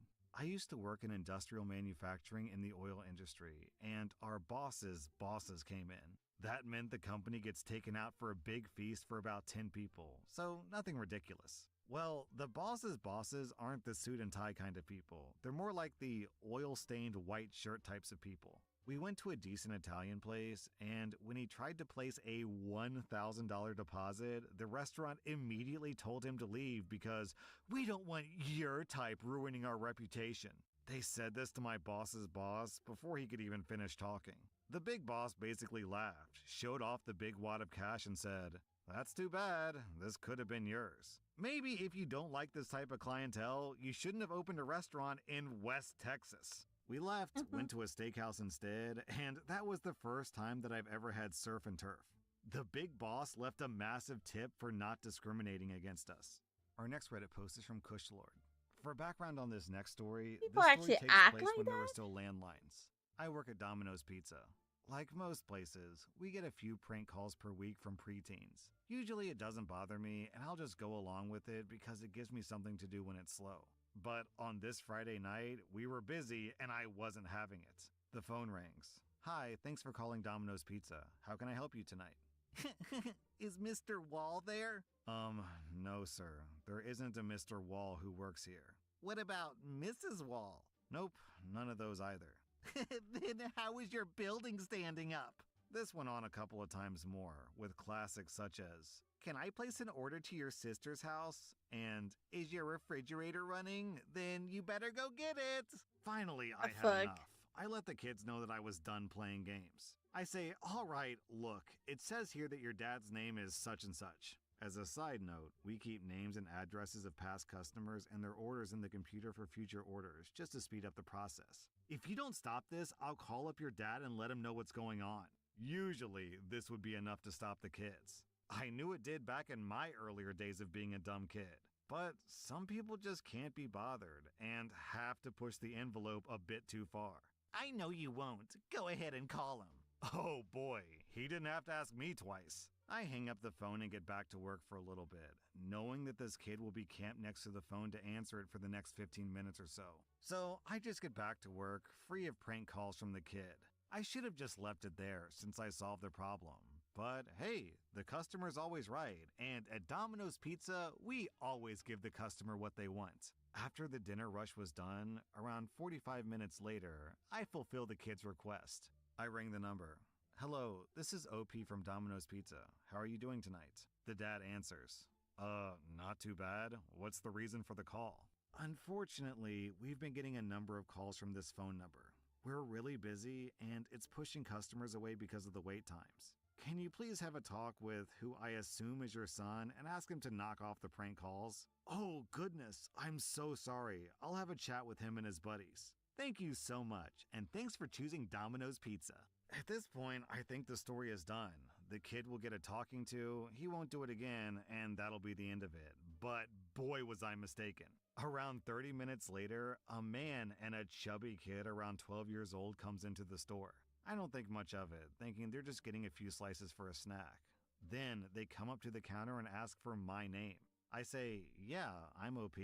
The dad says, I think my son has something to say to you. The kid is visibly nervous. He keeps looking around the store and won't look me in the eye. I'm very sorry for calling Props you. to the I know you're dad. busy and it won't happen again. Then, to further the awkward suffering of the kid, who I kind of feel bad for at this point, the dad places an order for carryout and sits in our small eatery section where the kid has to try to avoid eye contact with me for the next 20 minutes. They left me a good tip, too. At Domino's Pizza, the customer always gets what they want. Our next Reddit post is from Deleted. In my husband's previous job, he worked 8 to 4 in an office. Many of his colleagues worked 9 to 5, so they were still working when he was leaving. Whenever he was about to leave, he would usually be asked a technical question or asked to quickly glance over something by another member of the staff. This was rarely quick and usually had him standing around for a further 10 minutes, which on a regular basis starts to add up. One day, his manager was going over the monthly timesheets and asked my husband why he added 10 minutes on 5 days across the past month. Bear in mind, flexible time was allowed. My husband explained the situation, referring to the specific problems that he was asked to deal with on each of those 5 days. The manager told him that the company only works in 15-minute segments, so he can't put down 10 minutes, it would have to be 15 minutes. However, we can't round up because that's dishonest. So just bear that in mind for next time. The manager told this to my husband in front of the rest of the office. That very same week, my husband signs out of his computer at 4 p.m. Just before he leaves, the manager asked him to explain some of the particulars in an email that he received from a contractor. My husband asks, "How long is this going to take?" And the manager replies, "Just 5 minutes." My husband then says, "Unless it's a 15-minute problem, I'll have to take a look at it tomorrow." Is it a 15-minute problem? His manager turns red and awkwardly says that it's not. My husband respectfully states that he'll put it at the top of his to-do list the following morning and leaves. One of his colleagues texted him just after 5 and said that there was an awkward silence after he'd left, and when the manager eventually got up and left to go do something, everyone burst out laughing.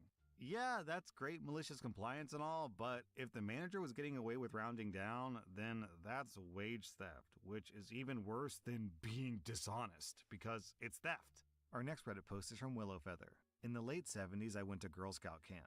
It was great. But one night, they served boiled spinach, and as fate would have it, I'd been playing with pond moss that very afternoon. To add to this, I had tried boiled spinach once at a friend's house, and I threw up. So at dinner that night, I saw that our vegetable was boiled spinach. I told the counselor, "I can't eat this. I'll throw up." The counselor said, "If you don't take at least 3 bites, you can't have dessert." "What's dessert?" I queried. "Ice cream sandwiches," answered the counselors. Damn. Game on. Okay, well, I do want ice cream sandwiches, so I'll just go ahead and take a bite and I'll puke. Should I aim for over the railing? By this point, the counselors had stopped caring. Uh-huh, sounds good. I took the bite, swallowed it, and then promptly puked over the railing. Suddenly, the counselors are all action, and they rushed me to the one-stall bathroom, which was currently occupied. I puked in the sink until that vile green garbage was out of my system. As I wiped my mouth with the paper towel, I said, "So, do I really need to take the other 2 bites?" Several counselors asked me shortly thereafter, "If you knew you were going to throw up, why'd you eat it?" "Because I love ice cream sandwiches," I answered. My sweet mother raised hell upon my return from camp that summer, and the forced 3-bite rule went away at Camp Winaka for many, many years.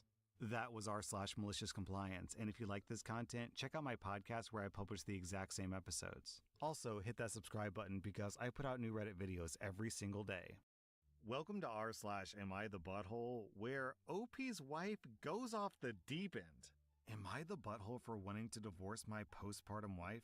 I'm a 29-year-old guy, and my soon-to-be ex-wife is 28. We've wanted kids for years, and we were thrilled when she finally got pregnant last year. From day one, I wanted to be the most supportive husband and future father that I could. Her father was never involved in her life. I used to work as a technician in labor and delivery, and my brother, to put it kindly, is not the most involved father. So I saw a lot of problems up close when it came to bad husbands, and I would be damned before I made the same mistakes. The problem is, roughly 4 weeks into my wife's pregnancy, everything started going downhill. She stopped wanting intercourse. Fair enough. Hormones and stress make that a problem, so we stopped. Then she didn't want any physical interaction.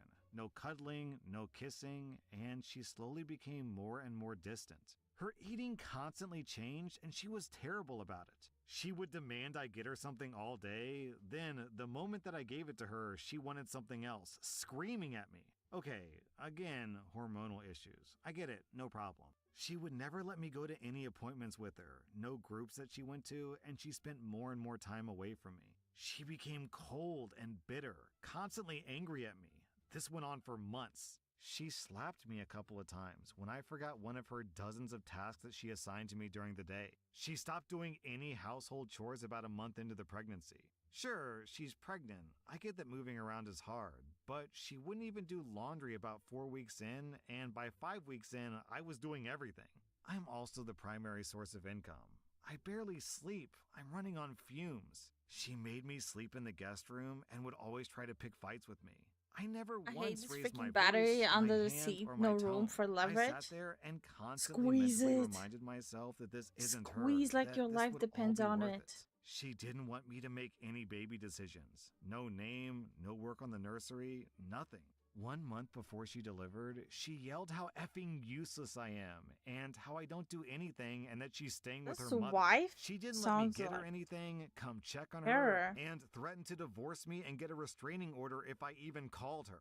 A couple of weeks back, I found out about the birth of my son from a Facebook post. She What posted the it with her fuck? mother and some family members. It effing broke me. I tried to go to the hospital and visit, and they had security kick me out. After months of outright hatred, anger, and abuse thrown at me 24/7, I effing had it. This is Odds are, my name crazy. isn't even on the birth certificate. I opened up a new bank account, and now all my deposits are going there. I took half the money out of our joint account. She never bought baby stuff ahead of time, so who knows what that money was going towards. So now that she has to buy supplies for our son, she's used up every cent. I've gotten a lawyer.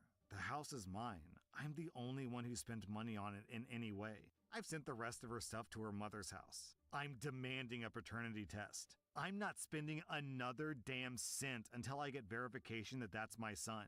I am absolutely divorcing her. She chose the stay-at-home life, so if she cheated, she's screwed. Her mother has money for just a couple more weeks, not even close to enough for full-time support. If this baby is my son, I will absolutely be getting my rights as a father for a relationship. Last week, my soon-to-be ex called, and she was practically hyperventilating. She wanted to come home. She was crying how it was all a mistake. She's not staying with her mother. She's at a friend's house, and she wants to come home. She said she wants our son to have his father. I told her, I don't effing believe that he's my son. Why the hell would she do this to me if he is? Show me a paternity test, and I'll do everything I can for him and him only. She wants to meet tomorrow at a park so I can talk to her. I said sure, so I can finally say everything I should have said months ago to her face. My parents are hoping we can make up, but they absolutely understand if I won't. My brother is a deadbeat jackass, so I don't care what he has to say, but my sister thinks that I should at least hear her out. OP, my brother, finding out that you're a father through a Facebook post is painful. Man, my heart reaches out to you. I think your response to this is completely logical. I would also suspect cheating in your shoes, and I would also be going for divorce at that point. OP, you get 0 out of 5 buttholes. I'm giving your wife 4 out of 5 buttholes. And I will understand that postpartum is really crazy. I've witnessed postpartum personally, and it's like someone opens up the woman's skull, takes out their brain, and replaces it with a completely new brain. It's actually crazy how much of a difference it makes. But still, just because you've got mental problems doesn't mean you can treat people like this.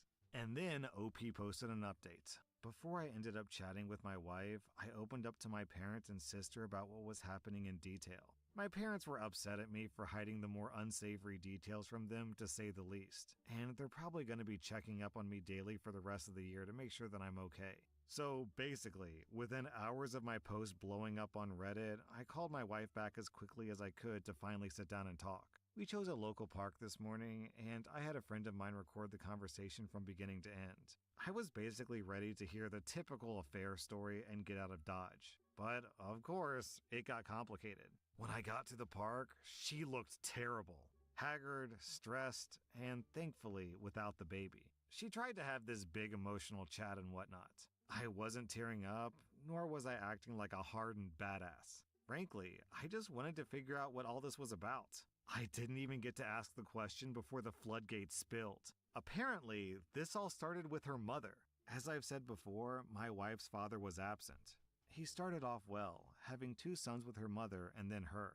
When her mother got pregnant with her, her father went from being this picture-perfect guy that he was at first and slowly changed into a negligent, abusive, unfaithful, and supportive jackass, ending with him disappearing when her mother was delivering. He's been in and out of prison ever since. No one knows why he did it. The impression her mother always gave was a strong, resilient woman who withstood anything life threw at her and did anything for her kids. She's claimed to be in therapy for years. In reality, she managed to conceal a deep hatred for men outside of her sons. But according to my wife, there was favoritism towards her. My wife also found out that she stopped therapy almost a decade ago, but never told anyone. Her mother did always seem to have some kind of grudge against me, and now I know why. She was never hostile, but she certainly wasn't warm to me. And hearing about her secret hatred, I kinda knew where this was going. Roughly about a year and a half before she got pregnant, my mother-in-law slowly began sowing seeds of doubt and bitterness into my wife. Apparently, so she had a full mental gross. break. My mother-in-law told my wife that me staying late at work meant that I was probably hiding an affair. Or that since I made most of the money, I was probably setting up for a rough divorce. Everything that my mother-in-law's husband did to her, she convinced my wife that I would do to her as well, and she pumped this poison into her for months. My wife always idolized her mother, and compounding that with anxiety she suffered for years, she dove in deep. As soon as she got pregnant, like on the dot, she fell into a mental hole within days. And that's when her mother got a hold of her again. Hearing about her pregnancy apparently triggered something fierce in my mother-in-law, and it spiraled from there. She had my wife fully convinced that it was happening again. Every single thing that my wife did to hurt me was at the behest of my mother-in-law. Combined with pregnancy hormones and undiagnosed mental illness that she claims to have, with no confirmation, and stress, my wife completely lost her mind. She 100% believed that I would bail, so she was punishing me first, culminating in her moving in with her mother and leaving me out of the birth. While I was sending the papers and starting the divorce proceedings, she kicked into full-blown postpartum depression. And I guess at that point, her mother had claimed victory over me. Like I said, she's crazy, and she had no more use for my wife. While my mother-in-law and her sister knew what was going on, my brother-in-laws got fed the BS narrative that my mother-in-law spun. When my mother-in-law was done with her plan, the entire facade came down and my brother-in-law found out everything upon questioning my wife, and they were horrified. Needless to say, reality hit my wife like a truck. She had postpartum, she was facing a very grueling divorce, she was no longer welcome in our home, and she did everything she could to alienate me from my son at the best of this broken lunatic. She torched her entire life because her mother is a broken shell of a human who used her to enact her own sense of justice. The very same mother who washed her hands of her after she got what she wanted. Or at least this is the story that my wife gave me. Frankly, there's a lot of holes in her story. But it just seems way too effing crazy to be made up. Who the hell would go to the effort to make this up facing what she's facing? As soon as she finished, she said that she's setting up a paternity test and gave me the info I need. With luck, it should be done in roughly a week or so once I do my part. She gave the most sincere apologies that any human being has ever given. She begged for another chance. I was, frankly, too stunned to say anything, so she left and promised to call soon. I don't think that I can give her another chance. I don't think that I can ever risk anything like this again. God, I hope that she's just being a cheating psycho and spinning a sympathy story to try to throw me off because this got way too complicated. And then OP posted an update. It took me way longer than it should have to realize that I should actually call someone who saw her behavior when she left firsthand. I called one of her brothers. I basically word vomited the whole story and asked what they could verify. Her brother could not verify the story. So what actually happened is my wife started having an affair with a coworker roughly 4 months before she got pregnant. Then, when she got pregnant, her affair partner gave her the whole spiel about how he was Story is better and she should go with messy. him. She immediately gets the idea that she should start abusing me and eventually wants to run off with him. The day that she moved out, she did stay at her mother's, but she had every intention of moving in with her affair partner after giving birth. Before she delivered the baby, she owned up and told her family everything. My mother-in-law and brother-in-law couldn't care at the time. They don't really like me, and from what she was telling them about her affair partner, they liked him. The affair partner was at the birth, while high, and tried to start a fight with them. By then, my wife already did a paternity test, and it was his. Her affair partner then disappears, and she realizes that she's screwed. We have a solid prenup, and I got my house before we got married, plus we live in an at-fault state. Around that time is when I called her out and split our finances. She was in a deep hole with no way out. And in her mind, pitching a drama show about her family to me made sense to get me on her side. So basically, a desperate person and her toxic family gambled everything, and only when they burned all bridges with me did they try to reconnect. I'm glad that I called the one brother who actually had the decency to own up to their nonsense. He realized how in deep he was with his toxic family, and his sister didn't help with that, so he's finally done with his family's crap and wants to get away. He gave me a copy of the paternity test that she gave to him. He showed me dozens of messages that she had with him in the family group chat. I have enough proof for my lawyer to bury her. I texted her and told her that I know everything. She's been messaging me relentlessly with the most vile things she can say. I'm just forwarding it all to my lawyer. I'm still in awe with how she tried to pull a last resort manipulation tactic with the story about her family. It's actually kinda disturbing, but that doesn't really concern me now. Locks are changed, finances are already separated, I'm not on the birth certificate, and my divorce is getting ready to start. I probably won't update for a long time. In a way, this was the best case scenario, and I'm actually giddy that I have a clean break. Huge sigh of relief. She could have at least told me the truth and spared me the pointless drama. Am I the butthole for making my parents replace my toys that they decided to give away? I'm moving to another city for work. Since I'm an adult and not a college kid, I hired movers. My parents insisted on coming down to help me pack up. I live in their basement suite. It was cheap and they let me have my privacy. They brought my brother and my nephew. The four of them were as helpful as a bag as a bag of used horse condoms, especially my nephew. My parents decided to keep him busy by giving him one of my Lego sets to play with. I collect Lego sets. What I usually do is buy two of the same one, build one, put it up for display, and leave the other one in the box to trade or sell. My nephew took it upstairs to stay out of the way, and then he took it home. All I noticed is that he was out from underfoot. The next day, I saw the box in the garbage. I went upstairs to talk to my parents, and I asked them where the Lego box came from. They said they gave it to my nephew to keep him busy. I told them they needed to replace it. They said that I was being childish for caring so much about a toy. I said they could replace it or I'd file an insurance claim and that would probably require a police report. My dad got angry. He pulled out $70 and told me that I was a butthole for making a fuss over a toy. I asked him if that $70 was a down payment. He said that $70 is what he spent on the last Lego gift that he got me for Christmas and that that's how much it costs. I told him how much it really cost, and I told him to keep his money. I told him what he had to do was give me a sealed box like the one that he stole. He said that he didn't steal anything. He took the empty box and went to a Lego store nearby. When he came back, he was apologetic. He said that he would get it back from my nephew.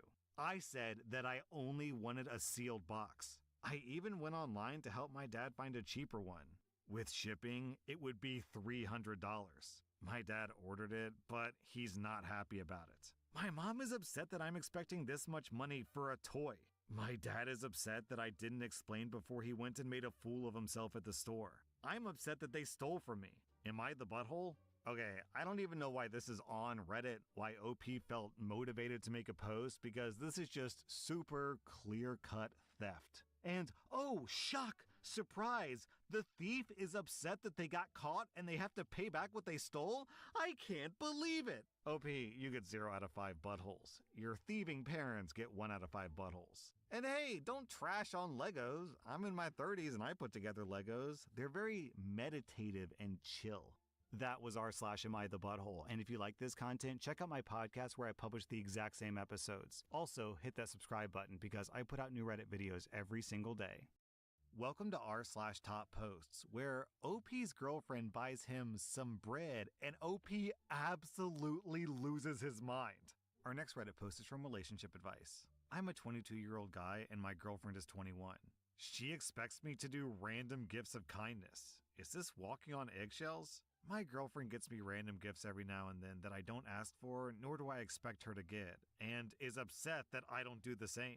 I told her that if she wants something, she should ask specifically, and I'd be happy to get the thing that she wants. She thinks that she shouldn't have to ask, and that it's the thought that counts. I feel as if this kind of expectation is unreasonable because I don't know what to get her or when to get her the thing that she wants. Furthermore, I feel like this expectation is something I can't possibly live up to because it's so vague. Should I be constantly living with the fear that if I don't get her a little trinket on this day or that day that she'll feel unappreciated and be mad at me? Or what if I get her a gift that she doesn't want? Even still, I feel like I'm being treated unfairly because I love my girlfriend and spend lots of quality time with her. And this new standard makes me feel like I can't just live or be myself around her. Rather, I need to be what she fantasizes me to be. This conversation came about after she saw a TikTok of a guy making a custom bouquet of flowers for his girlfriend after going on a long walk with the caption, "If he wanted to, he would." Then OP posted an update. A day after having this conversation with my girlfriend and a couple of hours after making this post, I felt beaten down and humiliated and suicidal. I was a nervous wreck and ignored every anxious or nervous compulsion in my body, and instead of driving straight home from work, I drove to Goodwill and bought her a $1 trinket. I spent maybe 30 minutes in a small Goodwill store wondering what gift would be best and if she would like any of them.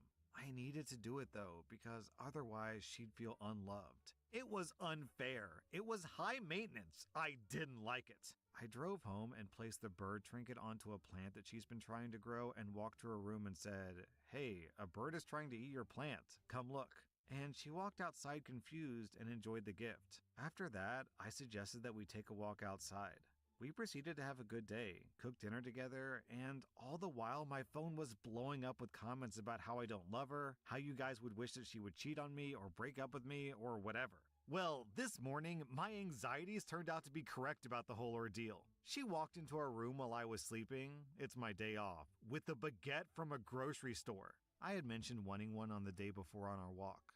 I liked the baguette and I appreciated the gift, but now the standard is clearly set that we need to purchase gifts for each other on a daily basis. I'm now nerve-struck trying to figure out what to get her tomorrow, and the next day, and the next day. Now, you might be thinking, why not just communicate to her about how you want to get gifts for each other less often, and have her feel unappreciated and unloved? She won't listen to my feelings anyways, because if he wanted to, he would. My financial anxieties don't matter. The fact that I shouldn't have to live up to a transactional Hi, standard of Jarvis. gift giving in an How you understanding and doing? forgiving relationship doesn't matter. Nor does it matter that I don't expect nearly anything or ask nearly anything of her. Your comments have shown that if this is such a small task, and if I don't want to do it or feel pressured or anxious or nervous about it, then I clearly don't love her. I really don't appreciate all of your responses and assumptions about me, my attitude in our relationship. The ones about me not loving her or not paying attention to her or not caring about her are all incorrect, and they come from a malicious and, frankly, bitter point of view. The ones advising me, oh my god, just do whatever she's asking of you and stop overthinking, are just as bad. How am I supposed to reach a compromise or Jesus communicate Christ, or this achieve guy, a middle though. ground when this is the response to me genuinely seeking help and advice? Because I feel like I'm being treated not only in an unfair manner, but in a way that causes me undue stress and anxiety. I want to reach a I'm sorry. This post is ridiculous. I want to reach a middle ground about my girlfriend. That being asking me for specific gifts at specific times, but she feels like she shouldn't have to ask. I feel like this all came about when she saw that TikTok saying, if he wanted to, he would. But I don't think that phrase is correct. All it instilled in her is a feeling of insecurity and inferiority because I don't do what she fantasizes in a Romeo Playboy type constantly romantic man.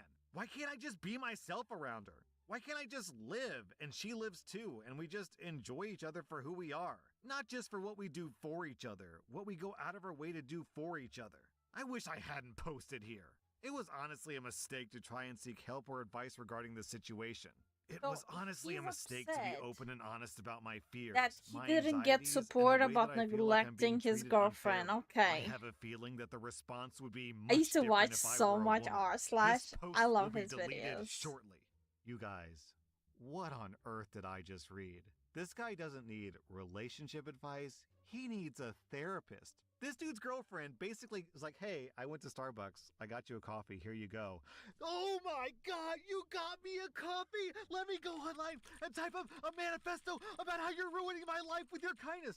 Yo, what is this guy's issue? This dude needs to be medicated. Just chill out, my dude. Why is he so uptight over, what did she get him? A baguette? Bread? And this guy writes a manifesto on Reddit? Yo, all right, okay. Then he has a nervous breakdown.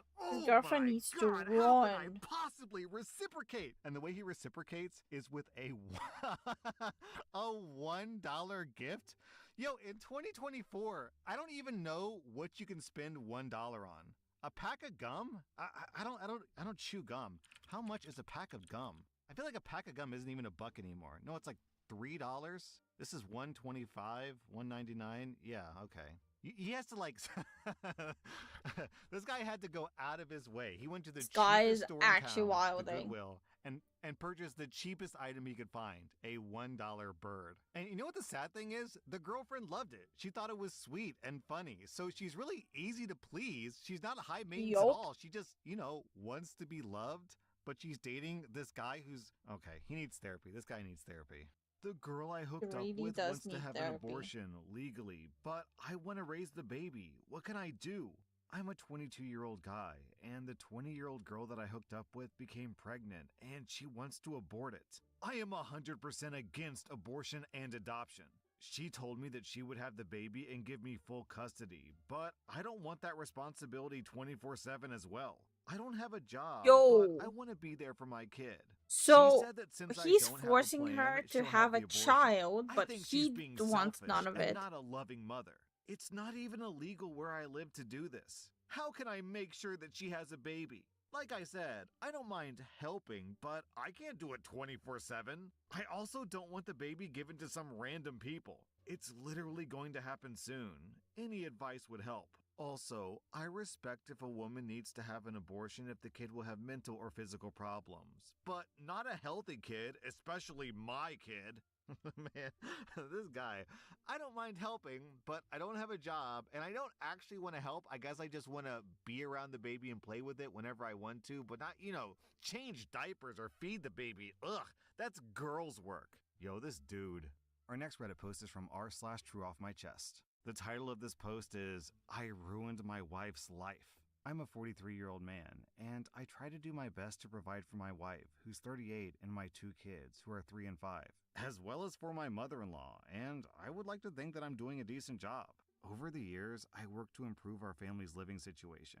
Not only did I complete another bachelor's degree and recently a master's in a STEM-related degree, I, at the same time, worked 2 full-time jobs. And I put my wife through school as well. She completed a degree where she could make good money, like 60 to 70K a year in a healthcare field that always has jobs available. But since the birth of our 2 kids, she's since given up on her career to be a stay-at-home mom for the time being. At first, it was a struggle while I was finishing up my master's. Once I completed my degree, after our youngest turned 3 years old, my career took a jump up and we were now able to afford our single-income household in a more feasible manner. We are far from rich, but we do okay for a single-income family of 4. I make a little north of $150,000 a year. This past year, life was overwhelming for my wife, so even though I now work 75% from home, I budgeted to hire a daytime nanny to help her around the house with one child while the other is in school now. My day starts every day around 5:30 to 6 a.m. I get the house ready for the day before the nanny comes at 8 a.m. I get our oldest up and ready for school, breakfast made, and plan out my day, bring our oldest to drop off, and be home in time to let the nanny in. My most recent task at work has me grounded for the next 2 months, meaning I'm now 100% work from home, which is nice. I'm busy in meetings all day as my role manages teams on a global scale as I oversee projects from my industry. And over the past 1.5 months, I've realized that despite the fact that my wife says that her life is stressful, it actually starts at 10 a.m.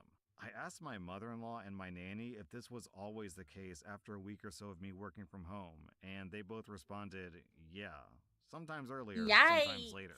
My wife literally just wakes up and cooks and then scrolls through her phone or shops from home, which brings me to my gripe. I'm glad that I'm able to provide her that sort of life since we both grew up lacking in means. I get the possibility that she could have postpartum depression, the stress of having kids, the feeling of being unfulfilled, the fact that I probably am a bad husband, but for what it's worth, everything is taken care of and then some. I manage the house finances. She claims that she's too busy to do so. I pay all the household bills. I pay my own personal bills. I pay her bills, and I track and perform all the upkeep of our house appliances, cars, pets, etc. I I feel also bad help for pay the for my guy. mother-in-law's medical bills and car payments. But apparently, my life is on easy street compared to hers. I can't complain to her about my life because it feels like she always needs to one-up me. If I had a bad day, she had a worse day because I'm lucky and I got to leave for work. If my feet hurt from walking all day during work travel, that's nothing compared to her standing and cooking with a child clinging to her. For the past 2 or so years, I've been told that I ruined her life, her opportunities, etc. But when I reminded her of what she says, she denies and dodges accountability. My mother-in-law took me aside and said that she started to notice a change in both myself and my wife. I have a greater attachment to my kids, and hell, I've hugged the dogs and talked to them more about my life than with my wife. I honestly feel like I'm in emotional survival mode, as I'm one step from moving up the career ladder and one step away from finding love and comfort at the bottom of a whiskey bottle. I'm sure that I'll be hearing from the manly men of Reddit about how I'm simping, but I'm not a machine. I just want to know and feel that someone I prioritize aside from my kids appreciates and loves me for what I do. I'm sure that I'll hear from the That's stay-at-home moms on understandable. Reddit, which is fine. I grew up in a single-parent household.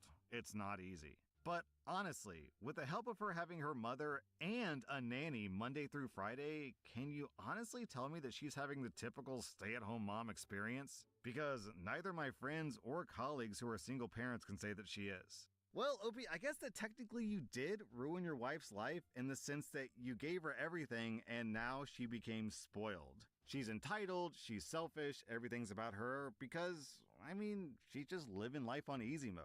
I'm not blaming you, it's not really your fault that she's responding this way, it's just this is a consequence sometimes of spoiling someone, is they become spoiled. I can say though, OP, that if this marriage doesn't work out, then there is a huge line of women out there who would love to have their lives ruined the way that you ruin your wife's life. So your wife better wake up and see reality soon, or she might lose her terrible marriage, I guess she considers it. Our next Reddit post comes from r/amIthebutthole. Am I the butthole if I tell my husband that he can't bring his PlayStation 5 when I'm in labor? Basically, it's what the title says. Just to note, my husband loves me very much, and he's an amazing man. He's been very involved in my pregnancy, has come to every appointment he can get off work for, and is super excited to be a dad. Anyways, tonight we were talking about when I'll be in labor, and he asked if he could bring his PlayStation 5 to the hospital to play when I'm sleeping or something, not while I'm actively laboring.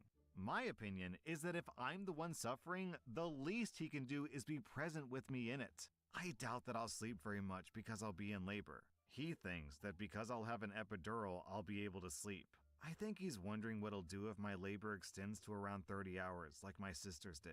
I respect this that, happen? but my question is, what will I be doing? I get that he might feel bored, but I'm going to be the one pushing a baby out.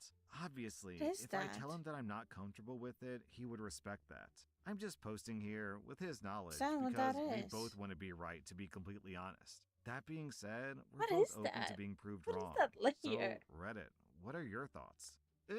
It's kind of telling find what that he wants is. to bring a PlayStation 5 for his enjoyment, but not like, I don't know, a laptop that's logged into Netflix so the two of you can just, well, not Netflix and chill because you'll be in labor, but Netflix and be in labor. Netflix and labor. It's pretty selfish that he's only concerned about his entertainment, but not even remotely concerned about your entertainment. Our next Reddit post comes from r/intercourse. I had intercourse for the first time ever with my boyfriend, but he texted me the day after with a list of the mistakes that I made. I'm a 20-year-old woman, and I Find lost my what the virginity fuck to my this is. boyfriend, who's 35. Oh, it is Yo, a Slayer. 35? Okay. A couple of days ago. I knew that going in, I was going to be nervous and clumsy. The intercourse was pretty awkward, Fixed. and sometimes it hurt, so I had to ask him to stop a bit. He did finish, but I couldn't finish, probably due to nerves. Anyways, the next day, I woke up to a text from him, basically listing the things that I did wrong during intercourse. The This fuck? is the text. 1. Be sexier. Don't be so quiet. Moan and scream. 2. Your head game needs a lot of work. Look it up. Ew, 3. what is Don't wrong act with that awkward. guy? You're not a virgin anymore, so don't act like it. 4. You need to get better at shaving. Winky smiley face. 5. Don't tell a guy to stop when he's getting into it. It ruins the mood. 6. Let me try what I want. Not letting me ruins the mood. 6, again, should be 7. Don't be shy. It's not sexy. So, don't get me wrong. I'm not against being told how I can do stuff better. I know that I'm not going to be great at intercourse, obviously. I just really don't like the way that he did it.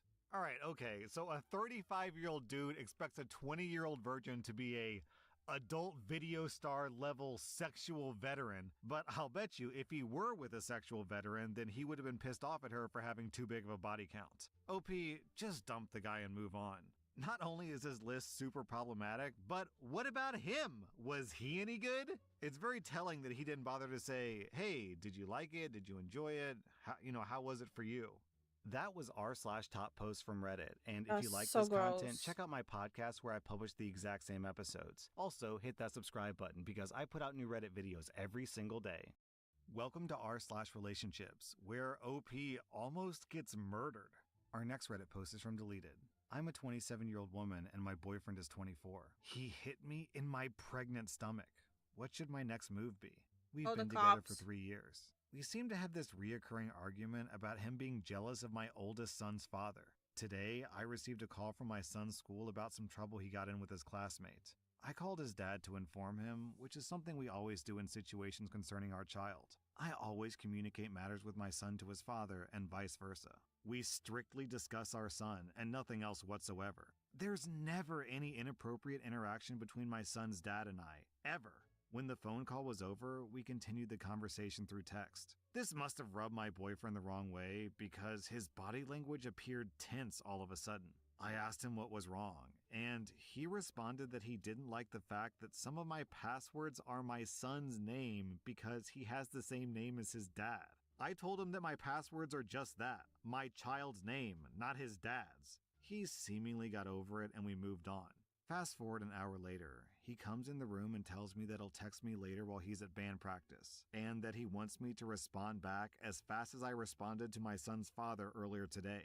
He never texts me while he's at band practice. He always calls after, or I'll just see him when he gets home.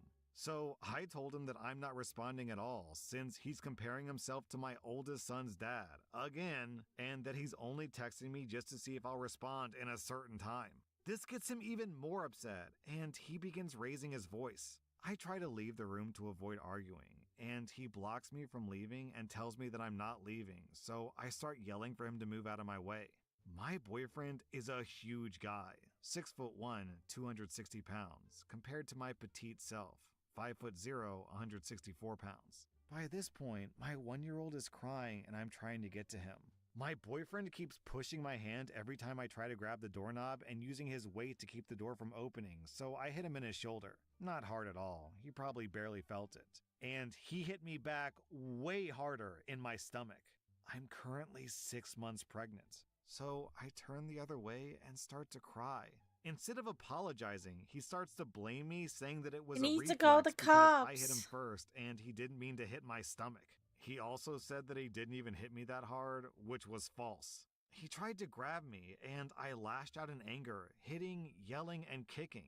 When he finally let me leave the room, he followed me to the other room, demanding that we talk right now. I told him no, and he proceeded to pull and yank me off the bed to get me to go with him until I yelled at him to leave me alone. Our 1-year-old child is next to me while my boyfriend is doing this, so my child screams and cries for me to pick him up. I told my boyfriend that he's scaring the baby, and my boyfriend just keeps trying to take him from me so that he can put him down and pull me out of the room. He eventually gave up and said that I'm using our son as an excuse to avoid talking. I'm just at a loss for words right now. Oh, okay. If anyone's ever in this situation, the solution is not to sit down and write a Reddit post. It's to go to the hospital and file a police report. In my book, personally, I consider this attempted murder. Punching a pregnant woman in the pregnant belly is a way to force a miscarriage. And this isn't me trying to get into the whole abortion debate. This is like legally the law here. If you force a woman to miscarriage when she intends to take that baby to term, that's considered murder. Our next Reddit post is from Throwaway Serious B. I'm a 30-year-old man and my wife is 31. My wife doesn't appreciate my bees. I'm considering divorce. What should I do?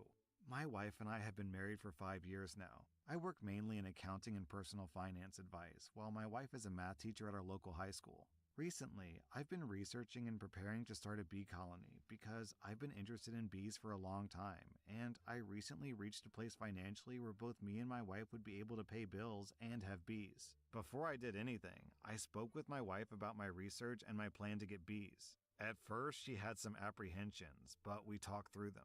Once we were both on the same page, I found an artificial beehive and contacted a professional beekeeper to help with the bee process. Oh, And shit. so I began my bee journey. A week or two Forgot later, to. my wife comes home while I'm making dinner and Thank tells me it. that she invited a few work friends over, all 31-year-old women, for dinner tomorrow. I say that's fine and continue making my dinner until she requests that I move my beehive, and the exchange went something like this. While I clean the house, would you mind moving your hive? It's an eyesore. I'm sorry, but what do you mean by eyesore? It's outside, and it has plenty of distance between itself and the house. I know, but I want it further back. It doesn't match the house, and I don't want my work friends thinking that I let this house go to chaos when I'm not around. At this point, I had finished dinner and was setting up the table when I asked her, why is this an issue now? Didn't we agree on the placement before I even got the hive? And besides, it's hard to move a hive once it's been placed. Where were you thinking of moving it? She responded that she didn't care, she just didn't want to see it. After that, we sat down for dinner and I asked again where she wanted me to move the hive, stating that the closest forest wasn't on our property and the second option would be by the back porch. My wife repeated her answer, that she didn't care, she just didn't want to see it, and we continued on as normal. We ate, we cleaned the house in preparation, did our respective nighttime routines, and went to bed. The next day, my wife and I wake up around 5 a.m., do our morning routines, eat breakfast, and head to work. At 4 p.m., my wife calls me while I'm still at work. The high school gets done around 3 p.m. I excuse myself from a conversation I was having with a coworker and I go to a quiet corner of the break room. I pick up and my wife starts screaming at me that I didn't move the hive and now her work friends have to see my hideous beehive. I try and get her to calm down by apologizing and What's this saying that I woman's forgot problem? and that I can drive over and move it quick. But my wife cuts me off and says that it's too late and she'll do it herself before she hangs up. I'm standing in the break room confused and angry, so I try to focus on my work and deal with it later. I got home that night to my wife sitting at the table reading her book. She welcomes me home and I ask her about her day. She says, "It was good, a little stressful, but nothing I couldn't handle." I then decide to bite the bullet and ask about the hive and how she handled it. "Oh yeah, your bees, I almost forgot. It was hard moving the beehive because the bees kept stinging me, so when I tried to set it down, it fell and broke, so I left it there because it's your hive after all." You broke my Oh hive? shit. How long has it been sitting like that? Accidentally It's been like my that ass. since I called you. I looked out the window to see my hive laying on the ground. Parts of the walls were broken, as well as the legs and other crucial I parts of the forgot how hive. crazy When the I took a people step in outside these to get a videos closer were. look, I saw my bees flying around, Yeah. unsure of where to go. His I videos called my keep me beekeeper grounded contact, with and they reminding me asked for a how bad description of the people are. damage. When I told him, he said And that I there should isn't much that he can keep do, myself but he'll call a friend to try and fix the away things from that they people. can. I thanked him, hung up the phone, and walked back inside feeling defeated. When I re-entered the house, I walked upstairs, not even glancing at my wife. I took a shower and cried. My dream of having a Poor beehive on my own was guy. gone, and there Like, wasn't much that I what? could do. She would When be I got only out of the shower, happy my if wife was her already in husband bed. was like I constantly crawled in the in next to bar with her his and laid friends, awake for hours, ogling at questioning other our women. Like, relationship, and if she really loves me, why the didn't she leave the fuck? hive alone? I've been contemplating divorce as I realized that after she destroyed my hive, she never once apologized, nor does she seem empathetic in the slightest. I tried asking for an apology, and all I got was, "Why should I apologize for doing you a favor?" I haven't asked for an apology How's she since, doing and him a I'm wondering favor? how I never noticed this behavior from her before, and I don't know what to do. Deep down, Am I I still missing love her, something? How is but she she doing him a also can't favor? understand why I'm so upset. What should Showing I how do? crazy OP, she is your wife so gave he you can dodge less a than bullet? 24 hours to move the beehive, destroyed your beehive, called you at work and yelled at you for a simple mistake, and then didn't apologize after. All because what? Because a beehive is an eyesore? No, it's not. It's a talking point. It's interesting. Yo, if I went to someone's house and I saw a beehive, I'd be like, "Yo, is that a beehive?" Because it's interesting. Dude, you have a beehive? Why do you have a beehive? Do you collect honey? Do you do it because you're interested in the bees or because you're harvesting honey? Where do you even get bees? Do you buy them from the store? Do you order them online? What kind of bees are they? What kind of honey do they make? Do you have a beekeeping suit? How long have you been doing this hobby? It's so interesting. It's such a cool, I don't know, just a cool hobby. Maybe I should get bees. Anyways, OP, I hate to recommend divorce for something that's seemingly so minor, destroying a beehive, but I mean, really, the way that your wife has acted here really shows that she just doesn't care about you, your feelings, or your passions. Her friends' opinions are more important than your I'm happiness, intentionally leaving it which should tell choppy. you a lot, OP, so maybe you should consider divorce. Our next Reddit post is from Throwaway. My twin and I are fraternal twins. Recently, we took a genetic test for fun because we wanted to see what we shared and the differences between us. Since we still share genes, I definitely fraternal twins could are like add siblings more genetically. shadowing to My it. grandparents had suggested the tests and got them for us, so our parents didn't know about it. But our results made no sense. My twins' results came up as almost completely Eastern European and Western European, which makes sense as most of my family are Croatian, German, and Austrian, so all of that would be accurate. But my results were nothing like that. My results were almost completely Scandinavian, with some Russian and a couple of other places. Neither of these were on my twin's results. She had a very small percentage of Scandinavian, but that was it. Also, so I we can had split no these now. matched DNA, which clearly seems impossible. We're literally twins. We have to share DNA. My twins said that they must have mixed up my sample with someone else. We ended up contacting the company, and my twin and I took a test again. It was the same result. Both my twin and I were really confused. We told our grandparents, and they just said, "That's interesting," and said nothing else. My twin said that we should tell our parents and see if they had ever done a genetic test or if any of our siblings had, and then we could see if somehow ours were still right. I mean, it kind of made sense that I'd have Scandinavian because I'm so much taller than my mother and quite a bit taller than my twin. And I'm way better at football and handball than she is. Also, Right, left, I'm okay. very blonde compared to the rest of my family, but I thought that it was the German in me. When we told our mother, she reacted almost the same way as my grandparents, but she also seemed annoyed. She said those tests are inaccurate and our grandparents Oh shouldn't my have told god, us that to take scared the one. shit out of And me. when we asked our father, he basically Fuck was said that? nothing. I'm confused. I know my twin Ew. thinks that it's just a mistake, Right. but I don't think so. We have to share DNA, about 50%. That's how twins and siblings Yeah. work. Even though we're fraternal, we should still share quite a bit of DNA. Left. But other explanations just don't is make the T sense. doing My mother can't have cheated on my father because my See? twin and I would still share DNA. Something's just doing that. less I don't because know we would have what. different fathers. The results mean that we can't share a parent or even be related. But I don't see why my parents would adopt me if I'm not their child, when I don't think they've ever been to Scandinavia, and why they'd adopt a baby that's almost exactly the same age as their biological baby. I'm panicking. The person I'm closest with in the whole world, who I thought that I even shared a womb with, might not even be related to me. My birthday might not even be real. None of this makes any sense, and no one is telling me the truth. I'm also scared that my twin might tell her boyfriend about it, and then people might end up knowing that I'm some kind of fraud and my family isn't my family at all. Sounds to scared me me, like the grandparents same. in this story I'm know finally what's at the up. point They of just randomly out of the blue separating, suggested you like, take a DNA test with your twin. Nah, might- I think the grandparents know that might something be is up, and this rigging is at their way of Thursday telling or OP. Wednesday. All right, well, a week later, OP posted an update. So, I'm adopted, which was probably quite obvious as soon as I got the results, but I guess I was in denial. My parents told me a couple of days ago. Not much, but a bit. I know now that my mother was Danish, and my father's old girlfriend from when he was really young, which is seriously weird. I asked them a lot of questions, but I didn't get answers to all of them. I don't know who my father is, how my parents were able to adopt me, and why. If my mom is even alive. Nothing. But thankfully, I am legally adopted by them, which is a relief, since I was worried that I might not be. And my birthday is actually my birthday, so they haven't been committing any weird fraud. It's very weird. My sister has been acting weirdly, and my family as well. But in some ways, it's a relief. My parents still feel like my parents, and my siblings feel like my siblings. I know that technically they're not, but I don't feel too upset about it. I'm just upset that they lied, and also that they won't tell me everything. I don't know if they genuinely don't know or just don't want to talk about it, but at least I have an Need to idea about clean this everything up. now. I'm still not quite What the sure how fuck I is feel about that? it, but I'm glad that I know about things now.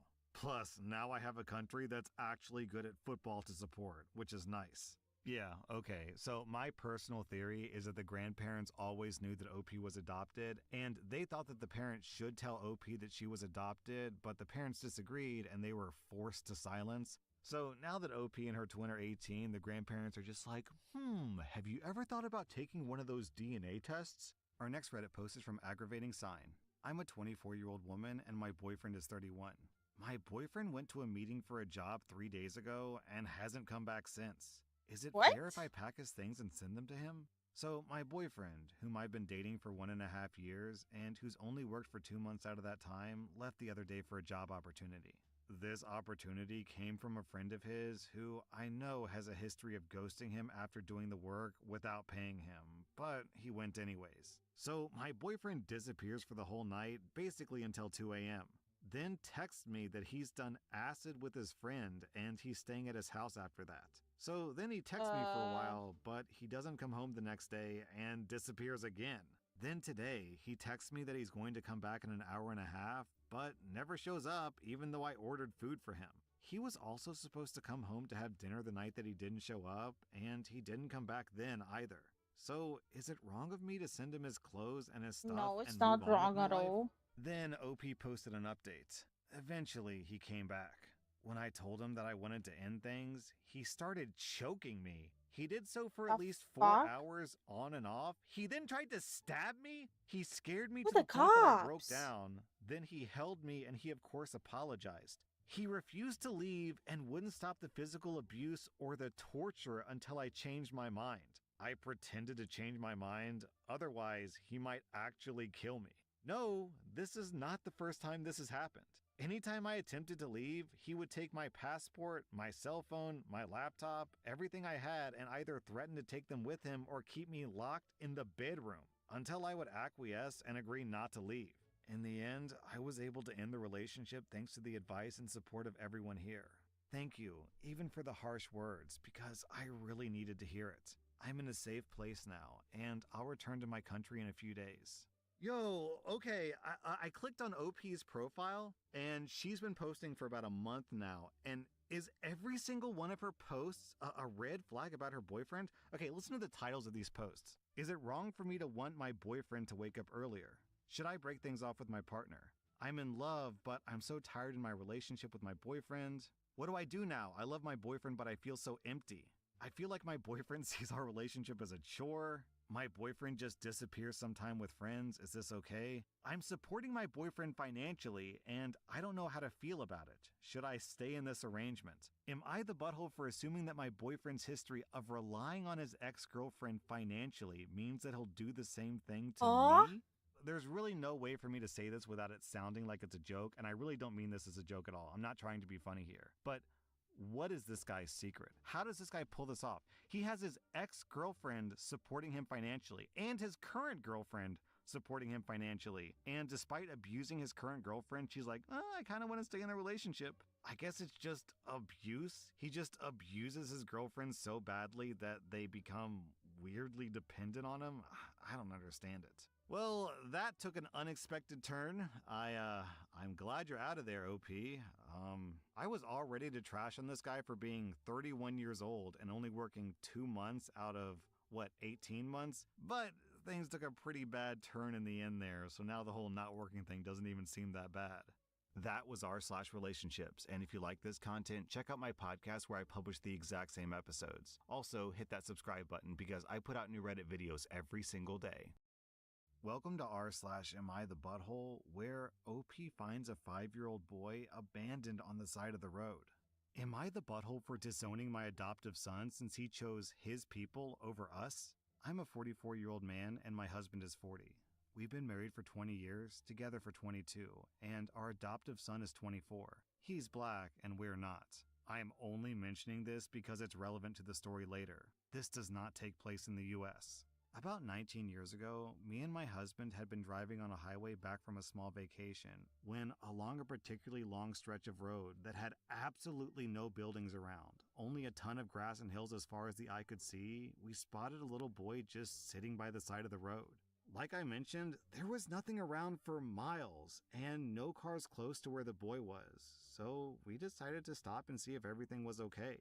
When we got closer to the boy, Jason, it was very easy to see that he was dirty and Did you draw your model by since the yourself? only Yes, thing he had sir. on Yes, were some sir. diapers. He was so small, it didn't It's look like he could be older literally than 3, but that's we what later my found out that he streams was are actually about. 5. I start from We asked him 0 why he was alone, and just draw and it. he told us, Mommy and Daddy put me here and told me to Next wait. step is There was rigging no it. cell signal in the area, And the whole so we did process the is sensible me thing learning and how brought to him back do to it. town to the nearest police station. So To zero make a long experience story making short, models. CPS was called.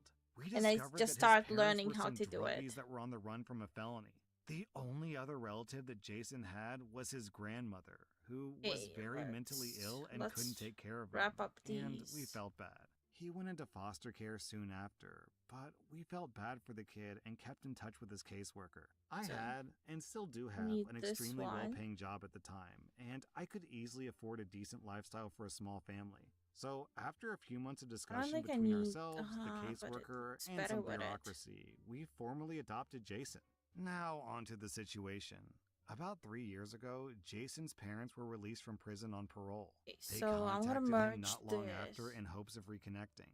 Prior to that, they had sent him a few odd letters here or there, but nothing really substantial.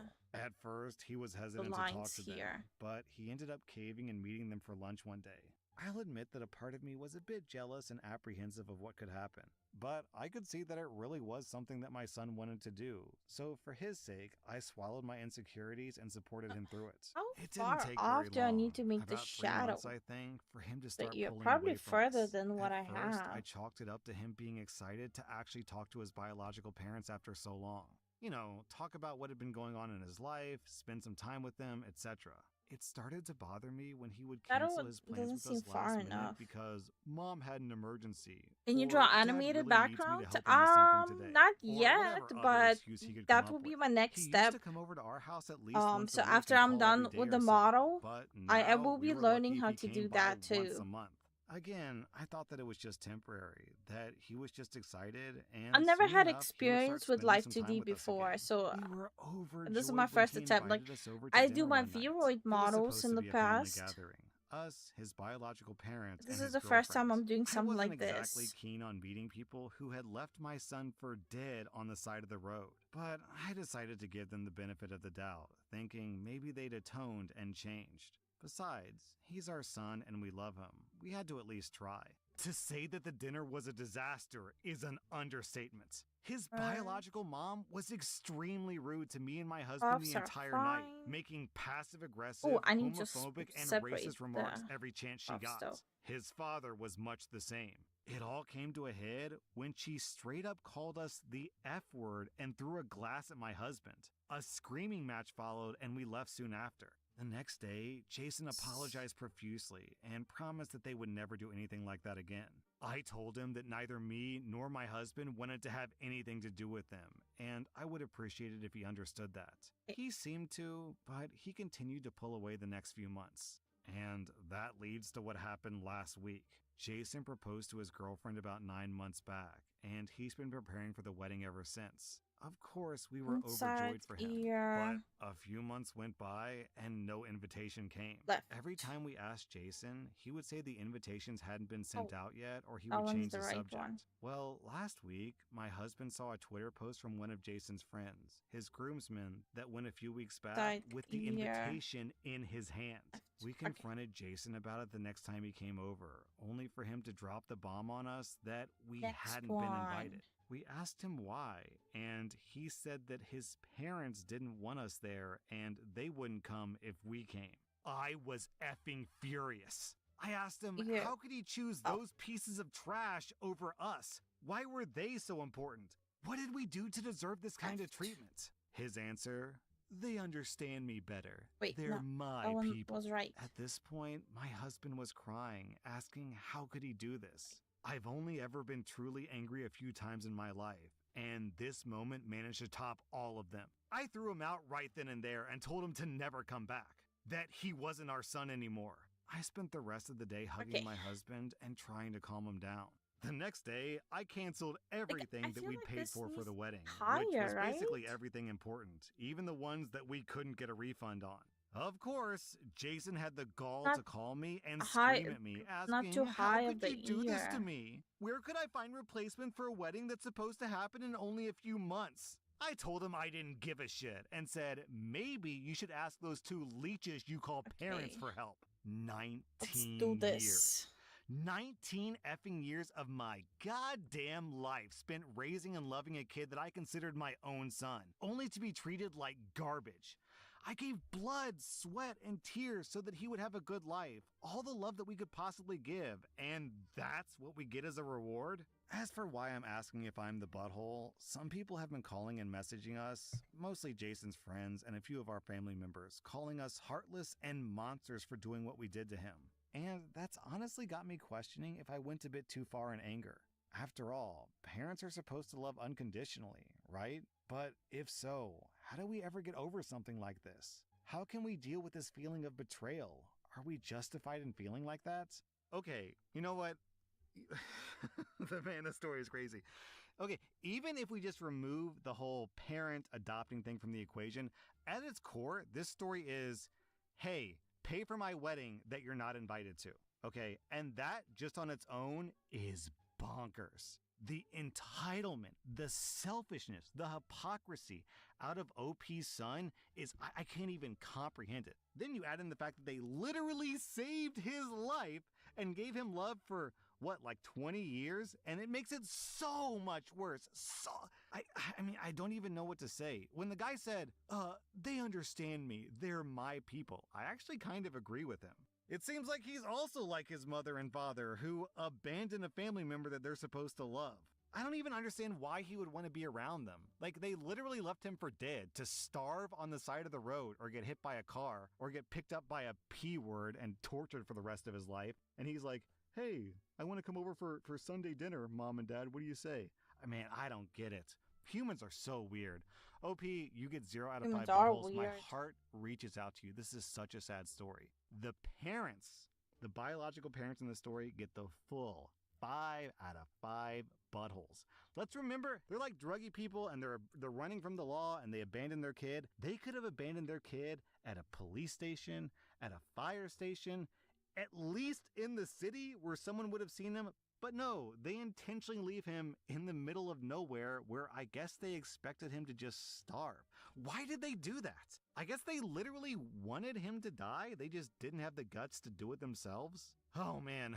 And then I'm giving OP's son 4 out of 5 buttholes. I can understand that he lived a very messed up life, and he comes from a lot of trauma considering what his parents did to him, but what he did, man, I couldn't even do that to my worst enemy. Am I the butthole for leaving a girl when she tells me how many side guys she has? This just happened an hour ago.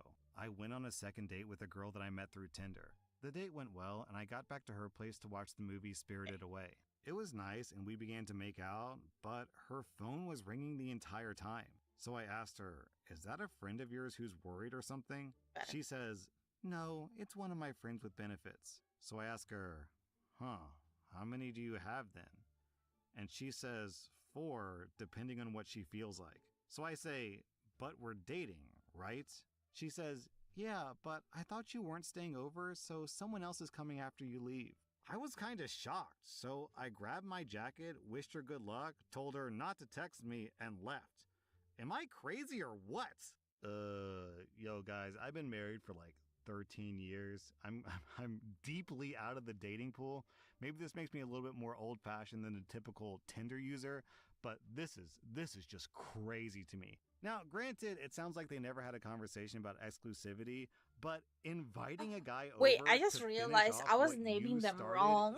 Yo, I'd be out of there too, OP. I'd be sprinting for the door. So I'm giving you 0 out of 5 buttholes. And I guess I'm also giving her 0 out of 5 buttholes because, I mean, if that's the lifestyle she wants to live, then that's her right, and she was being honest about it, so I can't really knock her on it. Sounds like other people are knocking her on it.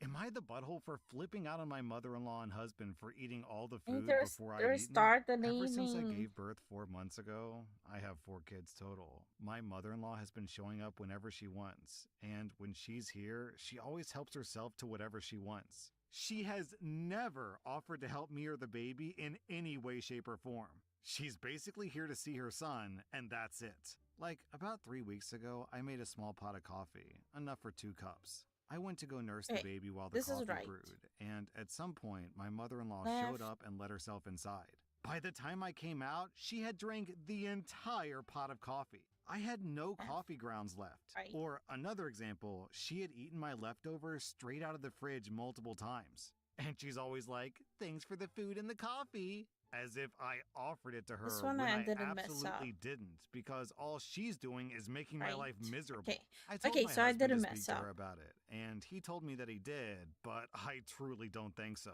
I spoke up the last time she was here 3 weeks ago and told her she needed to stop helping herself because she's eating and drinking stuff that I wanted or made for myself.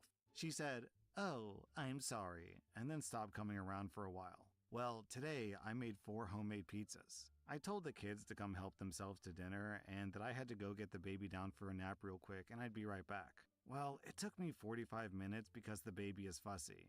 She just had shots. I came back out and all the pizza was gone, and my mother-in-law Hi, and husband were Manuel. How sitting you there doing? chowing away. I just said, "Are you effing kidding me right now?" My husband asked what was going on, and I said, "You guys couldn't have left me an effing slice? Sure, let's feed the effing neighborhood before I get to eat. That's so awesome of you guys. Thanks." And I start to walk off. My oldest son, who's 13, comes in and he's like, "Mom, I did leave you out a plate. I put it right on the counter." And then he walks over to grab it, and lo and behold, that's gone too. My mother-in-law said, "I thought that was left over from dinner." So my son's apologizing to me even though he did nothing wrong, but my mother-in-law and husband are just standing there. They literally aren't saying anything. So I looked at both of them and said, A "You both horrible need to leave family. now." My husband then decides to speak, saying that it was an honest mistake and that no one meant any harm. And he said that I was making a mountain out of a molehill, which honestly just pissed me off further. So I snapped again and said, "Yeah, I need to except make them every time your further effing in. mother comes here, I end up going without food because she eats or drinks my portion of everything. But sure, let's defend someone taking food out of my mouth, shall we?" His mother just storms out of the house, and my husband looks at me like I'm insane. So I say, "Quick, chase her," and walk out. My husband thinks that I'm effing mental, and that this all could have been resolved if I had just acted like an adult. He won't come back home, but at this point, I don't even want him to come home because it means his mother will stay away. Once upon a time, I myself was a 13-year-old boy, and I say this next sentence with love, keep in mind, but 13-year-old boys are typically clueless and self-obsessed. 13-year-old boys aren't exactly known as being the most caring, considerate, and thoughtful demographic out there, and yet, this 13-year-old boy is the only person in the household who thought, "Hey, wait, maybe mom should have some pizza." So, OP, I'm on your side. You're completely justified. I'm giving you 0 out of 5 buttholes. I'm giving your husband and your mother-in-law 2.5 out of 5 buttholes. Am I the butthole because I told my sister that I would not help her leave the state to get a medical procedure that she's actively against until she told our parents? I don't think I need to spell it out, but I'm gonna do so. My 19-year-old sister is a hardcore evangelical. I was also until I got into university. But for my sister, university hasn't opened her eyes at all. Everything is still black and white. She recently discovered that while abstinence is the only guaranteed effective birth control method, you actually have to practice it. She did not. And since all other forms of birth control are a sin, they didn't use any. Effing idiots! She came to my apartment to ask for help. My apartment where, according to her, I'm living in sin and fornicating. Both accurate facts that I take pride in. I asked her if this was going to be a virgin birth. She screamed at me that I was being a butthole for mocking her beliefs. I said that I was mocking her hypocrisy. Our state just banned abortion, even if the health of the mother or the fetus is in danger, which is ridiculous. I told her that I'd help her out. All she had to do was tell our parents why I had to take time off work and she had to take time off school. She said that they would disown her, which is maybe true. I don't know for sure. But they didn't speak to me for a year after I moved in with my boyfriend. I wouldn't actually make her do this. I love her even though she's an idiot. I took her and we came back. She's okay physically, but not so much in her mind. She's having a hard time reconciling what she did. I kind of feel bad about rubbing her beliefs in her face before agreeing to help her. I don't know, OP. Apparently, she didn't have a problem rubbing your beliefs in your face. Also, I like this top comment from Kristen Peanuts. I've never understood it. If you're going to sin by having premarital intercourse, why not sin all the way and use birth control? Seriously, in for a penny, in for a pound. Or perhaps, more accurately, in for a penny, in for a pounding. That was r/am I the butthole, and if you like this content, check out my podcast where I publish the exact same episodes. Also, hit that subscribe button because I put out new Reddit videos every single day. Welcome to r/best of Redditor updates, where OP's husband snaps, goes crazy, and gets arrested. Our next Reddit post comes from r/relationship advice. For context on this next post, OP doesn't clarify exactly the age and how many kids she has, but I think that she has 6-month-old triplets. I'm a 35-year-old woman and my husband is 42. We tried for so long to have babies, and now we have triplets. But due to a health issue my husband suffered, he developed fertility issues, and we had to get medical assistance to be able to have our kids. Because if we didn't, he would probably never have kids. So we went through fertility treatment. He desperately wanted his own biological children, and we spent a fortune just to bring them into the world, and now he's jealous and distant with them. He is constantly in competition with his own infant children. If I hold the children, he gets frustrated. Anytime they take my attention away, he gets completely pissy. He's always in a foul mood, irritable, and just downright nasty. I don't understand it. Why is he like this? Our children are barely 6 months old, and they won't stop crying every time that he's near. I feel like they can sense his negativity. I tried talking to him. I've suggested he take interest in the kids and spend more time with us as a family. I know that it can sometimes take a little longer for parents to bond with their kids, but this is a downright scary experience. He's full of jealousy and envy. He sees our kids as competition to my time and affections. A few times now, he's made comments about feeling frustrated that I still breastfeed our children. The thing is, we do mixed feeding, so he's had ample opportunity to feed them, and he just doesn't. He also said that our life now isn't what he thought it would be like, but what did he expect? A singular baby cries, and the 3 of them cry a lot. He comes home later every day. He avoids us on the weekend and any time that he has off. I'm not ashamed to say that I went through his phone, and there are a lot of flirtatious texts between him and this woman named Jessica. I don't think that anything has happened between them, but it sure looks like they're building up to it. I haven't said anything because I'm afraid. Where do I go with 3 kids, with no money, and no family that can help me? I haven't worked in 2 years, and I've spent all of my savings on having these kids. My mind is in a complete meltdown. I can't sleep, I can't think, and I'm always exhausted. In the comments, OP clarifies that it was the husband who was pushing to have kids, not OP. What the fuck? She also clarifies that her husband doesn't help out around the house or with the kids at all. And finally, her kids are biologically her and her husband's.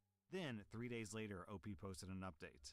Thank you to the person who said that I should watch his interactions with my babies more closely and frequently. Not even hours after I posted here asking for advice, I caught him pinching my son? While I was scrolling on here and replying to people, I decided to check my baby monitor, and I watched my husband enter our children's room and insult them in a hushed and whispery tone. I couldn't make out much of what he was saying, but he was without a doubt telling them that he hated them and he wished they were dead. Then he pinched my son, and my baby boy didn't even cry, which made me think that he's done this many times before. It all happened so fast, and by the time that I could make sense of what was happening on the monitor, he was already walking down the hallway and down the stairs. At the same time, I'd leapt off the sofa and pretty much tackled him as he came off the stairs. We got into a physical and verbal altercation. We fought, argued, and shouted for hours. I guess the police were called by the neighbors, because the next thing I know, the police are banging on my door. I explained the situation to the cops, and the officer said that they couldn't prove that my baby was harmed since he didn't have a bruise, and my baby monitor didn't record the action. Eventually, they got my husband to agree to pack his bag and leave. He left reluctantly. He's since been blowing up my phone begging for forgiveness, talking about how he's been depressed and stressed by the babies, and that his anxiety and jealousy got the best of him. I just responded once telling him to go F himself. I've been in contact with a lawyer, and she advised me to leave him unblocked in case he further incriminates himself. I don't even recognize who this man is. Where did all this come from? Then, 3 weeks later, OP posted another update. Last week was my 36th birthday. Actually, I'd forgotten that it was my birthday, and I was reminded by my sister. I decided that I couldn't mope around the house, and I got my kids dressed up to go shopping and get groceries. We got back, and I put away half the groceries, but my babies were fussy, and so to tire them out and ready them for bed, we went for a walk. When I got back home, my husband was in the kitchen cooking and putting away some of the groceries I'd left out. He greeted me and acted normal. I didn't react because his entire demeanor was freaking me out, so I played along. I went upstairs and got the kids down. I did think of walking out the door, but it did seem he was kind of anticipating that, so he was following me around, and I thought in the moment the best thing that I could do was just get the kids upstairs and away from him. He said that he wanted to talk and clear the air because this has gone on too long. We had a long conversation, and it started out reasonable, but eventually spiraled out of control. We got into a physical confrontation because I refused to let him stay. He tried to physically intimidate me, and, well, he hurt me. While he was hurting me, I was still able to contact the police. It took them an excruciatingly long 25 minutes to get there. So here I am, God. sitting with two completely black and blue eyes, a busted lip, a swollen face, massive knots on my head, and bruises all over. I don't know what happened to my life or how I got here, to put the but here I am. Collar I can't even and look the my neighbors in the eyes. accessories. I can't go outside without seeing the shocked faces of people. I never felt so ashamed, so humiliated, so hurt, and so utterly Try that. stupid. I thought that I made all the right choices in life. What did I do wrong? When did it Let all me get so put messed up? it I in the mean, right I think stuff. I did everything right. Like, I So created a stable neck. life for myself, then picked a man that, at the time, was a very loving partner. I married that man and waited 5 years before even going through the process of having kids with him. And now, Gato. once I've had his kids, he's just beating on me and our babies. My sister is aware of what's happening, and she's supporting me as best as she can. I have plans to move out, but since I'm not Nick. working right now, I need some time to save up.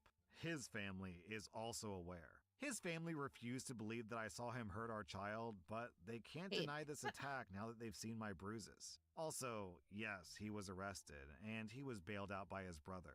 He's currently staying with his brother. Then, 15 days later, OP posted another update. I say all of this without exaggeration. I am certain he was getting ready to kill us. After nearly 8 months of turmoil, I'm finally close to understanding. My soon-to-be ex-husband is in love with a woman that he came across on social media, Something ain't and right. he's been obsessing over her for at least a year. She also happens to be a sex worker, and he was paying her for her time and attention. In his mind, he believed that they could have a future together if only he could get rid of my kids and me, even though this woman gave him no inkling that she ever wanted to be with him. He has spent so much of our money on this woman. I'm at a loss for words. I can barely believe half the things that I'll he's been just up leave to. it as I spent is. the past few weeks playing detective, and I finally decided to contact Jessica. At first, she was very reluctant to speak to me, but I literally begged her to, and she was kind enough to get on the phone with me. She told me that she had been seeing him for a while, but she stopped seeing him because he started to scare her. He was sending her unhinged messages and voicemails. He's been stalking her and trying to convince her to be with him. Jessica eventually stopped seeing him and had him blocked. I guess this is when he started to escalate Caller. from emotional abuse to physical abuse of me and my kids. He was looking for a way out, and in his crazy mind, killing us would free him because the only reason Jessica wouldn't be with him was because me and my children were in the way. During our long call, I also explained to Jessica what had been happening to me, and she was If this genuinely kind and works. helpful. She also agreed to speak to my lawyer Oh, and to send them the accessories. thousands of unhinged texts, voicemails, and voice notes that he sent her. For a little while after our conversation, doesn't make a part of me sense. genuinely hated Jessica and wanted to blame her for everything.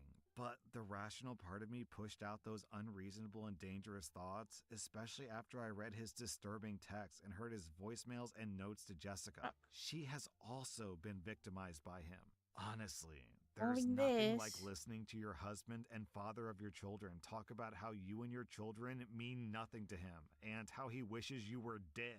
He could have just asked me for a divorce and got up and left. I sent him a few texts asking why. Why do all of this? Why torment my babies? Why not just walk away? He responded with a message saying that any conversation between us should go through our lawyers. His parents had him lawyer up. They know what he's been up to, and they've chosen to protect him. His father came to see me, and in a not-so-direct way, suggested that he could pay me if I stopped talking about what his son has done and was planning on doing. Ever since he broke into the house and pretty much tried to kill me, I've told anyone who will listen about what he's done. At this point, even his colleagues know. Also, I have emergency custody of my kids and a protective order. I'm also seriously considering getting a gun. More than seriously, actually. I've applied for a permit. Down in the comments, people are asking OP about his parents, and OP says this. Oh, they really So are when this bastards, happened. and they refuse to believe that their precious son could ever do the things that he's done, despite the fact that I installed security cameras after I caught him abusing my babies, and despite the fact that my neighbors have signed witness statements attesting to the fact that they saw him break into my house and attack me. They've seen the police report. They've seen the pictures of my battered face and bruised body. They're feigning ignorance, but they know, and I know they know. Then, 2 weeks later, OP posted an update. Last week, at 2 in the morning, my husband of nearly 8 years was arrested outside of Jessica's house. When he was arrested, they found inside of his truck small baggies with drug residue, and they also found tools of abduction. That's all I heard. I don't know what those tools are exactly. My soon-to-be ex-father-in-law called me around 4:50 a.m. to tell me that his son was arrested. My father-in-law was the one who used the term tools of abduction. When I asked him, what the hell does that mean? He said that he didn't have time for my interrogation tactics. Yo, this family. He then asked if I could help him find a lawyer for him to stand by his son throughout all I'm of gonna this. need to look into the whole shadow When I thing. said to him, how the hell am I supposed to find a lawyer this early in the morning? He lost his cool and then was just screaming at me. My soon-to-be ex-mother-in-law took over the phone, telling me that I'm a god-dang B-word and that all this is my fault. I hung up before she could say anything more. I never knew this man took drugs. Sure, he drank occasionally, but hard drugs? I honestly don't know what's happening anymore or how I got here. I mean, it does make sense that he was on cocaine the past 8 months now that I look back at things. I mean, I don't even know anything about cocaine to be able to recognize the behavior pattern. But once I researched it, it seemed clear.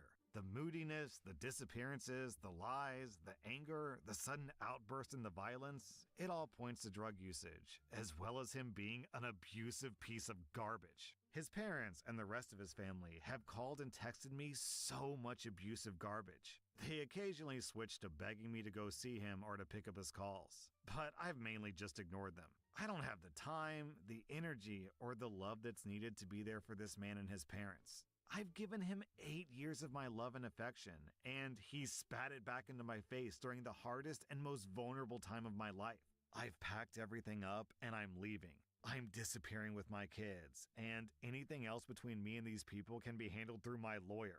The only people who know where I'm moving is my lawyer and my sister. I mean, what else can I do to protect my kids? His entire family blames me.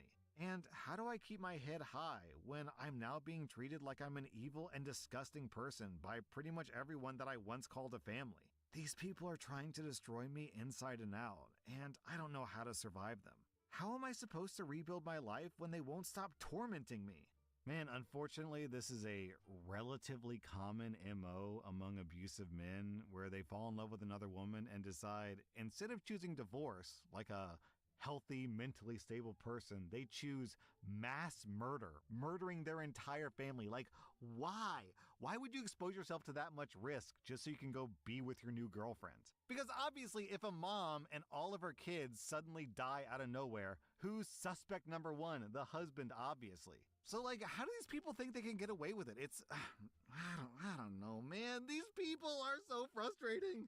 Man, I hope he spends the rest of his life in jail because this scum doesn't deserve to see the light of day. That was r/best of Redditor updates, and if you like this content, check out my podcast where I publish the exact same episodes. Also, hit that subscribe button because I put out new Reddit videos every single day. Welcome to r/off my chest, where OP admits, yep, I'm a gold digger. Our next Reddit post is from Consistent Earth, and the title is, I'm a gold digger. I'm in my mid-20s and engaged to a well-off man in his 40s, and as my title says, I'm a gold digger. I grew up extremely neglected emotionally and sometimes physically. After I turned 12, my parents would abandon me to take care of all my younger siblings for up to a week at a time so they could go on vacation, leaving me to feed, bathe, clothe, and raise 4 kids under 6 alone for 2 months of the year until I was 18. And even when my parents were around, I still did most of the parenting. Everything is transactional to me, and I can't ever see myself being with somebody for the merits of their personality. I did everything right, and I was left to fend for myself. I got good grades, I was a dutiful daughter, and it got me nothing. Now I need to take care of me. All of my siblings are going to have their college paid for. Mine wasn't. My siblings are all taken care of, and now I just want somebody to take care of me. My parents are angry at me for getting engaged to this guy. They want me to be normal and to be with someone my own age and in my own tax bracket, but I don't care. I have an arrangement with my fiance. He can sleep with whoever he wants as long as he gets tested. And in exchange, he'll take care of all my finances and we'll have 2 kids. After which, he'll pay for me to get a voluntary hysterectomy. I won't have to work, and I'll only have to do the cooking because a housekeeper will complete the cleaning. It's eat or be eaten, kill or be killed out in the world. I don't plan on being a sheep when the wolf comes, but rather the fox that slinks back into the hole as the farm falls apart. I've been selfless for too long. It's time for me to think about me. Also, down in the comments, we have an interesting exchange. Someone says, you should probably consider what happens when the gravy train runs out. In 10 years, after 2 kids, he'll replace you with the next 20-year-old. OP replies, if he does, he can kiss his inheritance goodbye. The whole point of the marriage is to meet the qualifications for his inheritance. One of the conditions is that he loses 2/3 of his inheritance if he divorces me, which is why I'm okay with him sleeping with whomever he wants. Then someone asks, why is his inheritance riding on his marriage to you? And OP replies, it's one of his father's stipulations. He has to be married and have 1 child to receive his inheritance. My soon-to-be father-in-law really wants grandchildren before he dies. He's a very sweet man in his late 70s. And then beneath that, there's a bunch of people discussing the legality of this will and whether or not it's actually enforceable, which is silly because we have no idea which country this is in. So what's valid in one country may not be valid in another country, so who knows? Our next Reddit post is from Bello Bello. He chose the rock star life over his infant daughter and fiance, and he thinks that he did nothing wrong. He had it all, a devoted fiance who swooned over him, a perfect baby girl, a comfortable apartment that I paid for while he was out of work. I paid all the bills while I balanced childcare and a full-time job so that he could pursue his dreams of becoming a rock star. He's a very talented drummer. He promised that once his band hit it big, his baby girl in love would want for nothing ever again. He quit drinking the day that I got pregnant and was more motivated and productive than ever. It looked like he was really going places with his new band. But after I gave birth, he grew distant. He started drinking again. He stopped coming home at night. He lost his side gig that was supposed to help pay for the bills. And he complained about having to watch the baby on occasion so that I could focus on housework. I was a single mother long before I got the news. The band went on tour a few times while I stayed at home. It took a couple more months for him to come clean after he was pressured by some of the friends that he was bragging to. Turns out, he was banging the lead singer and the bassist while on tour. Both young, beautiful women living their rock star life with him. I was numb when I found out. He said that he didn't want this to get between him and his family. I told him that the only way this was going to work was if he found a new band to follow his dreams with. He chose the band. I chose to protect my sanity, my daughter, and my heart. Now, he's homeless. Blackout drunk every chance he gets. He does ask to visit his daughter once in a while, and he does, sort of. He comes over to shower and sleep on the couch about once a week. He tells me, none of this would have happened if I were famous. That I'll regret kicking him out over his stupid lust. As a quick aside here, OP keeps referring to the woman in the story as she, and I thought that OP was talking about herself in like an artistic way, so I was changing she got screwed over to I got screwed over, but it turns out that OP was actually talking about her friend, so I'm sorry about that mistake, and I'll continue the story. She's my best friend. She doesn't have time to lament what she's lost. She just has to keep moving forward for her sweet princess. She doesn't want me to lash out or call him out, so I took her to Costco and bought her diapers and essentials. And now I'm venting here anonymously just to tell you all. If you already have everything that money can't buy, why throw it all away just for a chance at fame? I really like this top comment from Gnomes and Blankets. None of this would have happened if he was famous already. Nah, he would have just screwed even more women. Our next Reddit post is from Throwaway. Background: my older sister did a student exchange program when she was in college. She liked it so much that she ended up staying there. Eventually, she met someone.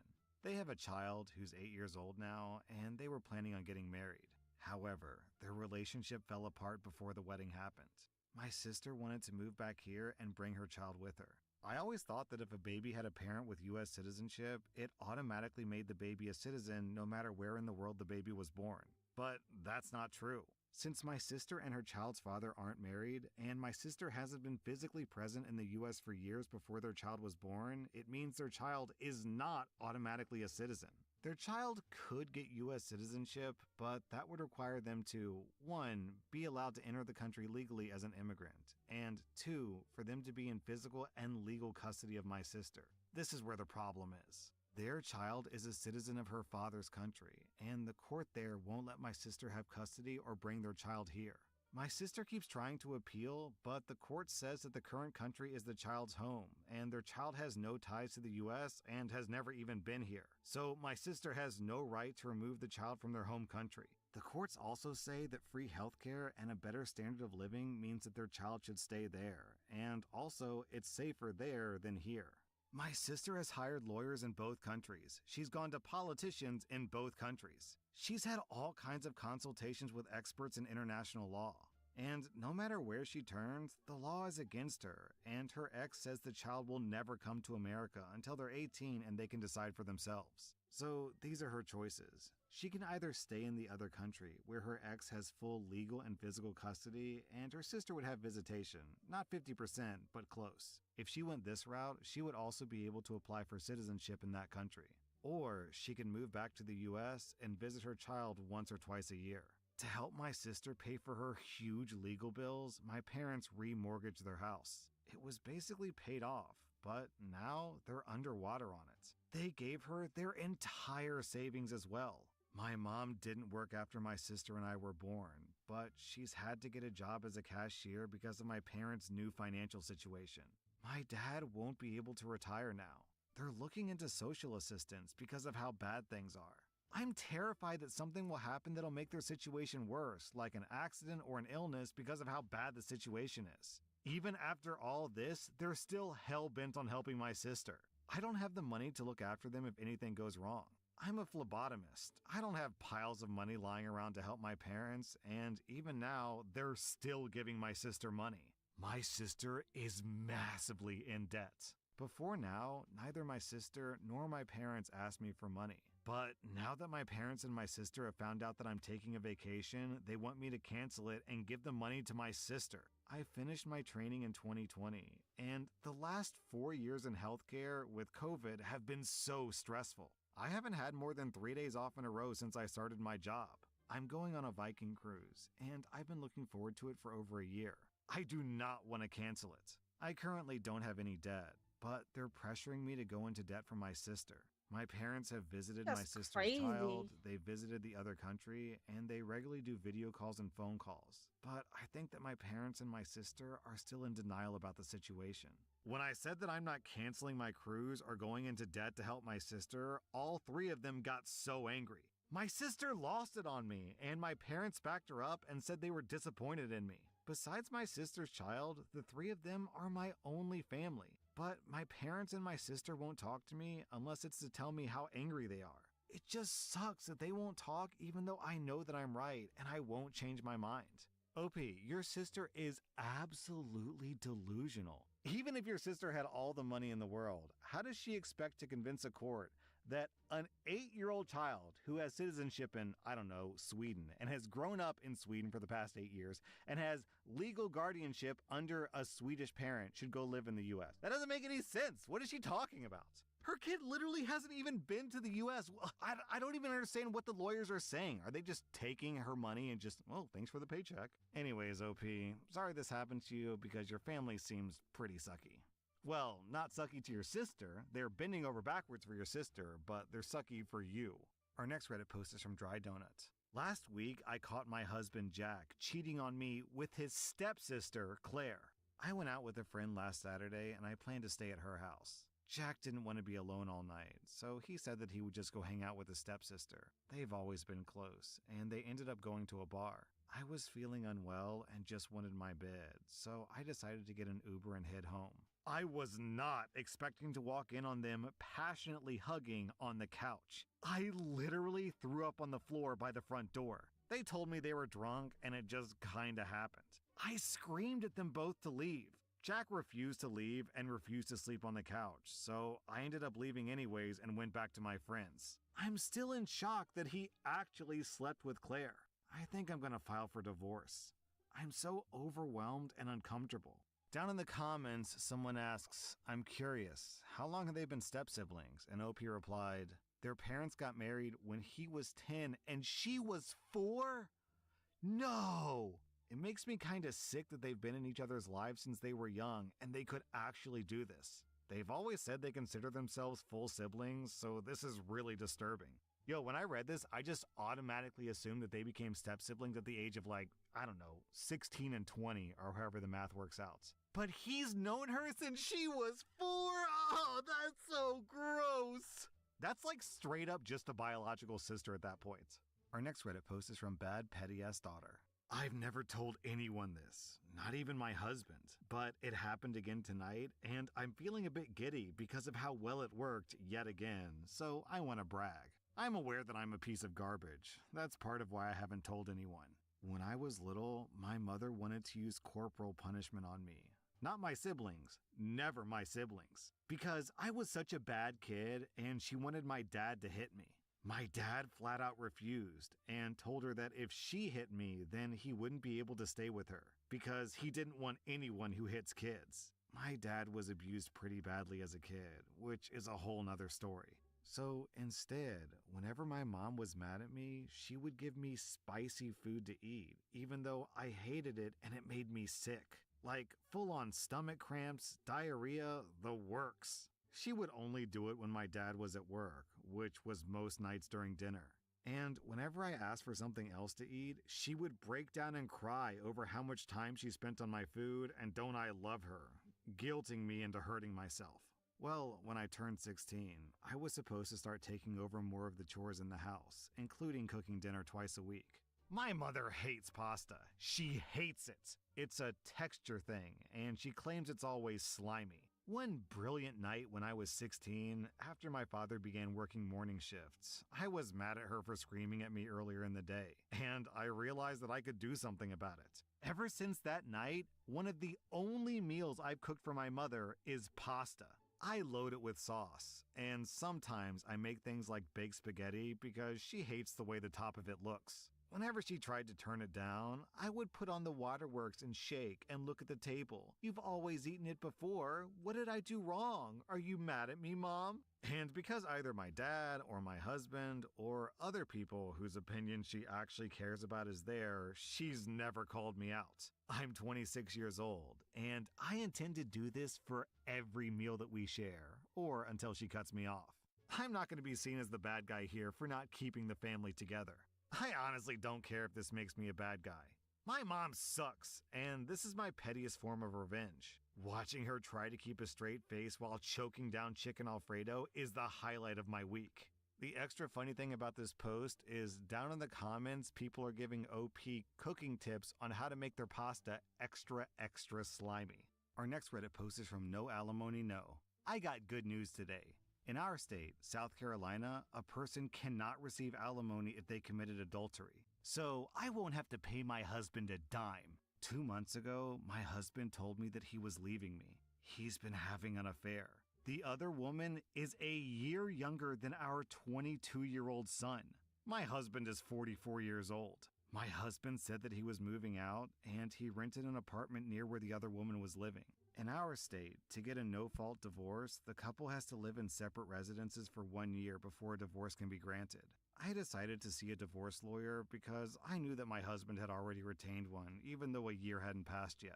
The lawyer I consulted said that the law forbids someone from getting alimony if they committed adultery. No exceptions. Also, I'm able to file for divorce because if you file on the grounds of adultery, you don't need to live separately for a year. So I can file immediately. I also learned that adultery can affect the division of assets, and if he spent our money on her, it could cost him. I have proof of the adultery. My husband gave it to me himself. My lawyer says that I have more than enough proof. If it wasn't for this law, I would end up owing him thousands of dollars a month, and I might have even been ordered to pay lifetime alimony because we've been married for 24 years, and there is an income disparity. My income is about 4 times what his is. My husband also doesn't know about the adultery law. After a string of bad days, this was welcome news. So, what do you think the odds are that the 21-year-old girl is going to stick around with the 44-year-old once she realized that the money that he thought that he has isn't actually his? That was r/off my chest, and if you like this content, check out my podcast where I publish the exact same episodes. Also, hit that subscribe button because I put out new Reddit episodes every single day. Welcome to r/Am I the Devil, where OP ruins his marriage with one of the most awful racist comments I have ever heard in my life. Alright, this next post is a two-parter. First, we have a post from the wife, then we have a post from the husband. So the first post is from r/Am I the Butthole. Am I the butthole for asking my fiance to pay a bride price?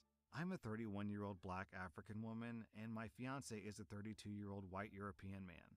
We've been dating for 7 years. I came to his country to study, and I've lived and worked here ever since. Ever since we started dating, he took such an interest in my culture. He asked me to teach him my language, my culture, and we've been to visit my home country a few times. He asked me to marry him last year, and I accepted. We're currently planning our wedding. I mentioned that we would need to account for my family back home. We could have the traditional wedding in my home country and a white wedding in his, since we don't want to ask anyone to fly and get visas, etc. The issue came when I mentioned him paying a bride price, something he scoffed at. To be clear, calling it a bride price is misleading because there's so much more to it than the money that changes hands. It's a time-honored tradition that blends two families into one, and it's something that I've always wanted to do when you get married. For future reference, this bride price is called Aurora.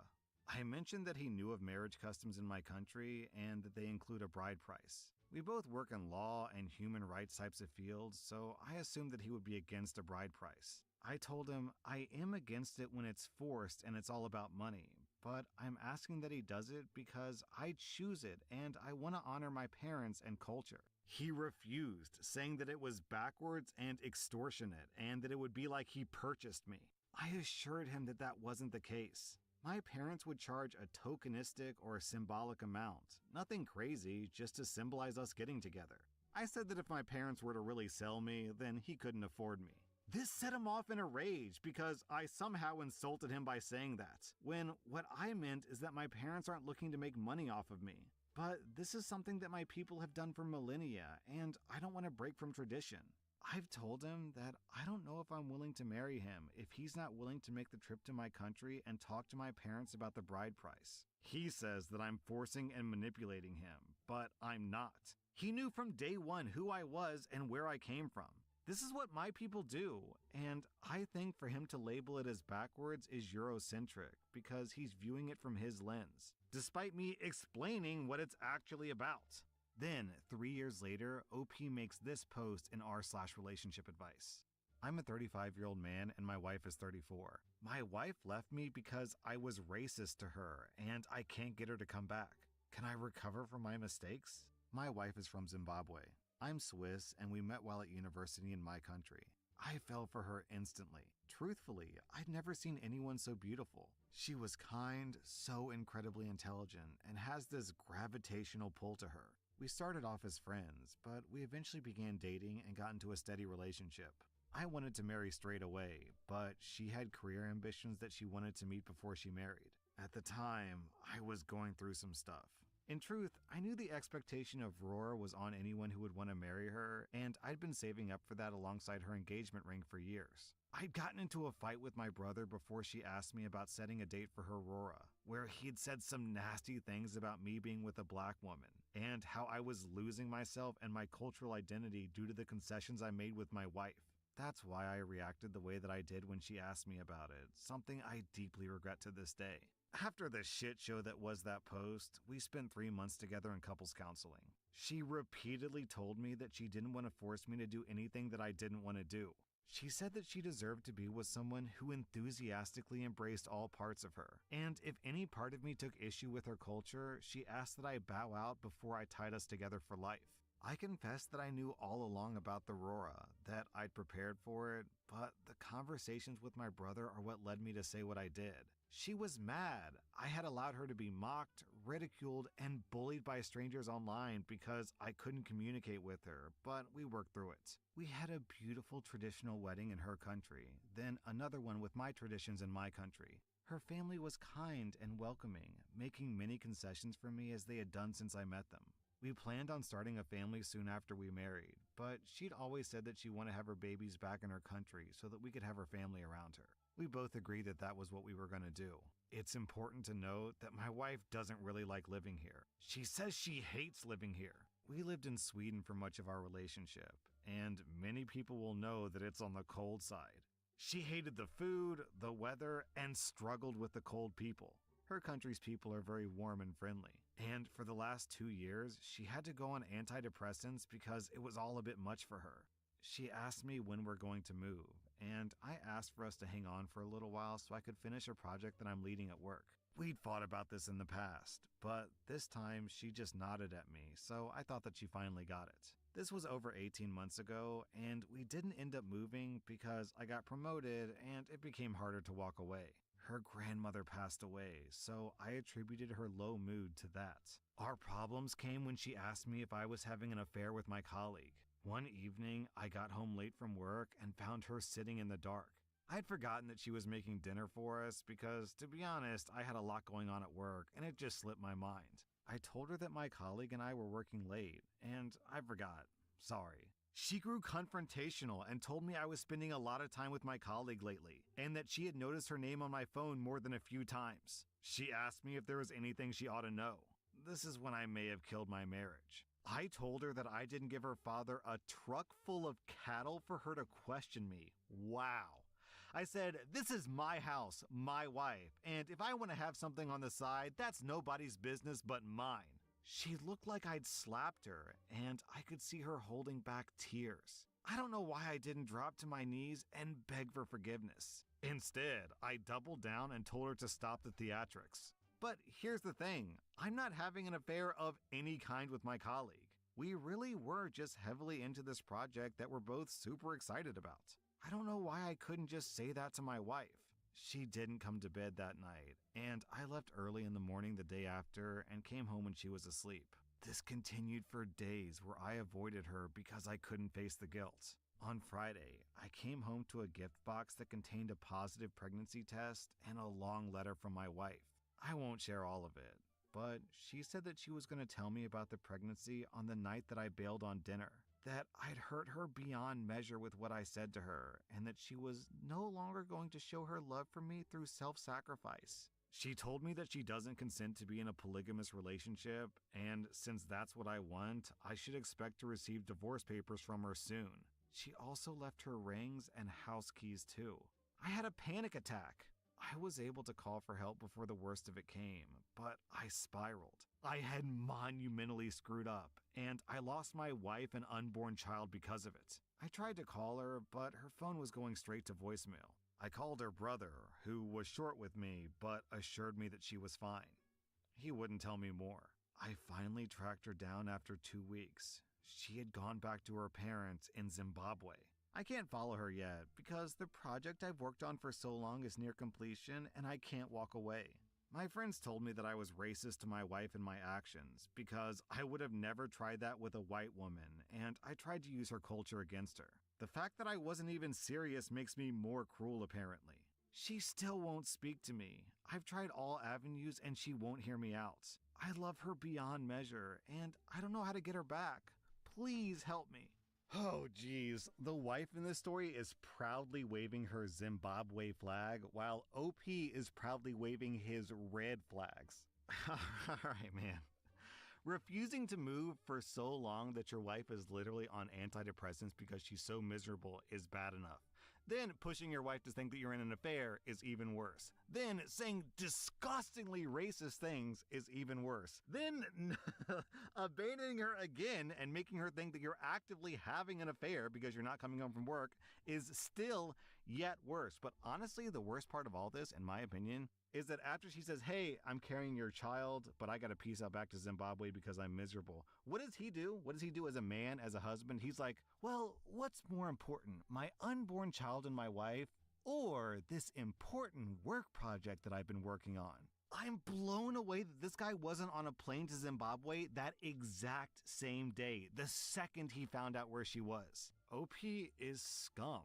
And worse than that, he's racist scum. Our next Reddit post comes from r/am I the butthole.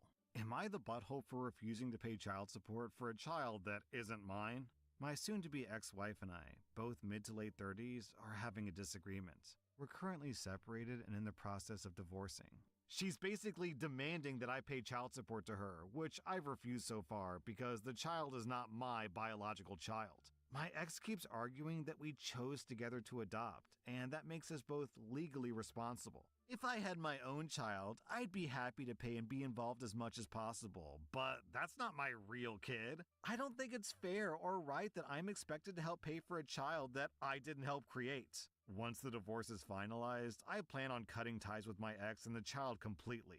I've been talking over this issue with my friends and family, and opinions are split. Half say that I owe my ex and that kid nothing. I should move on and never look back.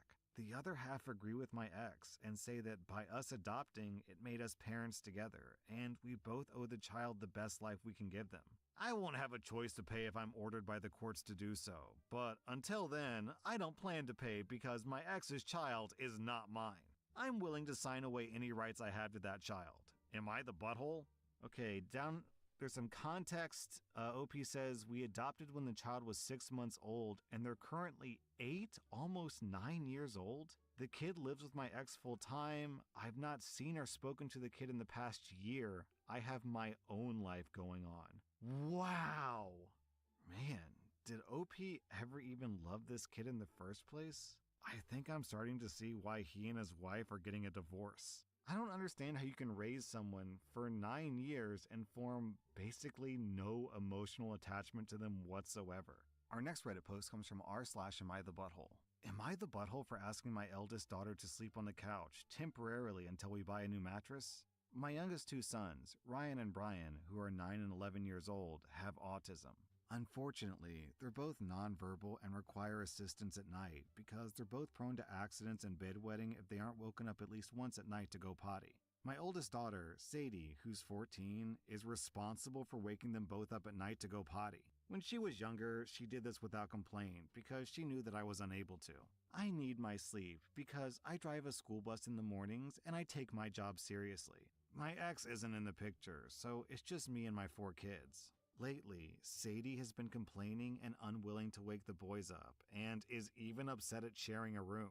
She doesn't understand that her older brother, Aaron, who's 16, has his own room, as I find it inappropriate for all 3 boys to share, and that, unfortunately, in our current economic position, we can't afford to move to a home with enough rooms for everyone. Anyways, this has been an ongoing battle for some time now, and apparently Sadie messed up one night and didn't wake up the boys, which led to Ryan having a huge accident and pretty much ruining his mattress. I have to wait until payday, and since I can't trust Ryan on the couch, I asked Sadie to give her bed until I can buy him a new mattress. Big mistake. Sadie has thrown a massive tantrum, stating that she hates having to clean up after the boys when they go potty, and that she's too tired in school because she has to wake up at night. She also said some hurtful things about me favoring Aaron because he doesn't do anything potty related. The thing is, Aaron has a part-time job and helps with the bills, and he makes sure the boys are on the bus. So it isn't favoritism, she's just better suited for the more sensitive stuff. Here's where I might have been the butthole. I told her that she didn't have a choice, and that family sticks together, and that we're all making sacrifices. Sadie has been sullen ever since, and it's been making me think that perhaps I'm in the wrong. Reddit, am I the butthole, or are we just a family down on their luck at the moment? Yeah, they're down on their luck because they have a terrible parent. Opie, you literally are showing favoritism to Ryan. You're just sexist, man. I don't know how else to say it. So apparently it's inappropriate for 3 brothers to share a room, but it is appropriate for 2 brothers and a teenage girl to share a room. Yeah, okay, that makes sense. Man, this is just good old-fashioned sexism. It's literally just that Sadie's a woman, so OP thinks that Sadie has to do the woman work because OP doesn't want to. And she doesn't want to make her son do it because, well, he's a boy, and you can't make boys take care of kids because that's woman's work. Our next Reddit post comes from r/am I the butthole. Am I the butthole for participating in my neighborhood's Easter egg hunt that was meant for children? I'm a 25-year-old woman, and I've always loved Easter, and my family would participate in egg hunts every year as I was growing up. I also love Easter candy, which makes the hunts even more fun for me. I recently moved to a new city with my partner, who's 25, and we saw that our neighborhood association was throwing an Easter extravaganza. We thought that this would be a good opportunity to get more involved in the community, so we signed up to volunteer. I asked the president of the association if I could also sign up for the Easter egg hunt due to my love for the holiday, and she said that it'd be fine. Turns out, nobody above the age of 10 had signed up, though I thought that it should be okay because there were like 70 kids participating, so my presence wasn't super obvious. A lot of the kids' parents were staring at me by this point, but I brushed it off. When the hunt began, I didn't mean to go too crazy, but after I filled my basket, then looked back, my path was marked by a clear swath of eggless grass. Some of the kids definitely didn't get as much candy as me, but everyone seemed happy enough. As I made my way back to my partner though, the parents were making comments that they knew that I would overhear about how the egg hunt was for children. My parents suggested that I give back some of the eggs, so I returned some to the kids who were nearby until enough parents seemed to be off my back. However, I didn't want to give every kid an egg because that would take too long, and I would basically run out. Nobody else said anything before we left, but in the weeks since, I've seen some of the parents and they've been much colder towards me. Am I the butthole? Yo, OP literally stole candy from babies and then is like, am I the butthole? That was r/am I the devil, and if you like this content, check out my podcast where I publish the exact same episodes. Also, hit that subscribe button because I put out new Reddit videos every single day. Welcome to r/Best of Redditor Updates, where we have one of the messiest, drama-filled stories I have ever seen in my life. Our next Reddit post comes from r/wedding shaming. Okay, so this girl I know from high school is getting married. We're both 22 for reference. In our senior year of high school, she got pregnant with baby daddy A, who we'll call Adam. Her super conservative parents kicked her out, and she ended up moving in with a friend's family. She barely graduated high school. The only reason she did was because of the generosity and support of our teachers and students who volunteered to help her, which is how we met. We were in the same law class in the morning, and she had the worst morning sickness that really affected her ability to be in class. So I took extra notes for her, tutored her, and brought her stuff if she didn't come back by the bell. I wasn't the only person who did stuff like this for her, and I know she really appreciates all the assistance that we gave her. She had the baby a month after we graduated. She signed up for a 911 dispatcher course for after high school because where we live, it's a good steady job with opportunity for certificates and promotions. But she didn't realize how intensive the course would be and had to drop out. She started working at a grocery store bakery just until she had a better plan. Adam started an apprenticeship while working part-time at a hockey rink and proposed to her literally the day of her 18th birthday. And he brought up marriage because it's the right thing to do. And she was always refusing. She started cheating on him after a while. And she eventually left him for another guy because she's pregnant again. And it's far more likely that this guy, baby daddy B, Brad, is the father of this child. Neither of them can afford lawyers, so getting any kind of custody agreement is a mess. And then their parents got involved and they did a 50-50 split. She had the baby, which turned out to be Brad's, and everything was okay for about 9 months. Until she found out that Brad had been cheating on her with his teaching assistant. Brad decides to just pay child support, but doesn't really want contact with the kid, only around holidays and 1 weekend a month for his parents' sake. She moves back in with her parents. By now, we're all 20, and they will only accept her back because there's grandkids around. On the plus side, after she turns 21, she gets to take that year-long dispatcher course and passes with flying colors. After working as a dispatcher for a year, at this point we're all 22, she meets a police officer, Chad, who's 26 and married. Also, by the way, he's Adam's second cousin.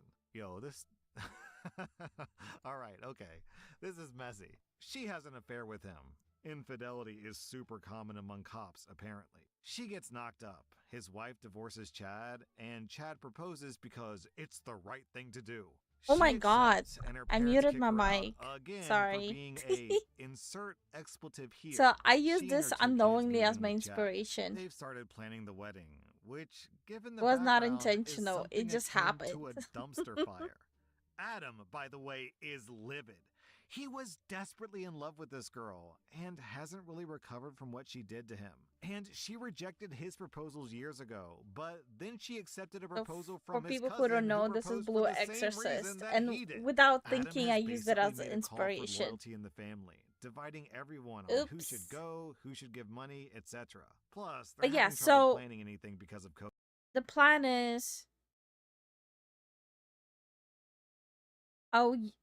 I'll finish mine, rig her, and after that, so I don't make the same mistakes I'm making with mine. After that, I'll be drawing Zen's. That way, I won't be making the mistakes. And I actually think it's a good plan, so I can avoid the mistakes. Yeah, this is it for today. Sorry if I was quiet. Keep in mind that was because I apparently muted my mic and I was too much in the zone here. It was not intentional. Let me see how it looks. Oh yeah, that's the stuff. That's definitely the stuff. Yeah, so I'll be back with an art stream on Monday. I will continue drawing it over the weekend, but I will not be streaming it. That's because I'm not 100% sure I'll have time to draw it. And we'll be back in the evening with Zen. Thanks for watching. See you guys all later. You came a long way each day. Hell yeah.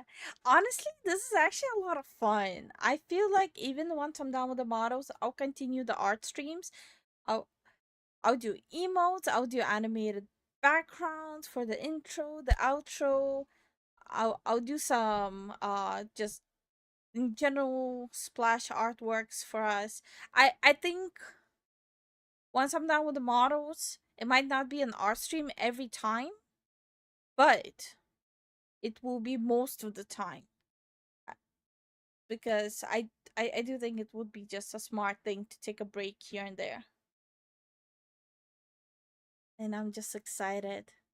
Soon, instead of me, you guys will just see this. Rigging is gonna be fun. And I do like how the eyes came out. I might add a splash of red into it though. See you later. Bye. Let me show you how to keep the dice rolling when you're doing that thing over there, homie. Hey, let's go! Cause I'm feeling like I'm running and I'm feeling like I gotta get away, but I know that I don't and I won't ever stop, cause you know I gotta win every day. See if you really wanna pop me, just know that you will never flop me. And I know that I can be a little cocky, you ain't never gonna stop me. Every time I come a nigga gotta set it, then I gotta go, and then I gotta get it, then I gotta blow, and then I gotta shut it. Any little thing a nigga think that he be doing, cause it doesn't matter, cause I'm gonna then I'm gonna murder everything and anything about a boom, about a thing. I gotta do a lot of things to make it clearer to a couple niggas that I always win, and then I gotta get it again and again and again. And I be doing it to death, and now I move a little foul, nigga better call up rapping. Everybody know my style, niggas know that I'm the best when it comes to doing this. And I be banging on my chest, and I bang in the east, and I bang it in the west, and I kinda give you more, and I will never give you less. You will hear it in the street, that you can read it in the press. Do you really wanna know what's next? Let's go. See the way we on it, and we all up in a race, and you know we gotta go and try to keep up with the pace. And we struggling to hustle and to set it and to get it, and we always gotta do it, take it to another place, gotta taste it, and I gotta grab it, and I gotta cut all through this traffic just to be at the top of the dome, but I know I gotta have it. Look at me now. Look at